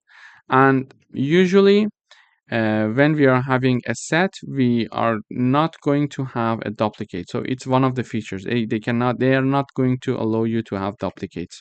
So now if I want to find the second largest number in my list, it should be, when I sorted it in descending order, it should be the second element. But because I'm having duplicates, there is a problem there. So duplicates should be removed before finding any numbers in my list. If I'm looking for the third smallest element or the fourth largest element, etc., duplicates must be removed. So now I see that the second element is the second largest number, for example. No, because now it's not sorted. We need to first sort it as well. So now I would have the sorted list, and now it is equal to 20, 15, and 30. So we see that now the second element, after removing the duplicates and then sorting it, we see that here we are having the second element being the second largest element in this list. So it's important, if you are looking for the third largest number or second smallest number in a list, it's very important to first remove the duplicates and then sort it. And in order to remove the duplicates, the easiest way is to convert it to a set, because sets cannot have duplicates, and then convert it back to lists and assign it to a new list. So now my new list is called my new list. This is the name. And if I print my new list here, when I have my new list, for example, in the print, so if I print it here, so let me comment these parts. So you see that this is my new list, and this list has no duplicates. Actually, the original list here was not having any duplicates, but I can have these duplicates. So I'm having 223. So there is a duplicate here, and I'm having 2 number 1. So if I run the code, you see that 23 is only there one time, and number 1 is also there only one time, and it's not repeated anymore. Okay, so duplicates are now removed. This is the print of my new list after converting it to set and then converting it back to list. So duplicates are automatically removed. Then because I'm looking for finding the maximum number, I need to sort it in descending order. And now that I'm sorting it in descending order, in order to do that, first I write down my name, then the sort function is called. So in the parentheses, I'm having reverse equals true, meaning that it is going to sort the list for me. So now if I print one more time my list, here you see that after sorting, we are having 89, 78, 45, etc. until the end. So it's sorted in descending order. And finally, if I'm looking for the maximum number, so we are here looking for the largest number in the list. Here, we can write down the name of our list and index 0, because index 0 represents the first element, and because we are having a sorted list in descending order with no duplicates, the first element is the largest element. So when I run the code, you see that number 89 is being printed in the output. But if I was looking for the second largest element, I could simply write down index 1 here. And because we already removed everything, the duplicates, we shouldn't be worried about it. So 78 is there. So if I write down number 2, it's going to give me the third largest number, which is 45, which we see here. So this is how we can find the largest number in a list, or any other largest number, for example, the second largest, the third largest, etc.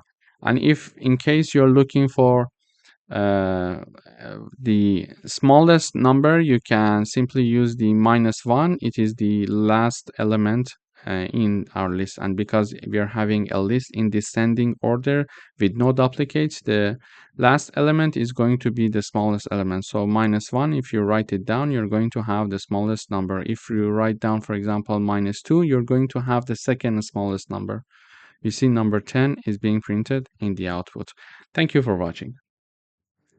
Welcome back. In today's video, we would like to write a Python program to count the number of strings from a given list. For example, the criteria is to have the first and last characters to be the same.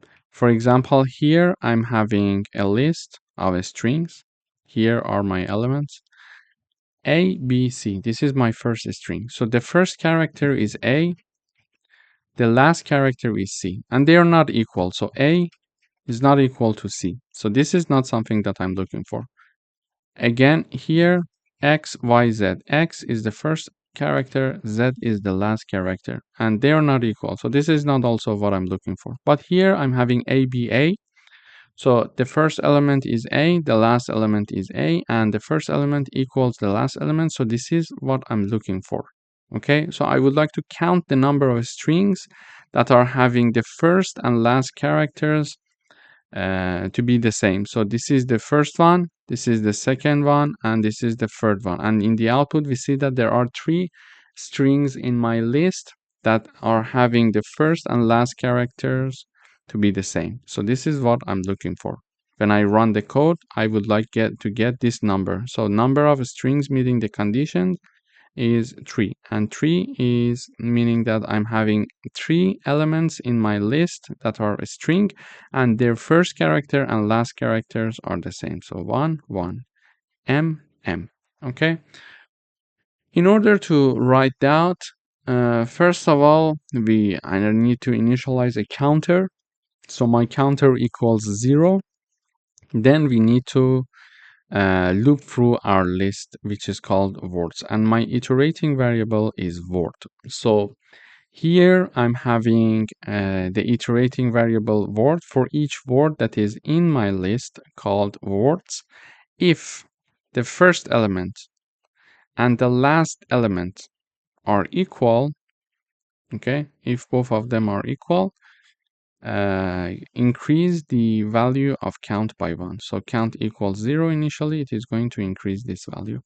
And finally, we're going to print this count in the output. So if I want to show you the indexing here, this is my list, and this is having index 0, this is having index 1, index 2, index 3, index 4, and index 5, okay? Then I'm having the reverse indexing as well. So we can call this -1, -2, -3, -4, -5, and -6. So this is also the indexing. If I start from right in Python, we can have that. So this last string could either be called with index 5 or it could be called by index -1. The same thing with the first element. So it is the index 0 or -6. Okay, but when we are looking from left to right, it's not easy to understand that, okay, this one is -6 or -5, etc. So index 0 is the best way to understand the first element and to print the first element, for example. So whenever we are dealing with the first element, we are going to use the index 0, and whenever we are working with the last element, simply we are going to use the -1 index. And why did I mention that? Because now here we are checking this condition. So if the first element, this 0, equals the last element, you please increment the value of 1. And here, this is the indexing of my elements in my string. But what I am actually looking for is the indexing in each individual string. So in this string, we are having 1, 2, 3. So 0 is the index of A, 1 is the index of B, and 2 is the index of C. Similarly to the above rule that I just explained, we can have -1 for the C, -2 for B, and -3 for A. Okay, so A could have the index 0 or -3. C also could have the index 2 or -1. And based on this law that I just explained to you, we could have the call for the first element simply using the index 0 and the last element to have -1. Okay, so here when we are iterating over each string, so here word in the first iteration equals word equals ABC. Okay, and we are checking to see if A equals C. So the answer is no. The answer is no. So it's not going to increment the count. Okay. In the next iteration, word equals XYZ. If X equals Z, the answer is again no. Then we are having word equals ABA. If A equals A, so the answer is no. Word equals 1221. If, sorry, here the answer was yes. I made a mistake, sorry. So here we are saying that the word equals ABA, and we are saying if A equals A, so yes, because this condition is true, this condition is true, we are going to increase the value of count. So now count equals 1, okay? So count equals 1 now. Then we are having this next, in the next iteration, the word equals 1221, and we are checking to see if 1 equals 1, and the answer is yes. So because the answer is yes, this statement is true, and then we are going to increment the value of count. So now count equals 2. Then in the next iteration, we are having word equals hello if H equals O. The answer is no, so they're not equal, so we're not going to do anything. We go for the next iteration. And finally, word equals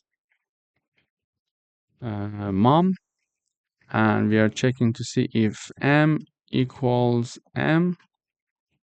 So the answer is yes. Because the answer is yes, we are going to increase the counter one more time. So now the counter equals 3, and we reach the end of our list. So we iterated through all the elements, and finally here we are going to print this message, number of a string meeting the condition. This is exactly what is being printed here. And we are having the count, which is here. Okay, so it's 3. If I add another element, for example, here, for example, R S H, we see that there should be again the same number of repetition. The count is 3 because here the first element R and the last element H, they're not equal. But if I have, for example, oops, sorry. So if I have, for example, R H R, for example, now I expect to see this to be 4 because we added another element to the end of my list, and it has R as the first element and R as the last element. Therefore, they are equal when we are iterating and we are incrementing the value of count, so it will become 4. Basically, this is how we can understand how many string in my list of a string are there that are having the first element and last element to be equal to each other. Thank you for watching. Welcome back. In today's video, we would like to write a Python program to remove duplicates from a list.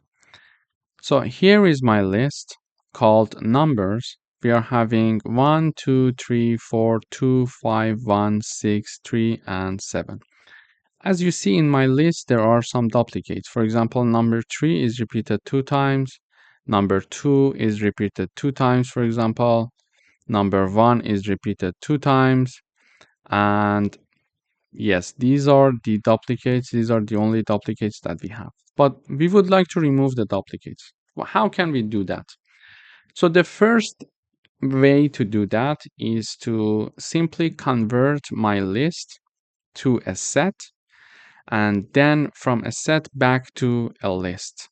Okay, so one of the feature of sets is that they do not allow duplicates, and they do not allow to have, for example, 2 elements with number 2. And you cannot have this in a set. For example, you cannot have these many number 2s. You can only have unique values. You can have number 2 but one time only. That's it. So in order to benefit and profit from this feature, we can simply convert our list to a set. So automatically the duplicates are removed, and then convert it back to a list again here and assign it to a new list called unique numbers. This is the new name of my list, which contains the unique elements of the numbers list. And here I'm printing it out. So print list after removing duplicates, and we are printing the unique numbers. So when I run, you see that this new list is exactly this one without duplicates. So we see that number 1 is only there one time, number 2 the same, 3, 4, 5, 6, and 7. So we have no duplicates. So the easiest way to remove duplicates from a list is to simply convert it to a set and then convert it back to a list.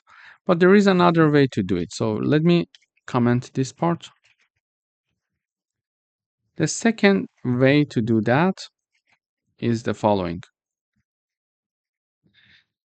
Here is my list.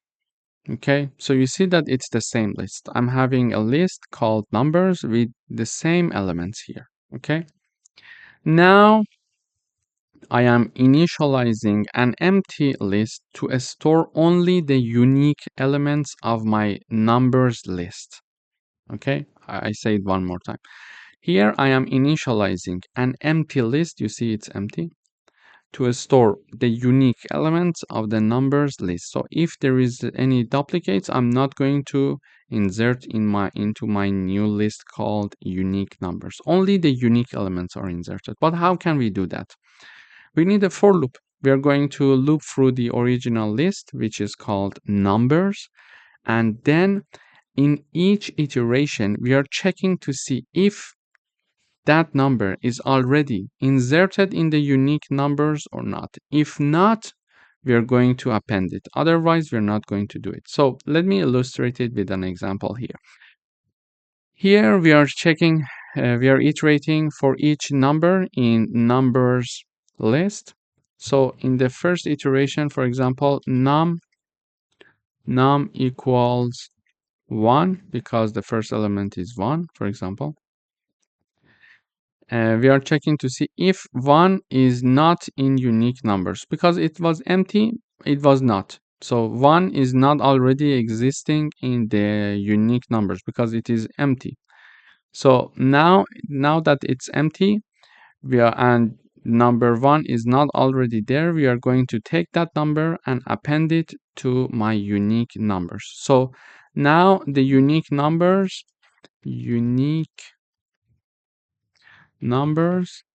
has been updated and it has the number 1. Okay. In the next iteration, num equals 2.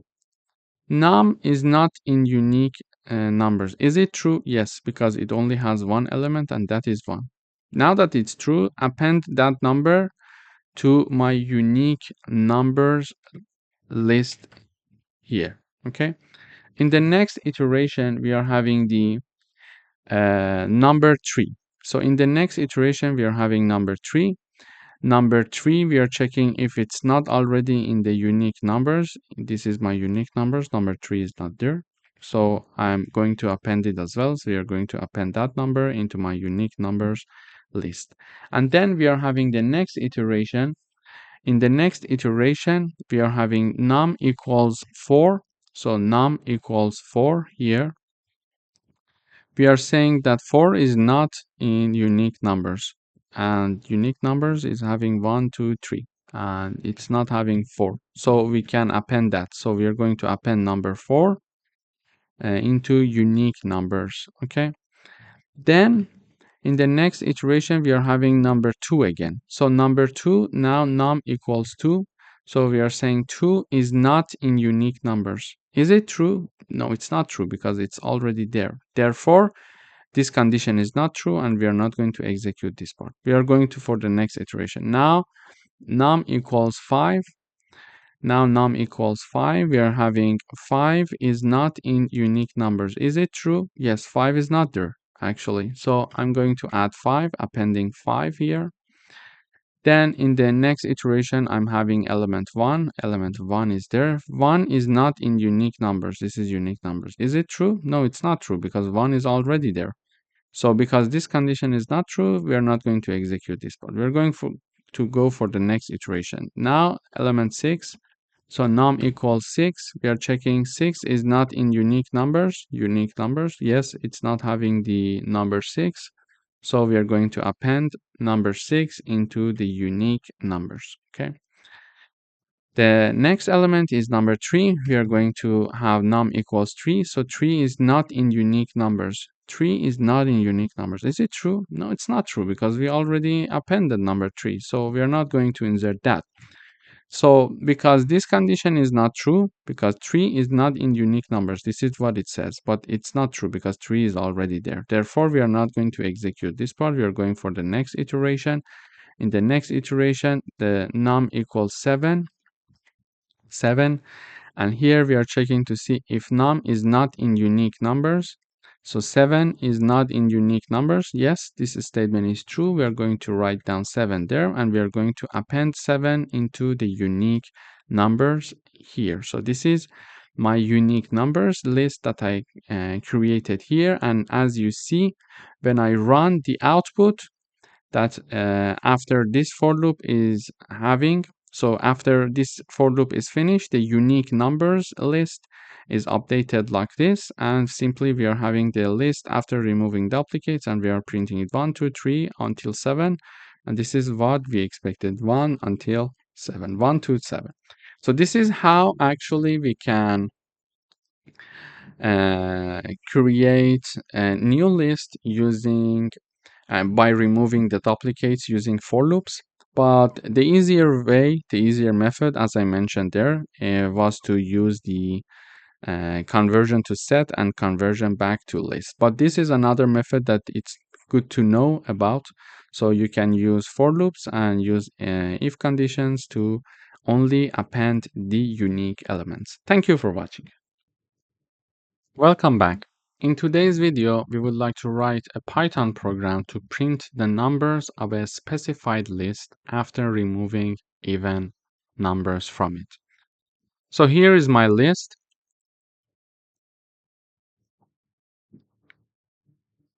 It has these elements. See 1, 2, 3, 4, 5, 6, 7, 8, 9, and 10. And we are intending to remove the even numbers. So in order to remove even numbers, we can simply use the list comprehension to filter out the even numbers. So here we are saying that for each num that is in the numbers, okay, if num is divided by 2 and the remainder of this division is not equal to 0, we're going to create a new list called filtered numbers. Okay, so in each iteration, basically what is happening here is that it says, for example, num in the first iteration equals 1. It says num if it's divided by 2, the division, the remainder of this division is not equal to 0. Is it true? Yes. So add it to filtered numbers. So filtered numbers is having number 1. So before discussing that, we know that the definition even number. A number is even only if it is divided by 2 and the remainder of this division equals 0. This is a definition of even number. If it's not true, that number is odd. So if a number is divided by 2 and the remainder of this division equals 0, it means that that number is an even number. Otherwise, it's an odd number. Okay, and in order to find the remainder of a division, we are going to use the modulo operator. So in the first iteration, number 1, if it's divided by 2, the remainder is not equal to 0. Yes, it's true. Therefore, we are going to add that number into the filtered numbers. Okay, and 1 is there actually when we are printing the filtered numbers. In the next iteration, num equals 2 because the next element is 2. So we are checking to see if 2 is divided by 2, the remainder is not equal to 0. It's not true because when 2 is divided by 2, the remainder equals 0. Therefore, 2 is not going to be inserted in the filtered numbers. Okay. Then we are having the next element, which is 3 in the next iteration because we are having a for loop here. Yeah.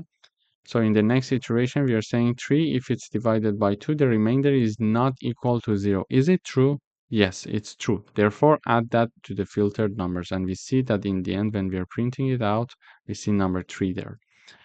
Then the next element is 4.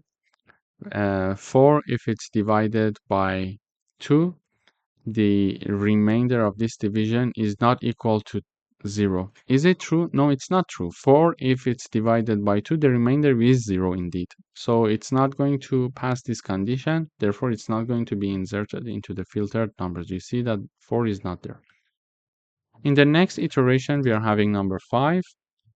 Number 5 is there. So we are checking to see if 5 is divided by 2, its remainder is not equal to 0. The remainder of this division is not equal to 0. Yes, that is true. Therefore, 5 is added to filtered numbers. Okay. Then the next element, because we are having, I'm saying that the next element because we're in this for loop. Okay. So for each num in the numbers, and this num is my iterating variable. So it is going to start from 0 here. Start from here with element 1 and it is going to continue up until 10. So it is iterating through these numbers. So now num equals 6. 6, if it's divided by 2, it's not equal, the remainder of this division is not equal to 0. Is it true? No, it's not true. This sentence is not true. This sentence is wrong. Therefore, 6 is not entered into the filtered numbers because 6 is divided by 2. The remainder is 0. So when 6 is divided by 2, the output is 3. Okay, the output of this division is 3. But when the remainder of 6 divided by 2, it is equal to 0. Okay, this is the output. So here, after that, we are going to iterate again over the next element, 7. 7, if it's divided by 2, the remainder is not equal to 0. Yes, it's true because the remainder of 7 divided by 2 is 1. So therefore, this statement is true. So it is inserted in the filtered numbers, you see. Then for number 8, 8 is if it's divided by 2, the remainder is not equal to 0. It's wrong. It is indeed equals to 0. Therefore, it's not going to be added to the filtered numbers. And finally, here for the last element that will be inserted in the filtered numbers, 9, if it's divided by 2, the remainder of this division is not equal to 0. Yes, it's true. So filtered numbers is number 9 is added to the filtered numbers. Finally, number 10 there, if it's divided by 2, the remainder of this division is not equal to 0. It is not correct. So indeed, the remainder of this division equals 0. Therefore, 10 is not added to the filtered numbers.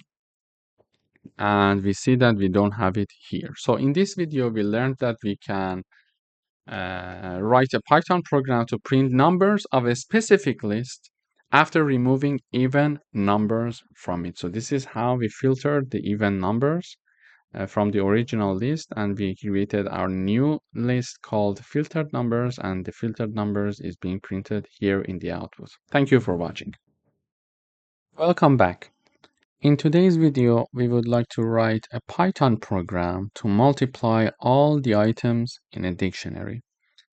So here is my dictionary called NumDictionary. We see that here in dictionary, as we remember, we were having key value pairs. So here the key is A, the value is 2, the key is B, value is 3, the key is C, the value is 4, and the key is D and the value is 5.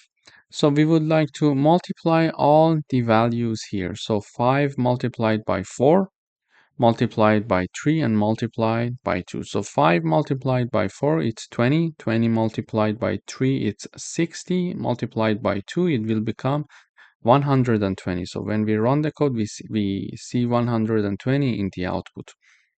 But how can we do that? First of all, in order to do that, we are initializing a variable called product to 1. Now that we are initializing product to 1, we are having a for loop and we are iterating over the values of this dictionary. Okay, only the values. And in order to iterate through the values, I write a for loop. So value is my iterating variable.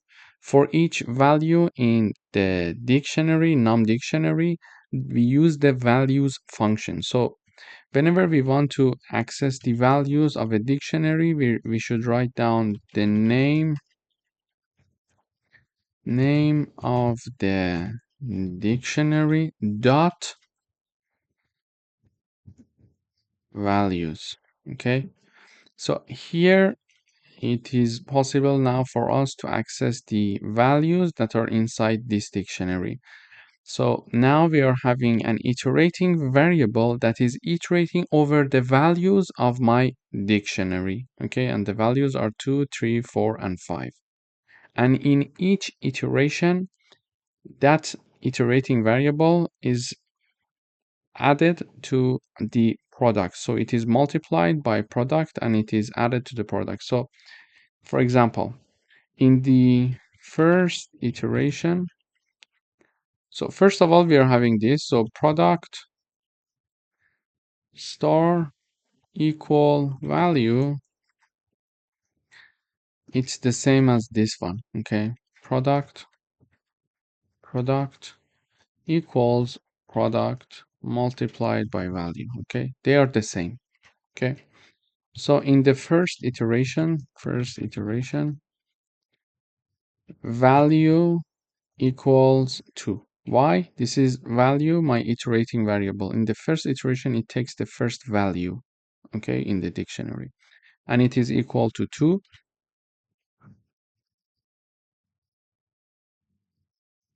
Therefore, we are going to have product multiplied by value. So product is 1 multiplied by 2. The result is 2. So the formula is this one. Product equals product multiplied by value. So product is 1 because we initialize it to be 1. And then value is 2, and we see that number 2 is the value because we are in the first iteration and the first value in the dictionary is 2. So 2 multiplied by 1 is 2. Then we are having the second iteration. So value equals 3. We are going to have 2 multiplied by 3. Okay.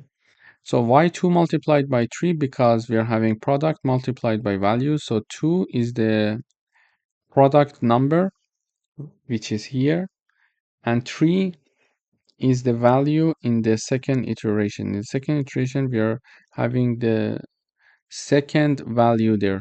So it means that 2 multiplied by 3, it is 6. Okay.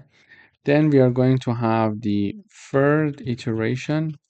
So value equals 4 now. Why? Because we are in the third iteration and the third value in my dictionary is 4. So 4, we are having it here. So 6 multiplied by 4, we are going to have 24.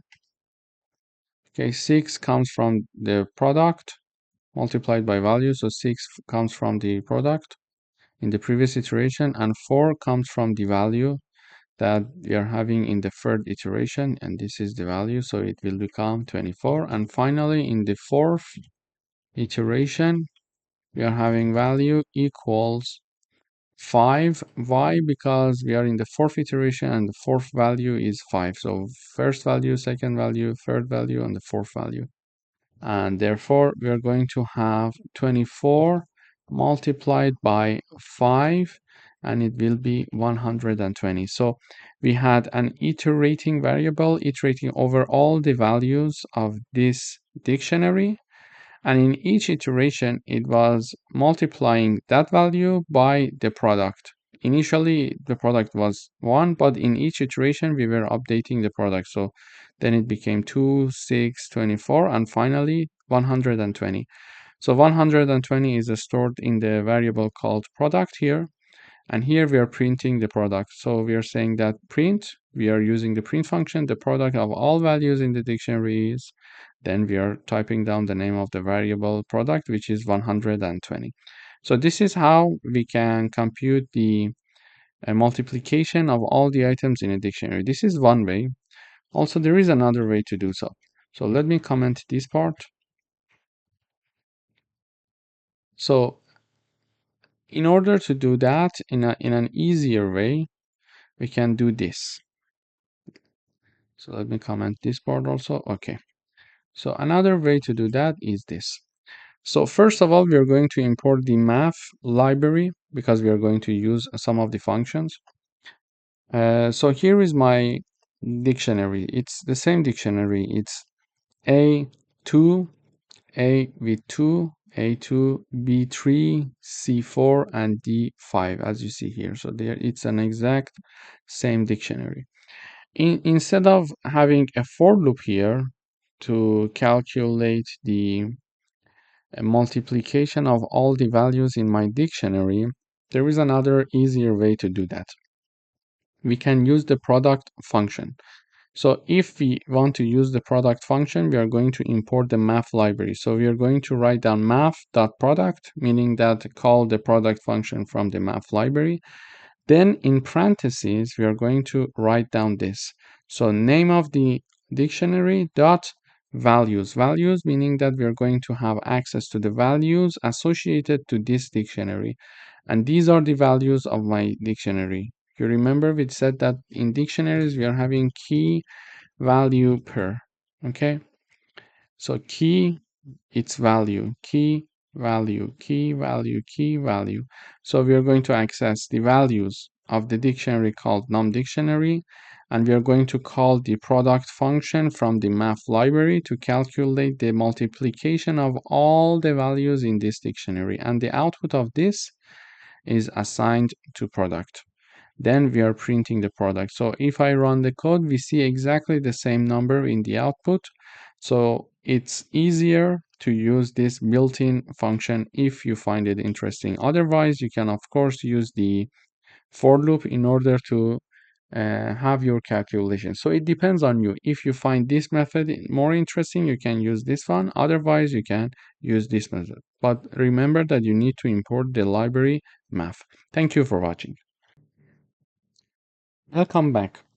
In today's video, we would like to write a program that finds the key with maximum value in a dictionary. So here is my dictionary. It is called scores. We see that in my dictionary, as always, we are having key value pairs. Okay, so this is one pair, this is another, this is another pair, this is another pair, and this is another pair. Okay, so Alice is my first key. Its associated value is 85, Bob 92, Charlie 88, and David 76. So this is my dictionary that has 4 key value pairs. My aim in this coding exercise is to find the maximum value in the dictionary. So you see that these are the values: 85, 92, 88, and 76. I would like to find the key that corresponds to the maximum value in the dictionary, and the key is Bob. Okay, so this is the maximum value. I would like to print its key, which is Bob here. Okay, so how can we do that? In order to do that, I'm creating a variable here called highest scorer, and then it is assigned to the call of function max value key, and as the argument I am passing the dictionary. So dictionary is passed as a dictionary to call max value key function. This max value key function is called and it is initialized and created using the def keyword, and it has one argument, which is the dictionary here that we have. We call it in the dictionary, we call it data. So this function is going to find the maximum value of this dictionary and return its key for us. How? We need to use the max function. So in order to do that, we use the max function. And in parentheses, first of all, we are having the name of the dictionary, and we call it here data. We can call it whatever. It can be data, data2, my data, my dictionary, anything. It's your choice. So we are going to use the max function, and we are going to call this max function with 2 arguments. The first one is the name of the dictionary, and the second one is this key equals data.get. So we are going to get the key, the maximum key of the data dictionary. Okay, so we are going to get the maximum key in the data dictionary. Okay, so this is how this max function is going to work. And then it is going to return us the key. For example, here the maximum key, the maximum value is 92, and it is going to first of all find the maximum value in this dictionary, which is 92. And here we are going to say the maximum value is 92, get me the key to this 92, and it is going to return Bob, and Bob is returned as the output of this function, and the output of this function is assigned to highest scorer, and here we are printing it out. So person with highest score, it's highest scorer. So highest scorer is being printed here, and we see that Bob is the highest scorer. But if I have, for example, Charlie to have the score of 100, and when I run the code one more time, we see that person with highest score, it is Charlie. Why? Because now the highest value in this dictionary is 100, and we are going to get the corresponding key to the maximum, we are going to get the maximum value, finding the maximum value, and return the key that is associated with the data dictionary. Okay, and basically we are first of all finding this 100, and it is going to return us Charlie, its associated key, and Charlie is returned. Therefore the output of this function, when we are calling it using this dictionary, is scores, is sorry, we are calling the max value dictionary and passing scores as the argument, and the output of this is assigned to highest scorer, and highest scorer is being printed out here in the output. So if I have another function here, sorry, another dictionary, for example, if I call it scores 2. Oh, so here Reza is, for example, 92. Bob is still there. Bob is 90. Charlie is still there. Charlie is 67, for example, and David is there. And David is, for example, this time 80. So here, who is the person who has the highest value? So Reza is the one who is having the highest value. Okay. Now I would like to call the max value key function, but pass this scores to dictionary and not the first dictionary. Okay, now I'm calling the function using the scores to dictionary. So if I run the code, we see that now the answer is Reza, because now I am calling this function using this dictionary, which is scores to. And you can have many different dictionaries and you can have different calls for the dictionary. Now I can have, for example, dictionary number 3, where, for example, David has, for example, 99, the score of 99. And here I am calling the function using the score 3, and I am calling it highest score 3. So here, highest score 3 in the third dictionary. So if I run the code, you see that we are having David being printed because we are having a third dictionary in which David has the highest value, and we are calling the max value function with this dictionary and assigning it to highest scorer 3 variable, and this variable is being printed out here. So the person with the highest score in the third dictionary is David, because David has 99. So basically in this video we learned how we can find the key with the maximum value in a dictionary. Thank you for watching. Welcome back. In today's video, we would like to write a program that merges two dictionaries. If a key exists in both, sum their values. So here is my first dictionary. It has 3 key value pairs. Key A has value 100, key B has value 200, and key C has value 300. Then we are having the dictionary 2, has 3 again key value pairs. Key B has the value of 100, key C has the value of 50, and key D has the value of 400. Now we see that here it says if key exists in both, sum their values. So now we would like to create a third dictionary in which, for example, here dictionary 3, we would like to have a third dictionary in which we are having A, it's 100. We are having B, it's 350. Why? Because we are having B here and here. And the program says if key exists in both, sum their values. So it's 200 and 150, so it will be 350. So, and then we are going to have C, which is 300 in the first dictionary and 50 in the second dictionary, so it will become 350. Finally, we are having D, we are having D, which is 400. Okay, so we would like to create a third dictionary merging these two dictionaries. And if one key exists in both of them, we are going to sum their values. But how can we do that? Manually, of course, we can do it very easily. But how can we do it using Python?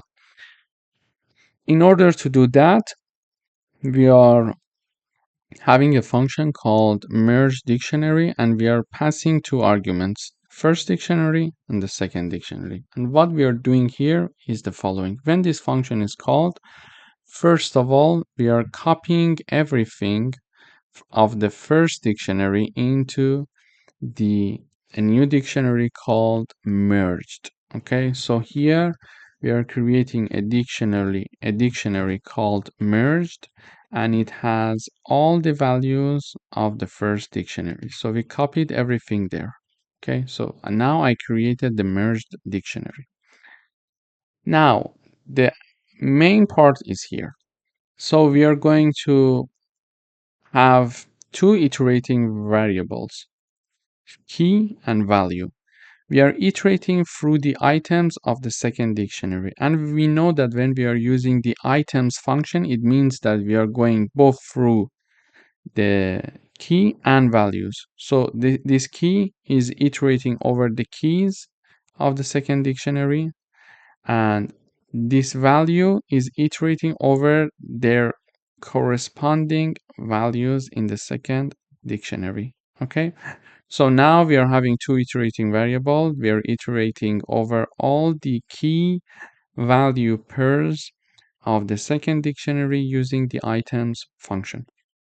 Now when we enter this loop, we are going to check and see if the key is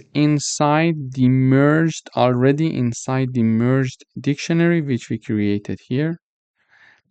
If this is true, get the value of that key from the merged dictionary and add the value of the same key from the dictionary too.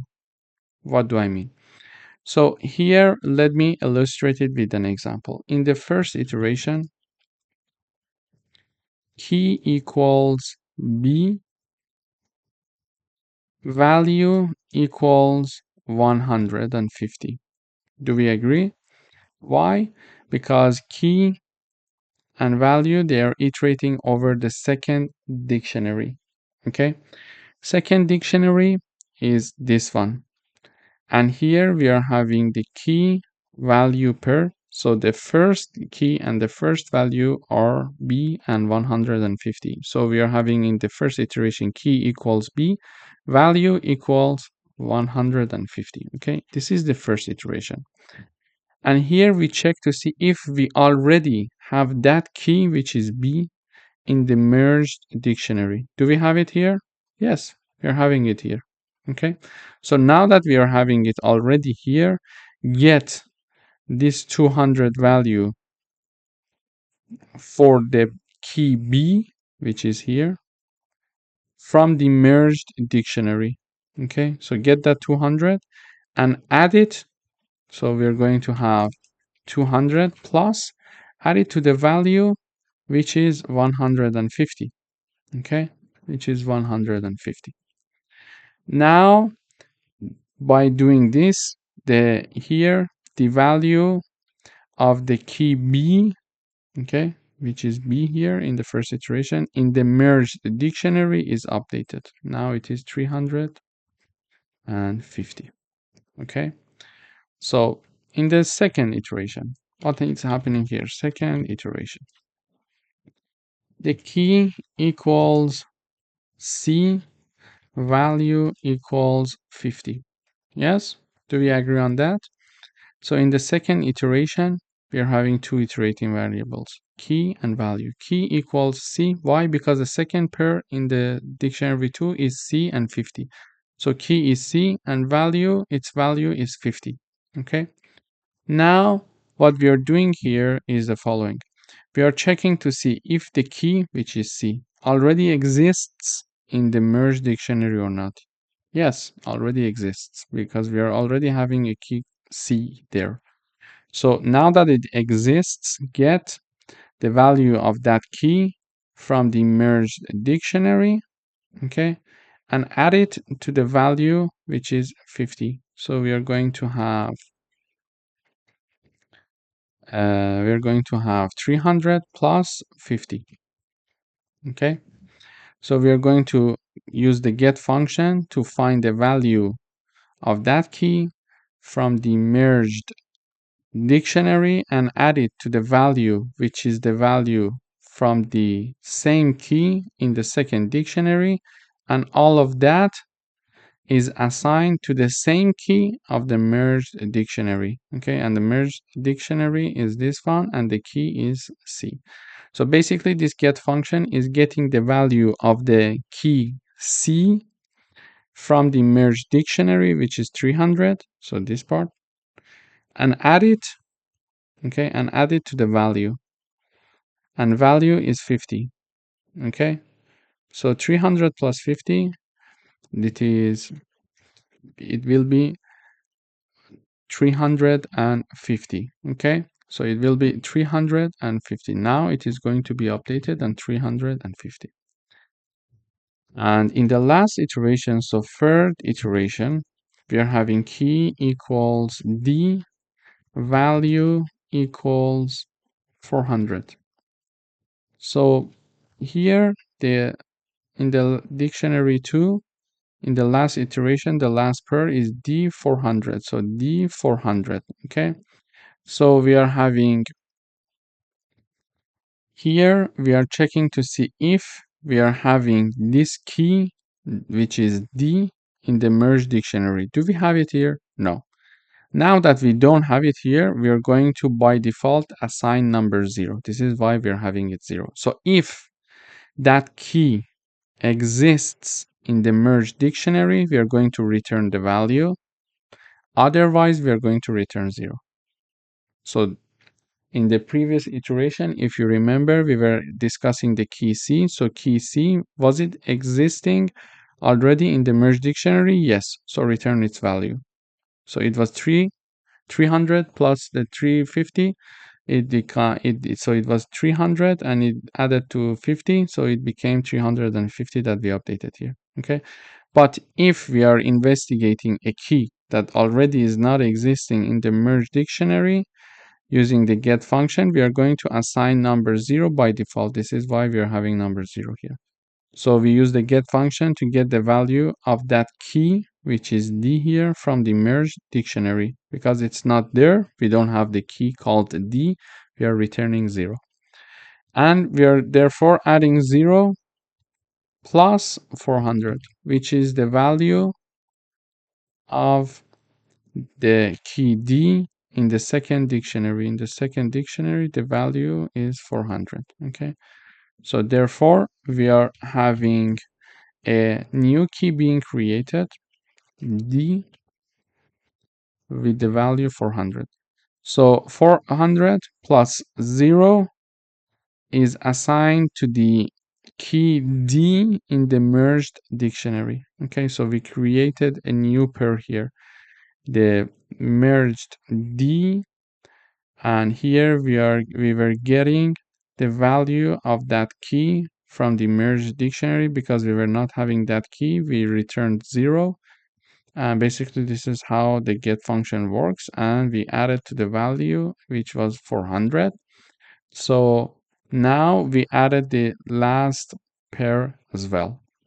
So this function, basically using one line in the for loop, we could complete the merged dictionary. And finally, in the end, after this for loop is finished, this function is going to return the merged dictionary.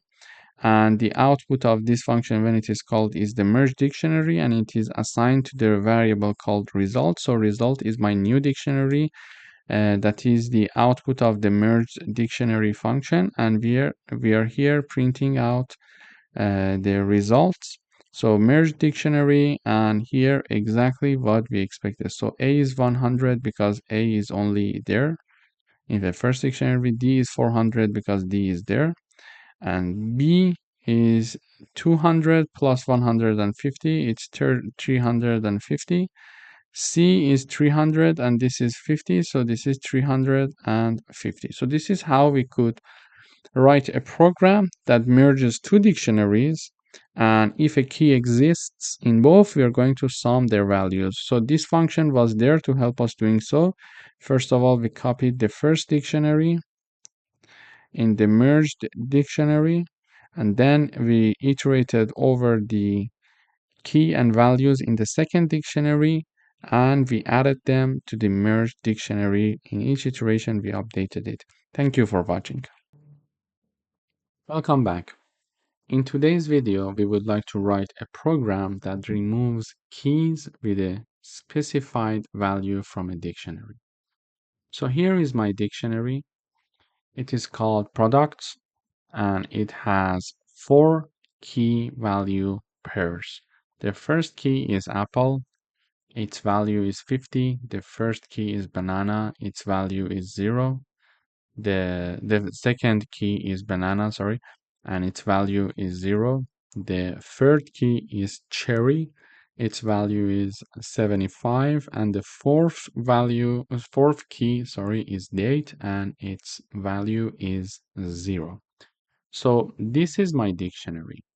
Now I would like to create a new dictionary from this dictionary and remove the key value pairs when a value has the value of 0. So we see that here banana and date are having value 0.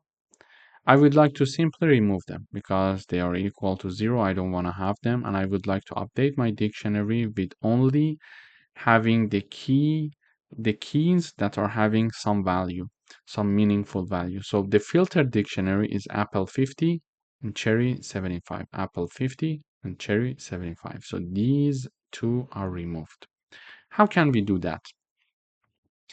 In order to do that, I call a function called remove keys with value, and 2 arguments are passed. So the first one is my dictionary and the second one is 0 because I would like to remove any keys that has a value of 0. This is why I'm passing 0 there. Then in this dictionary, as we mentioned, we are having 2 arguments, data and target value. So data is the name of my dictionary in this function. We can name it as we want. And target value is number 0 that I don't want to have keys with this value. So here we are using the dictionary comprehension. So we are saying that create a new key value dictionary for me for each key and value that is inside the data dictionary, which is my product dictionary. And in the function, simply I call it data because it's the first argument. And we see that the first argument for the call is product dictionary. So we see that this is the dictionary. So for each key and value in the data dictionary that we are iterating using the items function, meaning that we are iterating over the key and value. So the key is going to iterate over the keys and value is going to iterate over the values. Okay, so for each key and values that are in the data dictionary, if the value is not equal to the target value, then insert it into my new dictionary, meaning that in the first iteration, key is apple. Okay, in the first iteration, key is apple, and its value is, let me write value, its value is 50. So key is apple, value is 50. We are saying that if value, which is 50, is not equal to the target value, what is that number? It's 0, the second argument, okay? So 50 is not equal to 0. Yes, it's true. Therefore, insert it to my dictionary, okay? Key value. So apple and 50 is added to the dictionary. So we are having apple and 50. Then in the next iteration, we are having the key equals to banana and the value equals 0.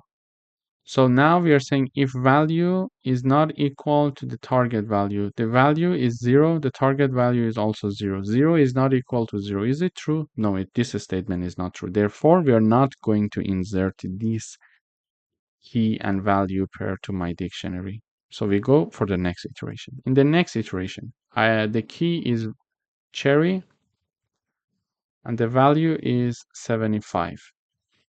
Okay. So we say key is cherry and value is 75 in the next iteration. We check if 75 is not equal to 0. Is it true? Yes, it's true. 75 is not equal to 0. Therefore, insert them into my dictionary, key and value. So now I'm adding cherry with the value 75. So this is the next one. And in the next iteration, the key is date now because this is the next iteration. So it is date. And its value is 0. So in the next iteration, we check the 0 is not equal to 0. Is it true? No, it's not true. 0 equals 0. So we're not going to, because it's not true, we are not going to insert the key and values. So we created a dictionary with two pairs of keys and values. So apple and 50 and cherry and 75 and return it. So this is the place that we call this function with two arguments. So we are going to return the output, which is this is the dictionary that is output of the remove keys with value dictionary. And this is assigned to the filtered dictionary. Okay, so the filtered dictionary is now having these two key value pairs. So filtered dictionary equals. Okay, so filtered dictionary equals. So the filtered dictionary is now created. And simply we are saying that filtered dictionary, and we are printing it out in the output. Basically, this function can help us to create a new dictionary and avoid any key value pair with a specific value number. For example, here I was calling the function. The first argument was the dictionary. The second argument was 0, meaning that I don't want to have any keys in this dictionary to be there anymore if its value is 0. But if I want to remove the for example, if I want to remove the keys that are having the value 75, so I pass number 75. So when I run the code, we see that in the filtered dictionary, we have everything but cherry. Cherry has the value 75, and I didn't want that because I put 75 there. So we see that in the filtered dictionary, we are having everything. Apple is 50, we are having it. Banana is 0, we are having it. And date is 0, and it's there. But cherry is not there because the criteria for filtering of the dictionary has changed now. Now I want to exclude keys that are having value 75. So this is basically how we can filter a dictionary with a specifically with a specified value. Thank you for watching. Welcome back. Here we would like to write a program that swaps the keys and values in a dictionary. So, for example, here is my original dictionary. We see that there are 3 keys and 3 values. Okay, so 3 pairs are there, 3 key value pairs, let's say. Okay, here is that. So for Alice, we're having manager. For Bob, we're having engineer. For Charlie, we're having the designer. Now I would like to swap the value with the key in each element. So the keys must be swapped with the values. So in the output, we see that instead of having Alice manager, we are having manager Alice. Instead of having Bob engineer, which is key and value, now we are having the new key is engineer and the Bob is the value. So instead of having Charlie designer, we are having designer Charlie. Okay, so this is basically how we want the output to be. So how can we do that? We can use dictionary comprehension. Here we are having the original dictionary, and then I'm calling a function called swap keys values, and we are passing one argument only, and that argument is our dictionary. So this function is going to help us to reach to this dictionary. But how can we do that? So this function is going to have the creation of a new dictionary. And here we see that we are iterating over the key and values of this dictionary. So the keys and values of the data dictionary. The dictionary, which was named original, in the function it is called data. We can name it whatever. So we are iterating over the keys and values of the data dictionary, okay? And what we are returning here is that instead of having the key values, we are having value key, okay? So let me illustrate it with an example. So in the first iteration, key equals Alice, value equals manager. Okay, so key equals Alice, value equals manager. So we are iterating through this in the data dictionary. So key, which is Alice, and value, which is manager. Now return it instead of having the key value, return it in a value key. So we are swapping their place. So now we are creating a new dictionary where the key is manager,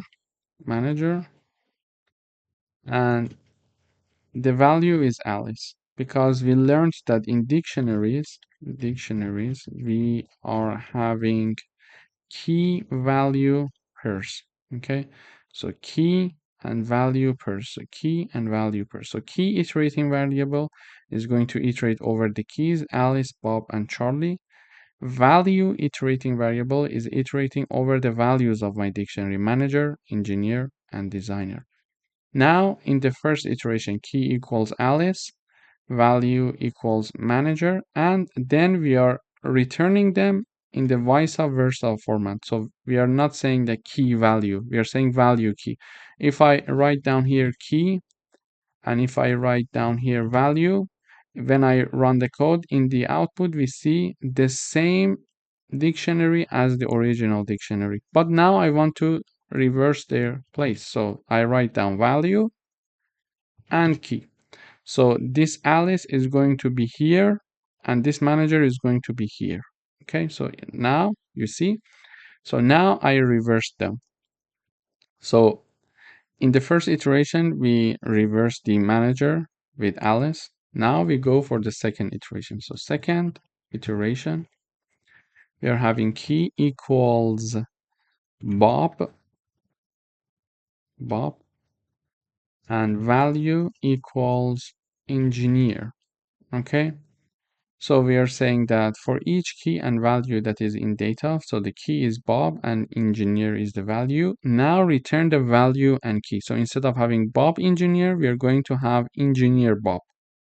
So here, the second one is also now set. So we are having engineer and Bob. Okay, so we swap their place.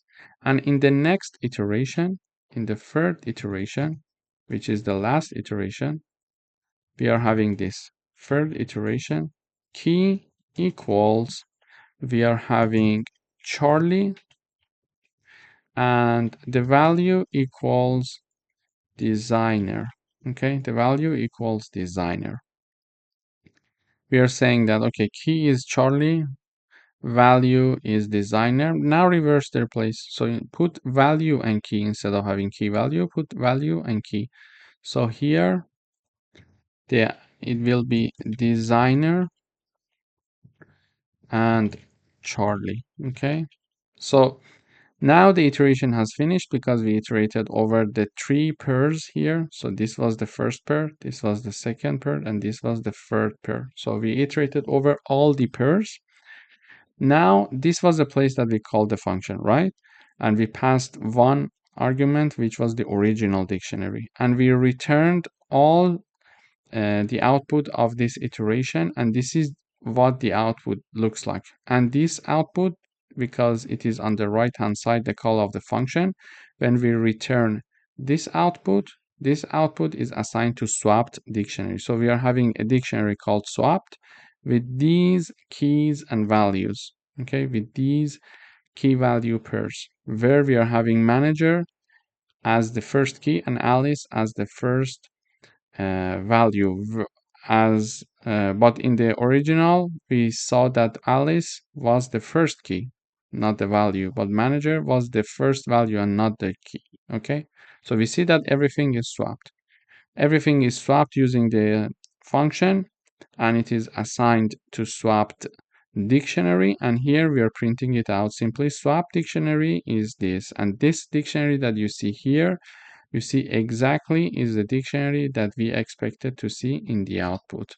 So in this video, we learned how to define a function that can help us to swap the place of keys and values in a dictionary. Thank you for watching. Welcome back.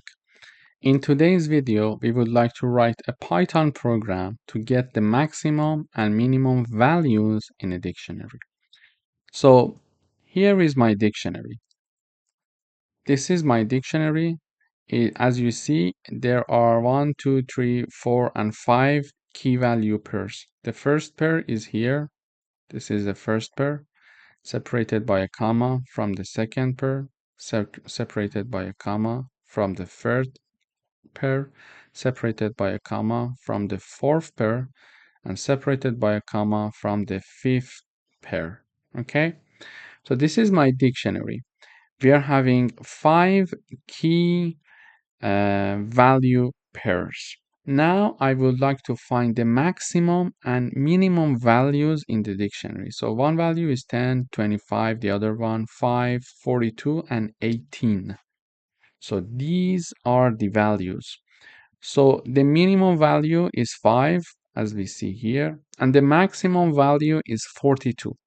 So when we see it, it's easy to find it. However, if you have a very large dictionary, it's not easy to find it manually by looking at it. So we need to have a code, a function that, does the job for us. This is why we use programming, to improve the efficiency, okay, and save some time for ourselves. So in order to do that, we are having some built-in functions in Python. We are having the max and min function. So this is the max function,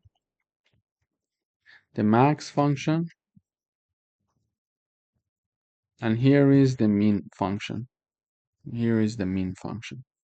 So these are the two functions that we are having it here. So the max and the min. So these are going to help us to find the maximum value in the dictionary and the minimum value in the dictionary. But in parentheses, I would like to have the values, yeah? So I would like to have the maximum values. So I write down the values. So I'm using the values function. Then the values from which dictionary? My dictionary, yes? So I use the value function to access the values of my dictionary. This is the name of my dictionary, and find its maximum value. So using the max function, I'm accessing the maximum values of my dictionary. And this is when it is found, it is assigned to a new variable called max value. And here, similarly, we are having the minimum function to help us. So I'm finding the minimum values, okay, minimum values of my dictionary, So using the minimum function and values function, I'm finding the minimum value in my dictionary. Okay, when it is found, it is assigned to min value variable that we are having it here. And finally, we are using the print function to show our output. We are having the maximum value and minimum value. So max value, this variable, and the min value, which is this variable, are being printed, both of them in the output. So we see the max value is 42, the min value is 5. So if I change it, for example, the 42 is the max value. If I make it to be 80, for example, when I run the code, we see that the max value is now 80. But if I make it to be like 20, this one is now 20. So D is having the 20. Now, what is the max value? So 25 is the max value, right? So if I run the code, we see that 25 is now having the maximum value. And also for the same goes for the minimum. So for the minimum, if I have, instead of having 5, I have 2 and I run, we see that the minimum values is 2. If I have, instead of having 80, if I have 1, the minimum value is now 1. So this is how we can see that by changing even the values, whenever we run the code, we are able to easily and very fast find the maximum value in our dictionary and minimum value. Thank you for watching. Welcome to this video. In today's video, we would like to write a Python program to unpack a tuple into several variables. So here is my tuple. As you see here, it has 3 elements. So we know that in tuples, we need to declare them within parentheses. Okay, so when we want to declare the tuple, we need to define the elements within the parentheses, inside the parentheses. Okay. So here is my tuple. It has 3 elements, 10, 20, and 30. Now I would like to unpack this tuple into several variables. Because it has only 3 elements, we can only unpack it to 3 variables. In order to do that, on the right-hand side, I write down the name of the tuple, and on the left-hand side, I type down 3 variables that I would like them to get the values of the elements of this tuple. So here I have a tuple with 3 elements. Therefore, on the left-hand side, I have to put 3 variables. So the first element the first element 10, is going to be assigned to A. The second element of my tuple is going to be assigned to B. And the third element of my tuple, which is 30, is going to be assigned to C. And then when I'm having the print and display of my variables here, so when I run the code, we see that the value of variable A is 10, exactly the first element. The value of the variable B is 20, exactly the second element, and 30 for the third element. So what if I have a tuple with 4 elements here? And here I'm having 3 variables. So when I run the code, you see that we are having errors. Why? Because we are having a tuple with 4 elements, but it is being assigned to 3 elements only. So it's necessary to have 4 elements on the left-hand side when we are having 4 variables on the left-hand side when we are having 4 elements in my tuple. So we can conclude this. The number of variables on the left-hand side must be equal to the number of elements in my tuple when we are unpacking. Okay, unpacking. So here now, when I have 4 elements and I have 4 variables, everything should be okay. I'm going to also print the variable d here so we can see d. So when I run the code, we see that A is 10, B is 20, C is 30, and D is 40. So D is getting the last value in my tuple. So in this video, we learned how we can unpack a tuple into several variables, and we learned that we need to be careful about the number of elements and the number of variables that we are having on the left-hand side. And we learned that the number of variables on the left-hand side must be equal to the number of elements in the tuple if we are unpacking a tuple into several variables. Thank you for watching. I'll come back. In today's video, we would like to write a Python program to create a dictionary from a string. So here is my string. So my string is hello, and it is assigned to a variable called text. Then here is my empty dictionary. Now I would like to have a dictionary being created from the string. But how do I want this dictionary to look like? So I would like to have something like this in the output. We learned that for dictionaries, we are having the key value pairs. Okay, so here you see that I'm having one pair here, one pair here, one pair here, and one pair here.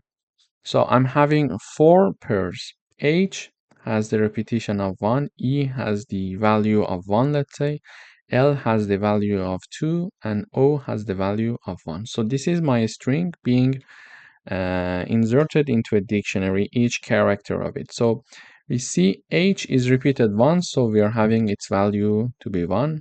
E is repeated once, we are having its value to be 1. L is repeated twice, so we are having its value to be 2. And O is repeated once, so we see that its value is 1. So how can we do that? In order to do that, we need to write a for loop. So we are having an iterating variable called char, and we are saying that for each character in my string called text, if that character is inside my dictionary, then increase the counter one value, the counter. And if it's not in this dictionary already, insert it in the dictionary and assign the value to 1. Let me illustrate it with an example. So here my string is hello. Okay. In the first iteration, we are having char equals h. Yes, we are having something like this. So char equals h because we are going through each character of the text variable, and the text variable is hello. So the first character is h. So in the first iteration, the character equals h.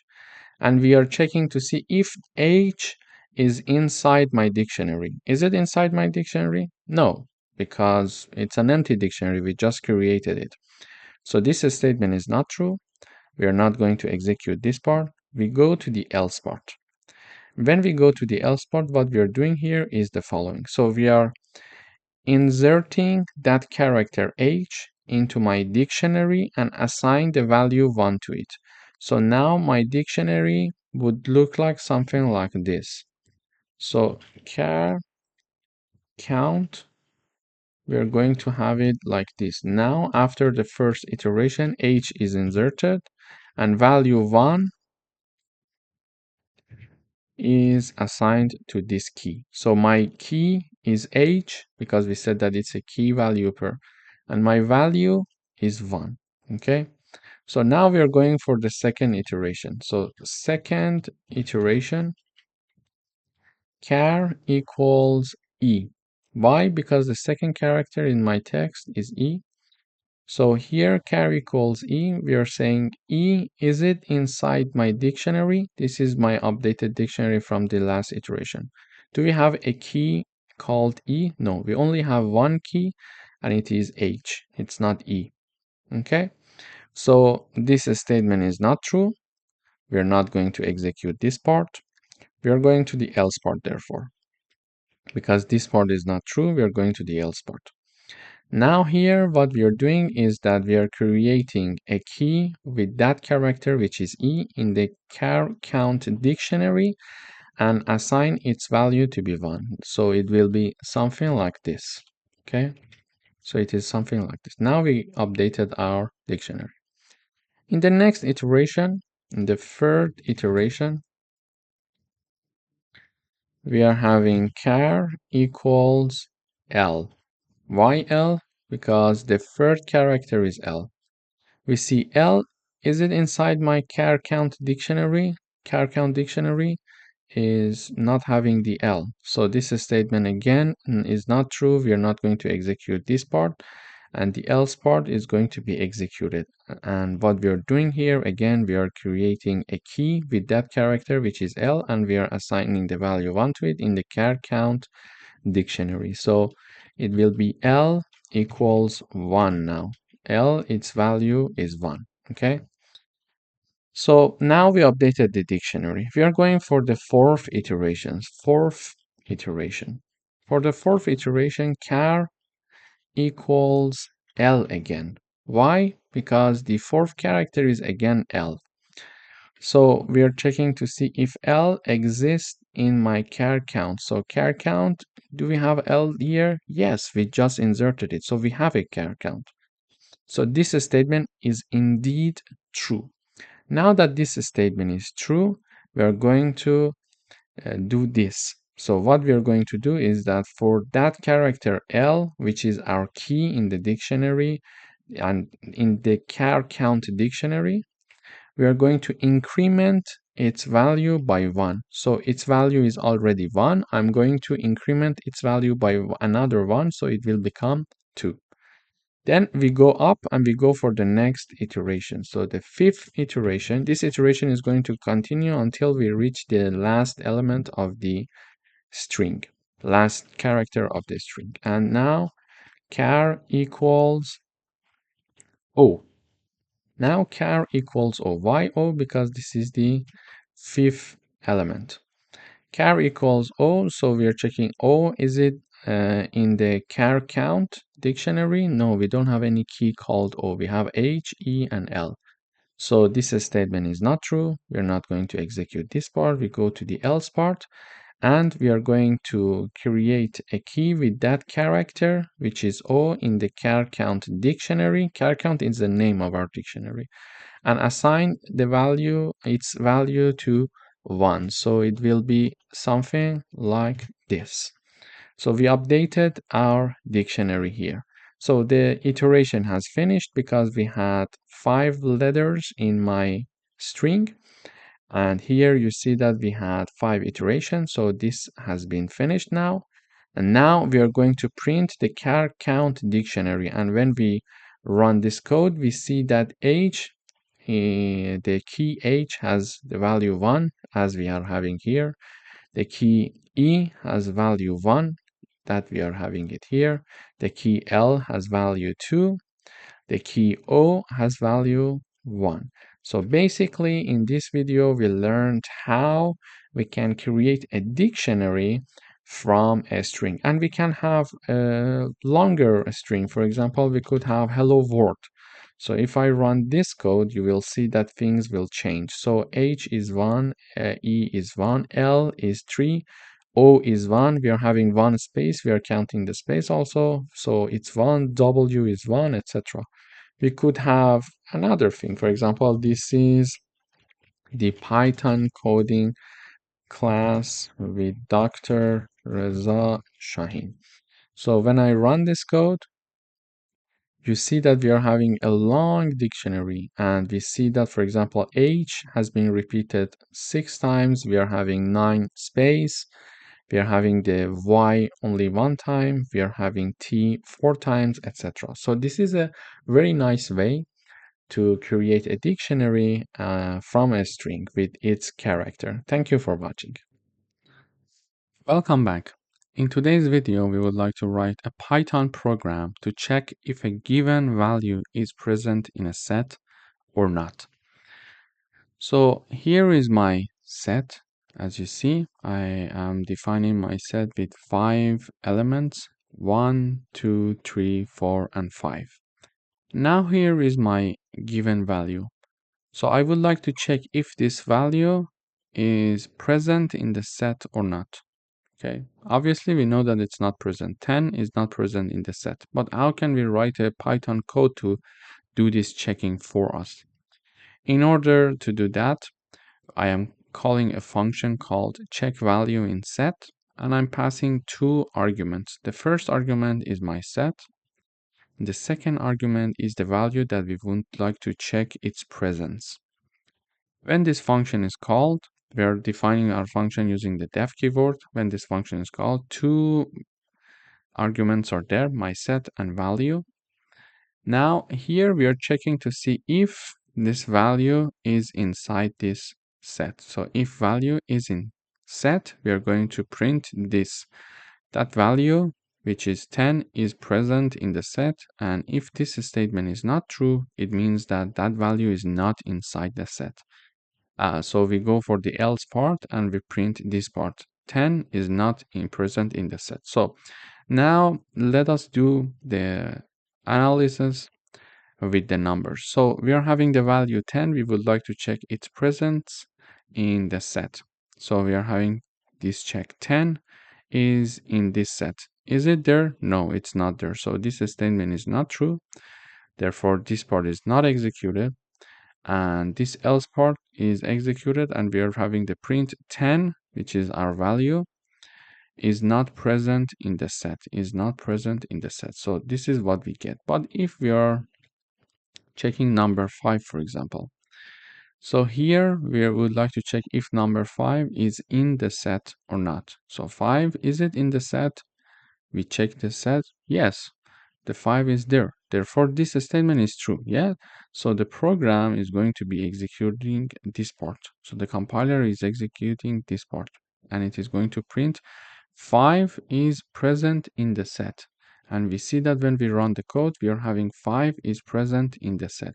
Basically, this is how we can consider it. And we can have, for example, another set here. I would say my set 2, and it is equal to 2, 4, 6, 8, and 10, for example. Okay, this is my new set, and my value 2 is number 5, for example. Now, when I call the function, the check value in set, I'm using the second set as the argument, and also I use the second value as the second argument. So now I call the check value in set function, and I'm having two arguments, my set2 and value2, instead of this one. So if I run the code, we see that we would like to check if 5 is present in this set. Is it present? No. Therefore, this statement is not true. We're going to see this message. 5 is not present in the set. So we see 5 is not present in the set. But if I check to see if number 6 is there, we see that 6 is present in the set. 6 is present in the set. So this is basically how we can check if a number, a given value, is present in a set or not. Thank you for watching. Welcome back. In today's video, we would like to write a Python program to count the elements in a list until an element is a tuple. So let us look at this list. This is my list. I'm having different elements here. So I'm having number 1, 2, 3. I have a string here, hello. I have a float number there, 4.5. I have a tuple inside my list, and I have number 8 and number 9. I would like to have a Python program to count the elements in the list until an element is a tuple. So they count the elements in the list until an element is a tuple. So how many elements do we have here? 1, 2, 3, 4, and 5. Before we reach the tuple, which is this part, we are having 5 elements. And when I run the code, we see that count of elements before a tuple is 5. So we would like to get that 5. Okay, but how can we compute that? Here is my list. I'm having integers, I'm having float numbers, we are having a string, and we're having also a tuple inside this list. We are initializing a variable called count to 0. So it is initialized to 0. Now, in order to understand how many numbers are there as the elements before that tuple, we are going to have a for loop. So we are having a for loop for each item. Item is my iterating variable. For each item in my list, if the type of that item equals tuple, break. Okay? Otherwise, if it's not like that, just simply increase the counter. So for example, if I want to illustrate it in another way, in the first iteration, item equals 1. And we check the type of the item. So we are checking in the first iteration, we check the type of 1. Is it equal to tuple? No, because it's integer. Okay, so nothing is going to happen. Simply the counter is increased. Counter was initialized to be 0. Now it is initialized, it is increased to be 1. Okay. Then we are having the second iteration. So item equals 2. So item 2, here it's an integer again. So we are checking the type of the item, which is 2. And the type of the item is integer. Is it equal to tuple? No, it's not. Therefore, we don't have to break. We are going to increase the count one more time. So count equals 2 now. Then we are having the third iteration. So item equals 3 now, because in the next iteration, third iteration, third element. We see that here count will be 3. Why? Because number 3 is again an integer. We're checking its type, so it's an integer. Is it equal to tuple? No. We don't do the breaking. We increment the count, so it's now equals to 3. Then we are having the fourth iteration. So item equals hello. This time hello. So now item equals hello. We check the hello type. It's a string. Is it equal to tuple? No, string is not equal to tuple. We don't do the breaking. We increment the count. So the count equals 4. And the fifth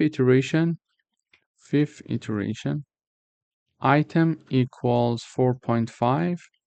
So this time the type of the 4.5, when we are checking it here, it's a float. Is it equal to a tuple? No. So we don't do the breaking. We are going to increment the count one more time. So count equals 5.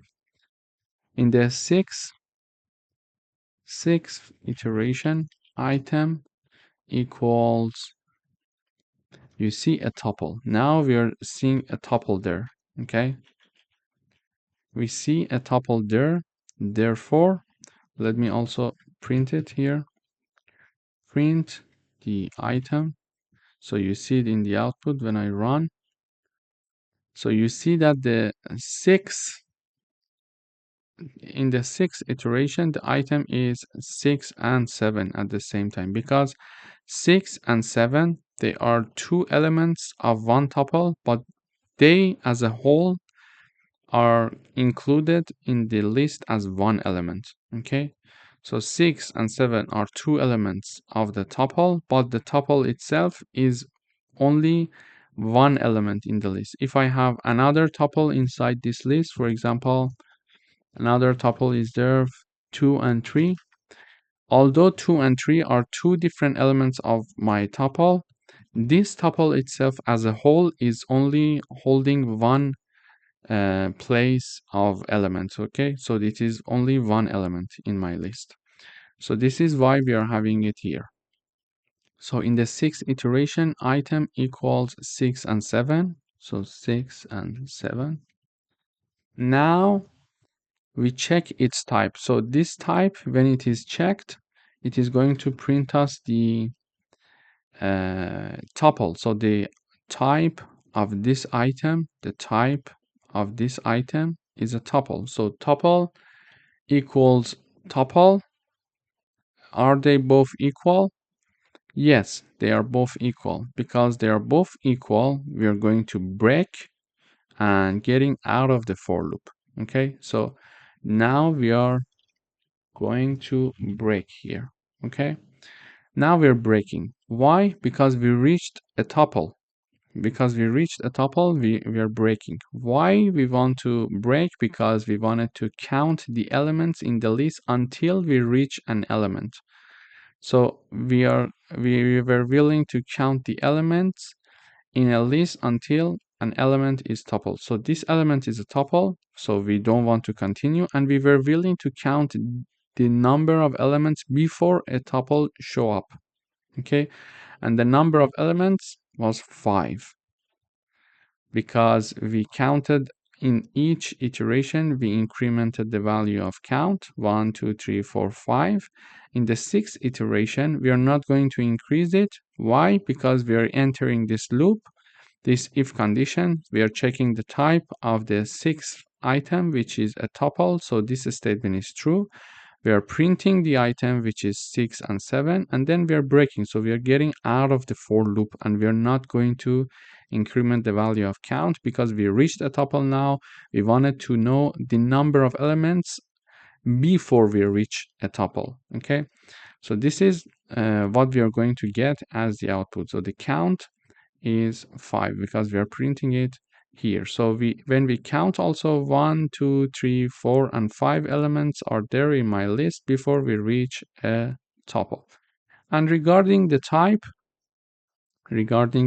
for example, I'm having x equals 10, I'm having y equals 12.5, I have z equals Reza, and I have the type function. So when I have the type function, I can have the type x, type y, type z. So now if I want to print them, print the type, we can have in parentheses the print. So it's print, and it is printing. So we are printing the type. So when I run the code, you see that the first one, the x is integer, the second one is float, and the third one is a string. So with respect to this function, I wanted to clarify how it works. The way that it works is the following. We are having 3 variables, one integer, one float, and one string. In order to understand their type, we use the type function and we put in parentheses the name of my variables. And because I want to print this type, I use the print function as well. So we see that the type of x is integer, the type of y is a float, which is true, and the type of z is a string. Here you see it's in a string. So in each iteration, we are saying integer, is it equal to tuple? No. A string, is it equal to tuple? No. When we were having hello in the fourth iteration, so it was a string. So string, is it equal to tuple? No. So we were incrementing the count. Okay. Or here, in the first iteration, item was equal to 1, so it was an integer. So we were saying integer equals to equals tuple? No. So when the statement was not true, we were not going to enter the if condition, and we were incrementing the value of count because we realized that the item is not a tuple, and we wanted to continue the count until we reach a tuple. Thank you for watching. Welcome back. In today's video, we would like to write a Python program to find the maximum and minimum values in a set.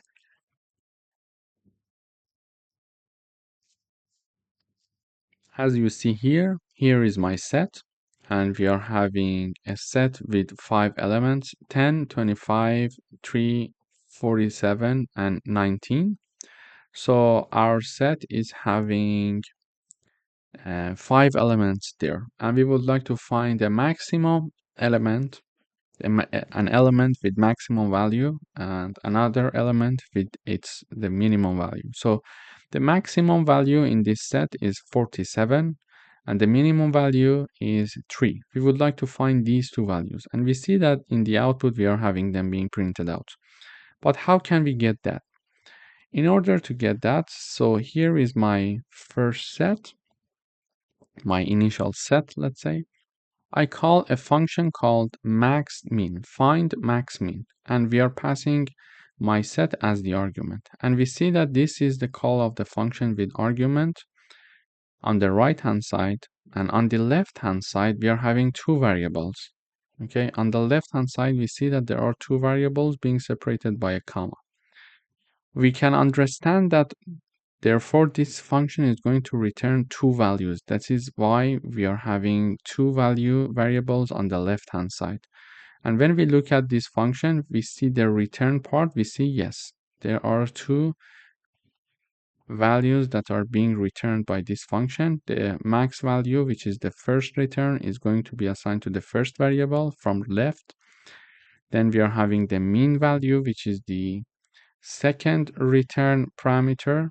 It is going to be assigned to the second variable, which is mean val. Okay, so this function, whenever it's called, we are passing one argument, and we understand that even before reading the function, we understand that this function is going to return 2 values and assign them to these 2 variables, max val and mean val.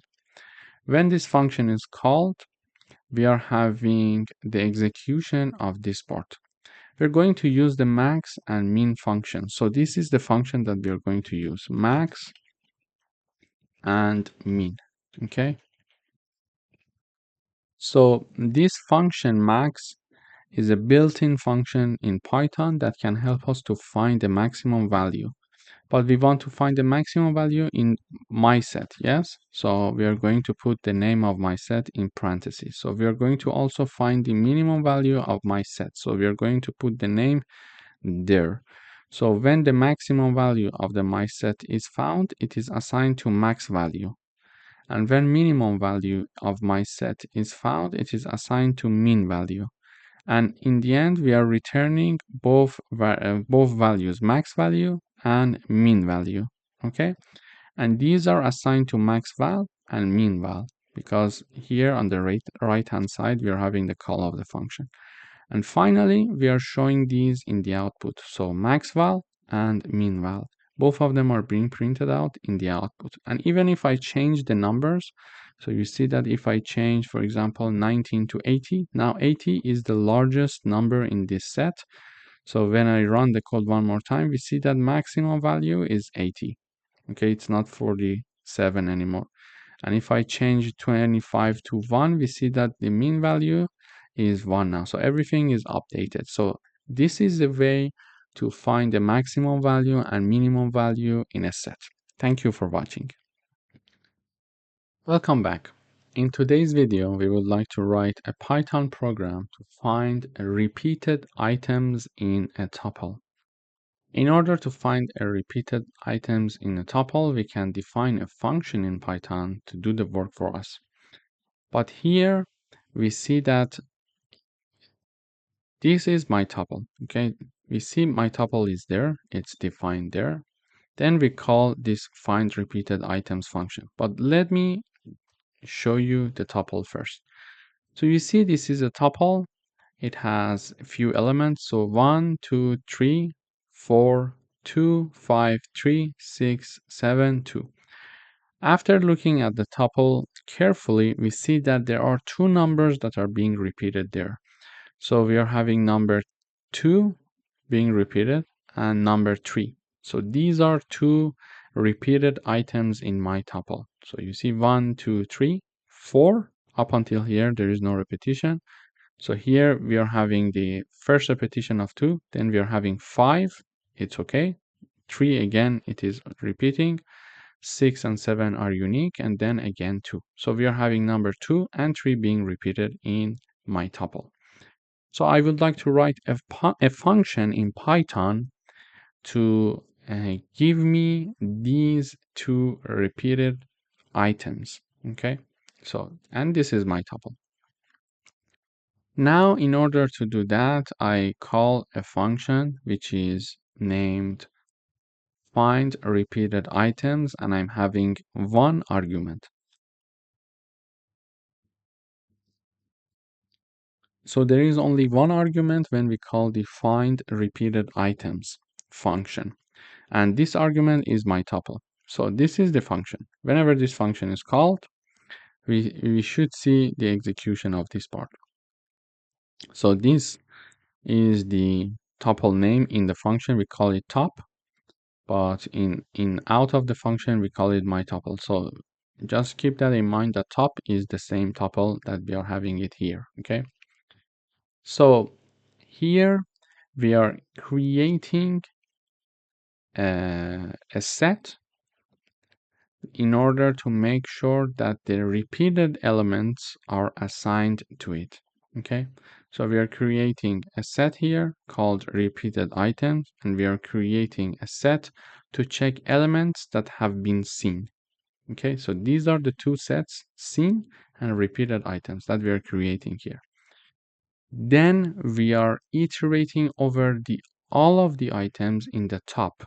So meaning that we are going to have in the first iteration item equals 1, second iteration item is equal 2, third iteration items equal 3, fourth iteration items equal 4, fifth iteration items equal 2, etc. until the end. Okay, so this is my for loop. here we see that we check if that item is in the scene set. Okay, we are going to track the elements that have been repeated in the scene set. So we check to see if that item is in that set. If that item is in that set, we are going to say add that item to the repeated items set. Okay, so let me illustrate it with a numerical example so it would be easier. First iteration, item equals 1. Okay, so we check if 1 is item in the first is in scene set. Is it there? No, because this set is empty now. Okay, so this set is now empty, so it's not there. So because it's not there, we are adding this item which is equal to 1. That item is being added to the repeated items set. Okay, to the repeated item set. So now we can have the repeated items set equals, now it has the value 1 because we just added it. Let me say it one more time. In the first iteration, item equals 1, which is the first element of the tuple, because we are iterating through the tuple, each element one by one. We check if that item is in scene. Is it in the scene set? No, scene set is empty. Now it has no values. So scene set, it's having no values for the moment. It is empty now. Okay. So is it there? No, it's not there. So sorry, I made a mistake here. So if it's not there, okay, this statement is false because that item equals to 1 is not in the scene. Okay. So now that it's not in the scene, here this statement is false. Therefore, this part is not executed. We are going to the else part. We are going to add that item in the scene set. Okay, so number 1 is being here. So let me say it one more time because there was a fault there. So in the first iteration, item equals 1 because we're in the first iteration. So we check to see if item is in scene. So scene, we just created it and it's an empty set. So it's not in there. So this statement is not true. Therefore, this part is not executed. We go to the else part and we are going to add that item in the scene set. Okay, in the scene set, it is added. Now scene set has the item 1. Okay, now we go for the next iteration. So now in the next iteration, items equal 2. Okay, items equal 2. This is the second iteration. We check to see if number 2 is in scene set. So scene set has only one element, which is 1. So is it 2? Is it there? No, it's not there. This statement is not true. We go to the else part. We add the number 2 to the scene set. Okay, so now it's added also. We go for the next iteration. So item equals 3. So 3 is in scene set. Is it true? No, 3 is not there. We are only having 1 and 2. So we go to the else part. We add number 3 to the scene set. So number 3 is also added here. Okay. Then we go for the next iteration. Item equals 4. Items equal 4 equals 4. So we see a 4. Is it in the scene? 1, 2, 3. No, 1, 2, 3 is only there. 4 is not there. So this statement is again false. We go to the else part. We add number 4 to the scene set. So number 4 is being printed here. Okay, is being inserted here. Then in the next iteration, item equals 2 again. You see, after 4, we are having number 2. So number 2 is there. Now that number 2 is there, we check to see if number 2 is in scene. When we check the scene set, we see yes, number 2 is there. So this statement is true now. Now that it's true, we are going to execute this part, meaning that we're going to add number 2 to the repeated items. Okay, so the repeated items. This is the set, which was empty so far. So now number 2 is being added there. And we go for the next iteration. Now item equals 5. So 5, is it in the scene?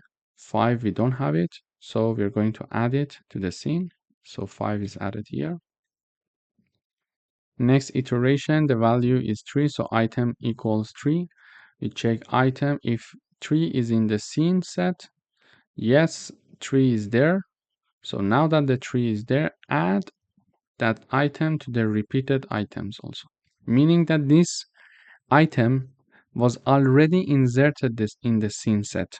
Okay, so it's a repeated item. This is why we are adding it in the repeated items set. Okay, so 2 and 3. After that, we are having 6 and 7. Okay, after that, we are having 6 and 7. So 6 and 7 are not already there in this scene set. So scene set is now 6 and 7. Then we are having the item equals 2. So 2 item 2, is it in the scene? Yes.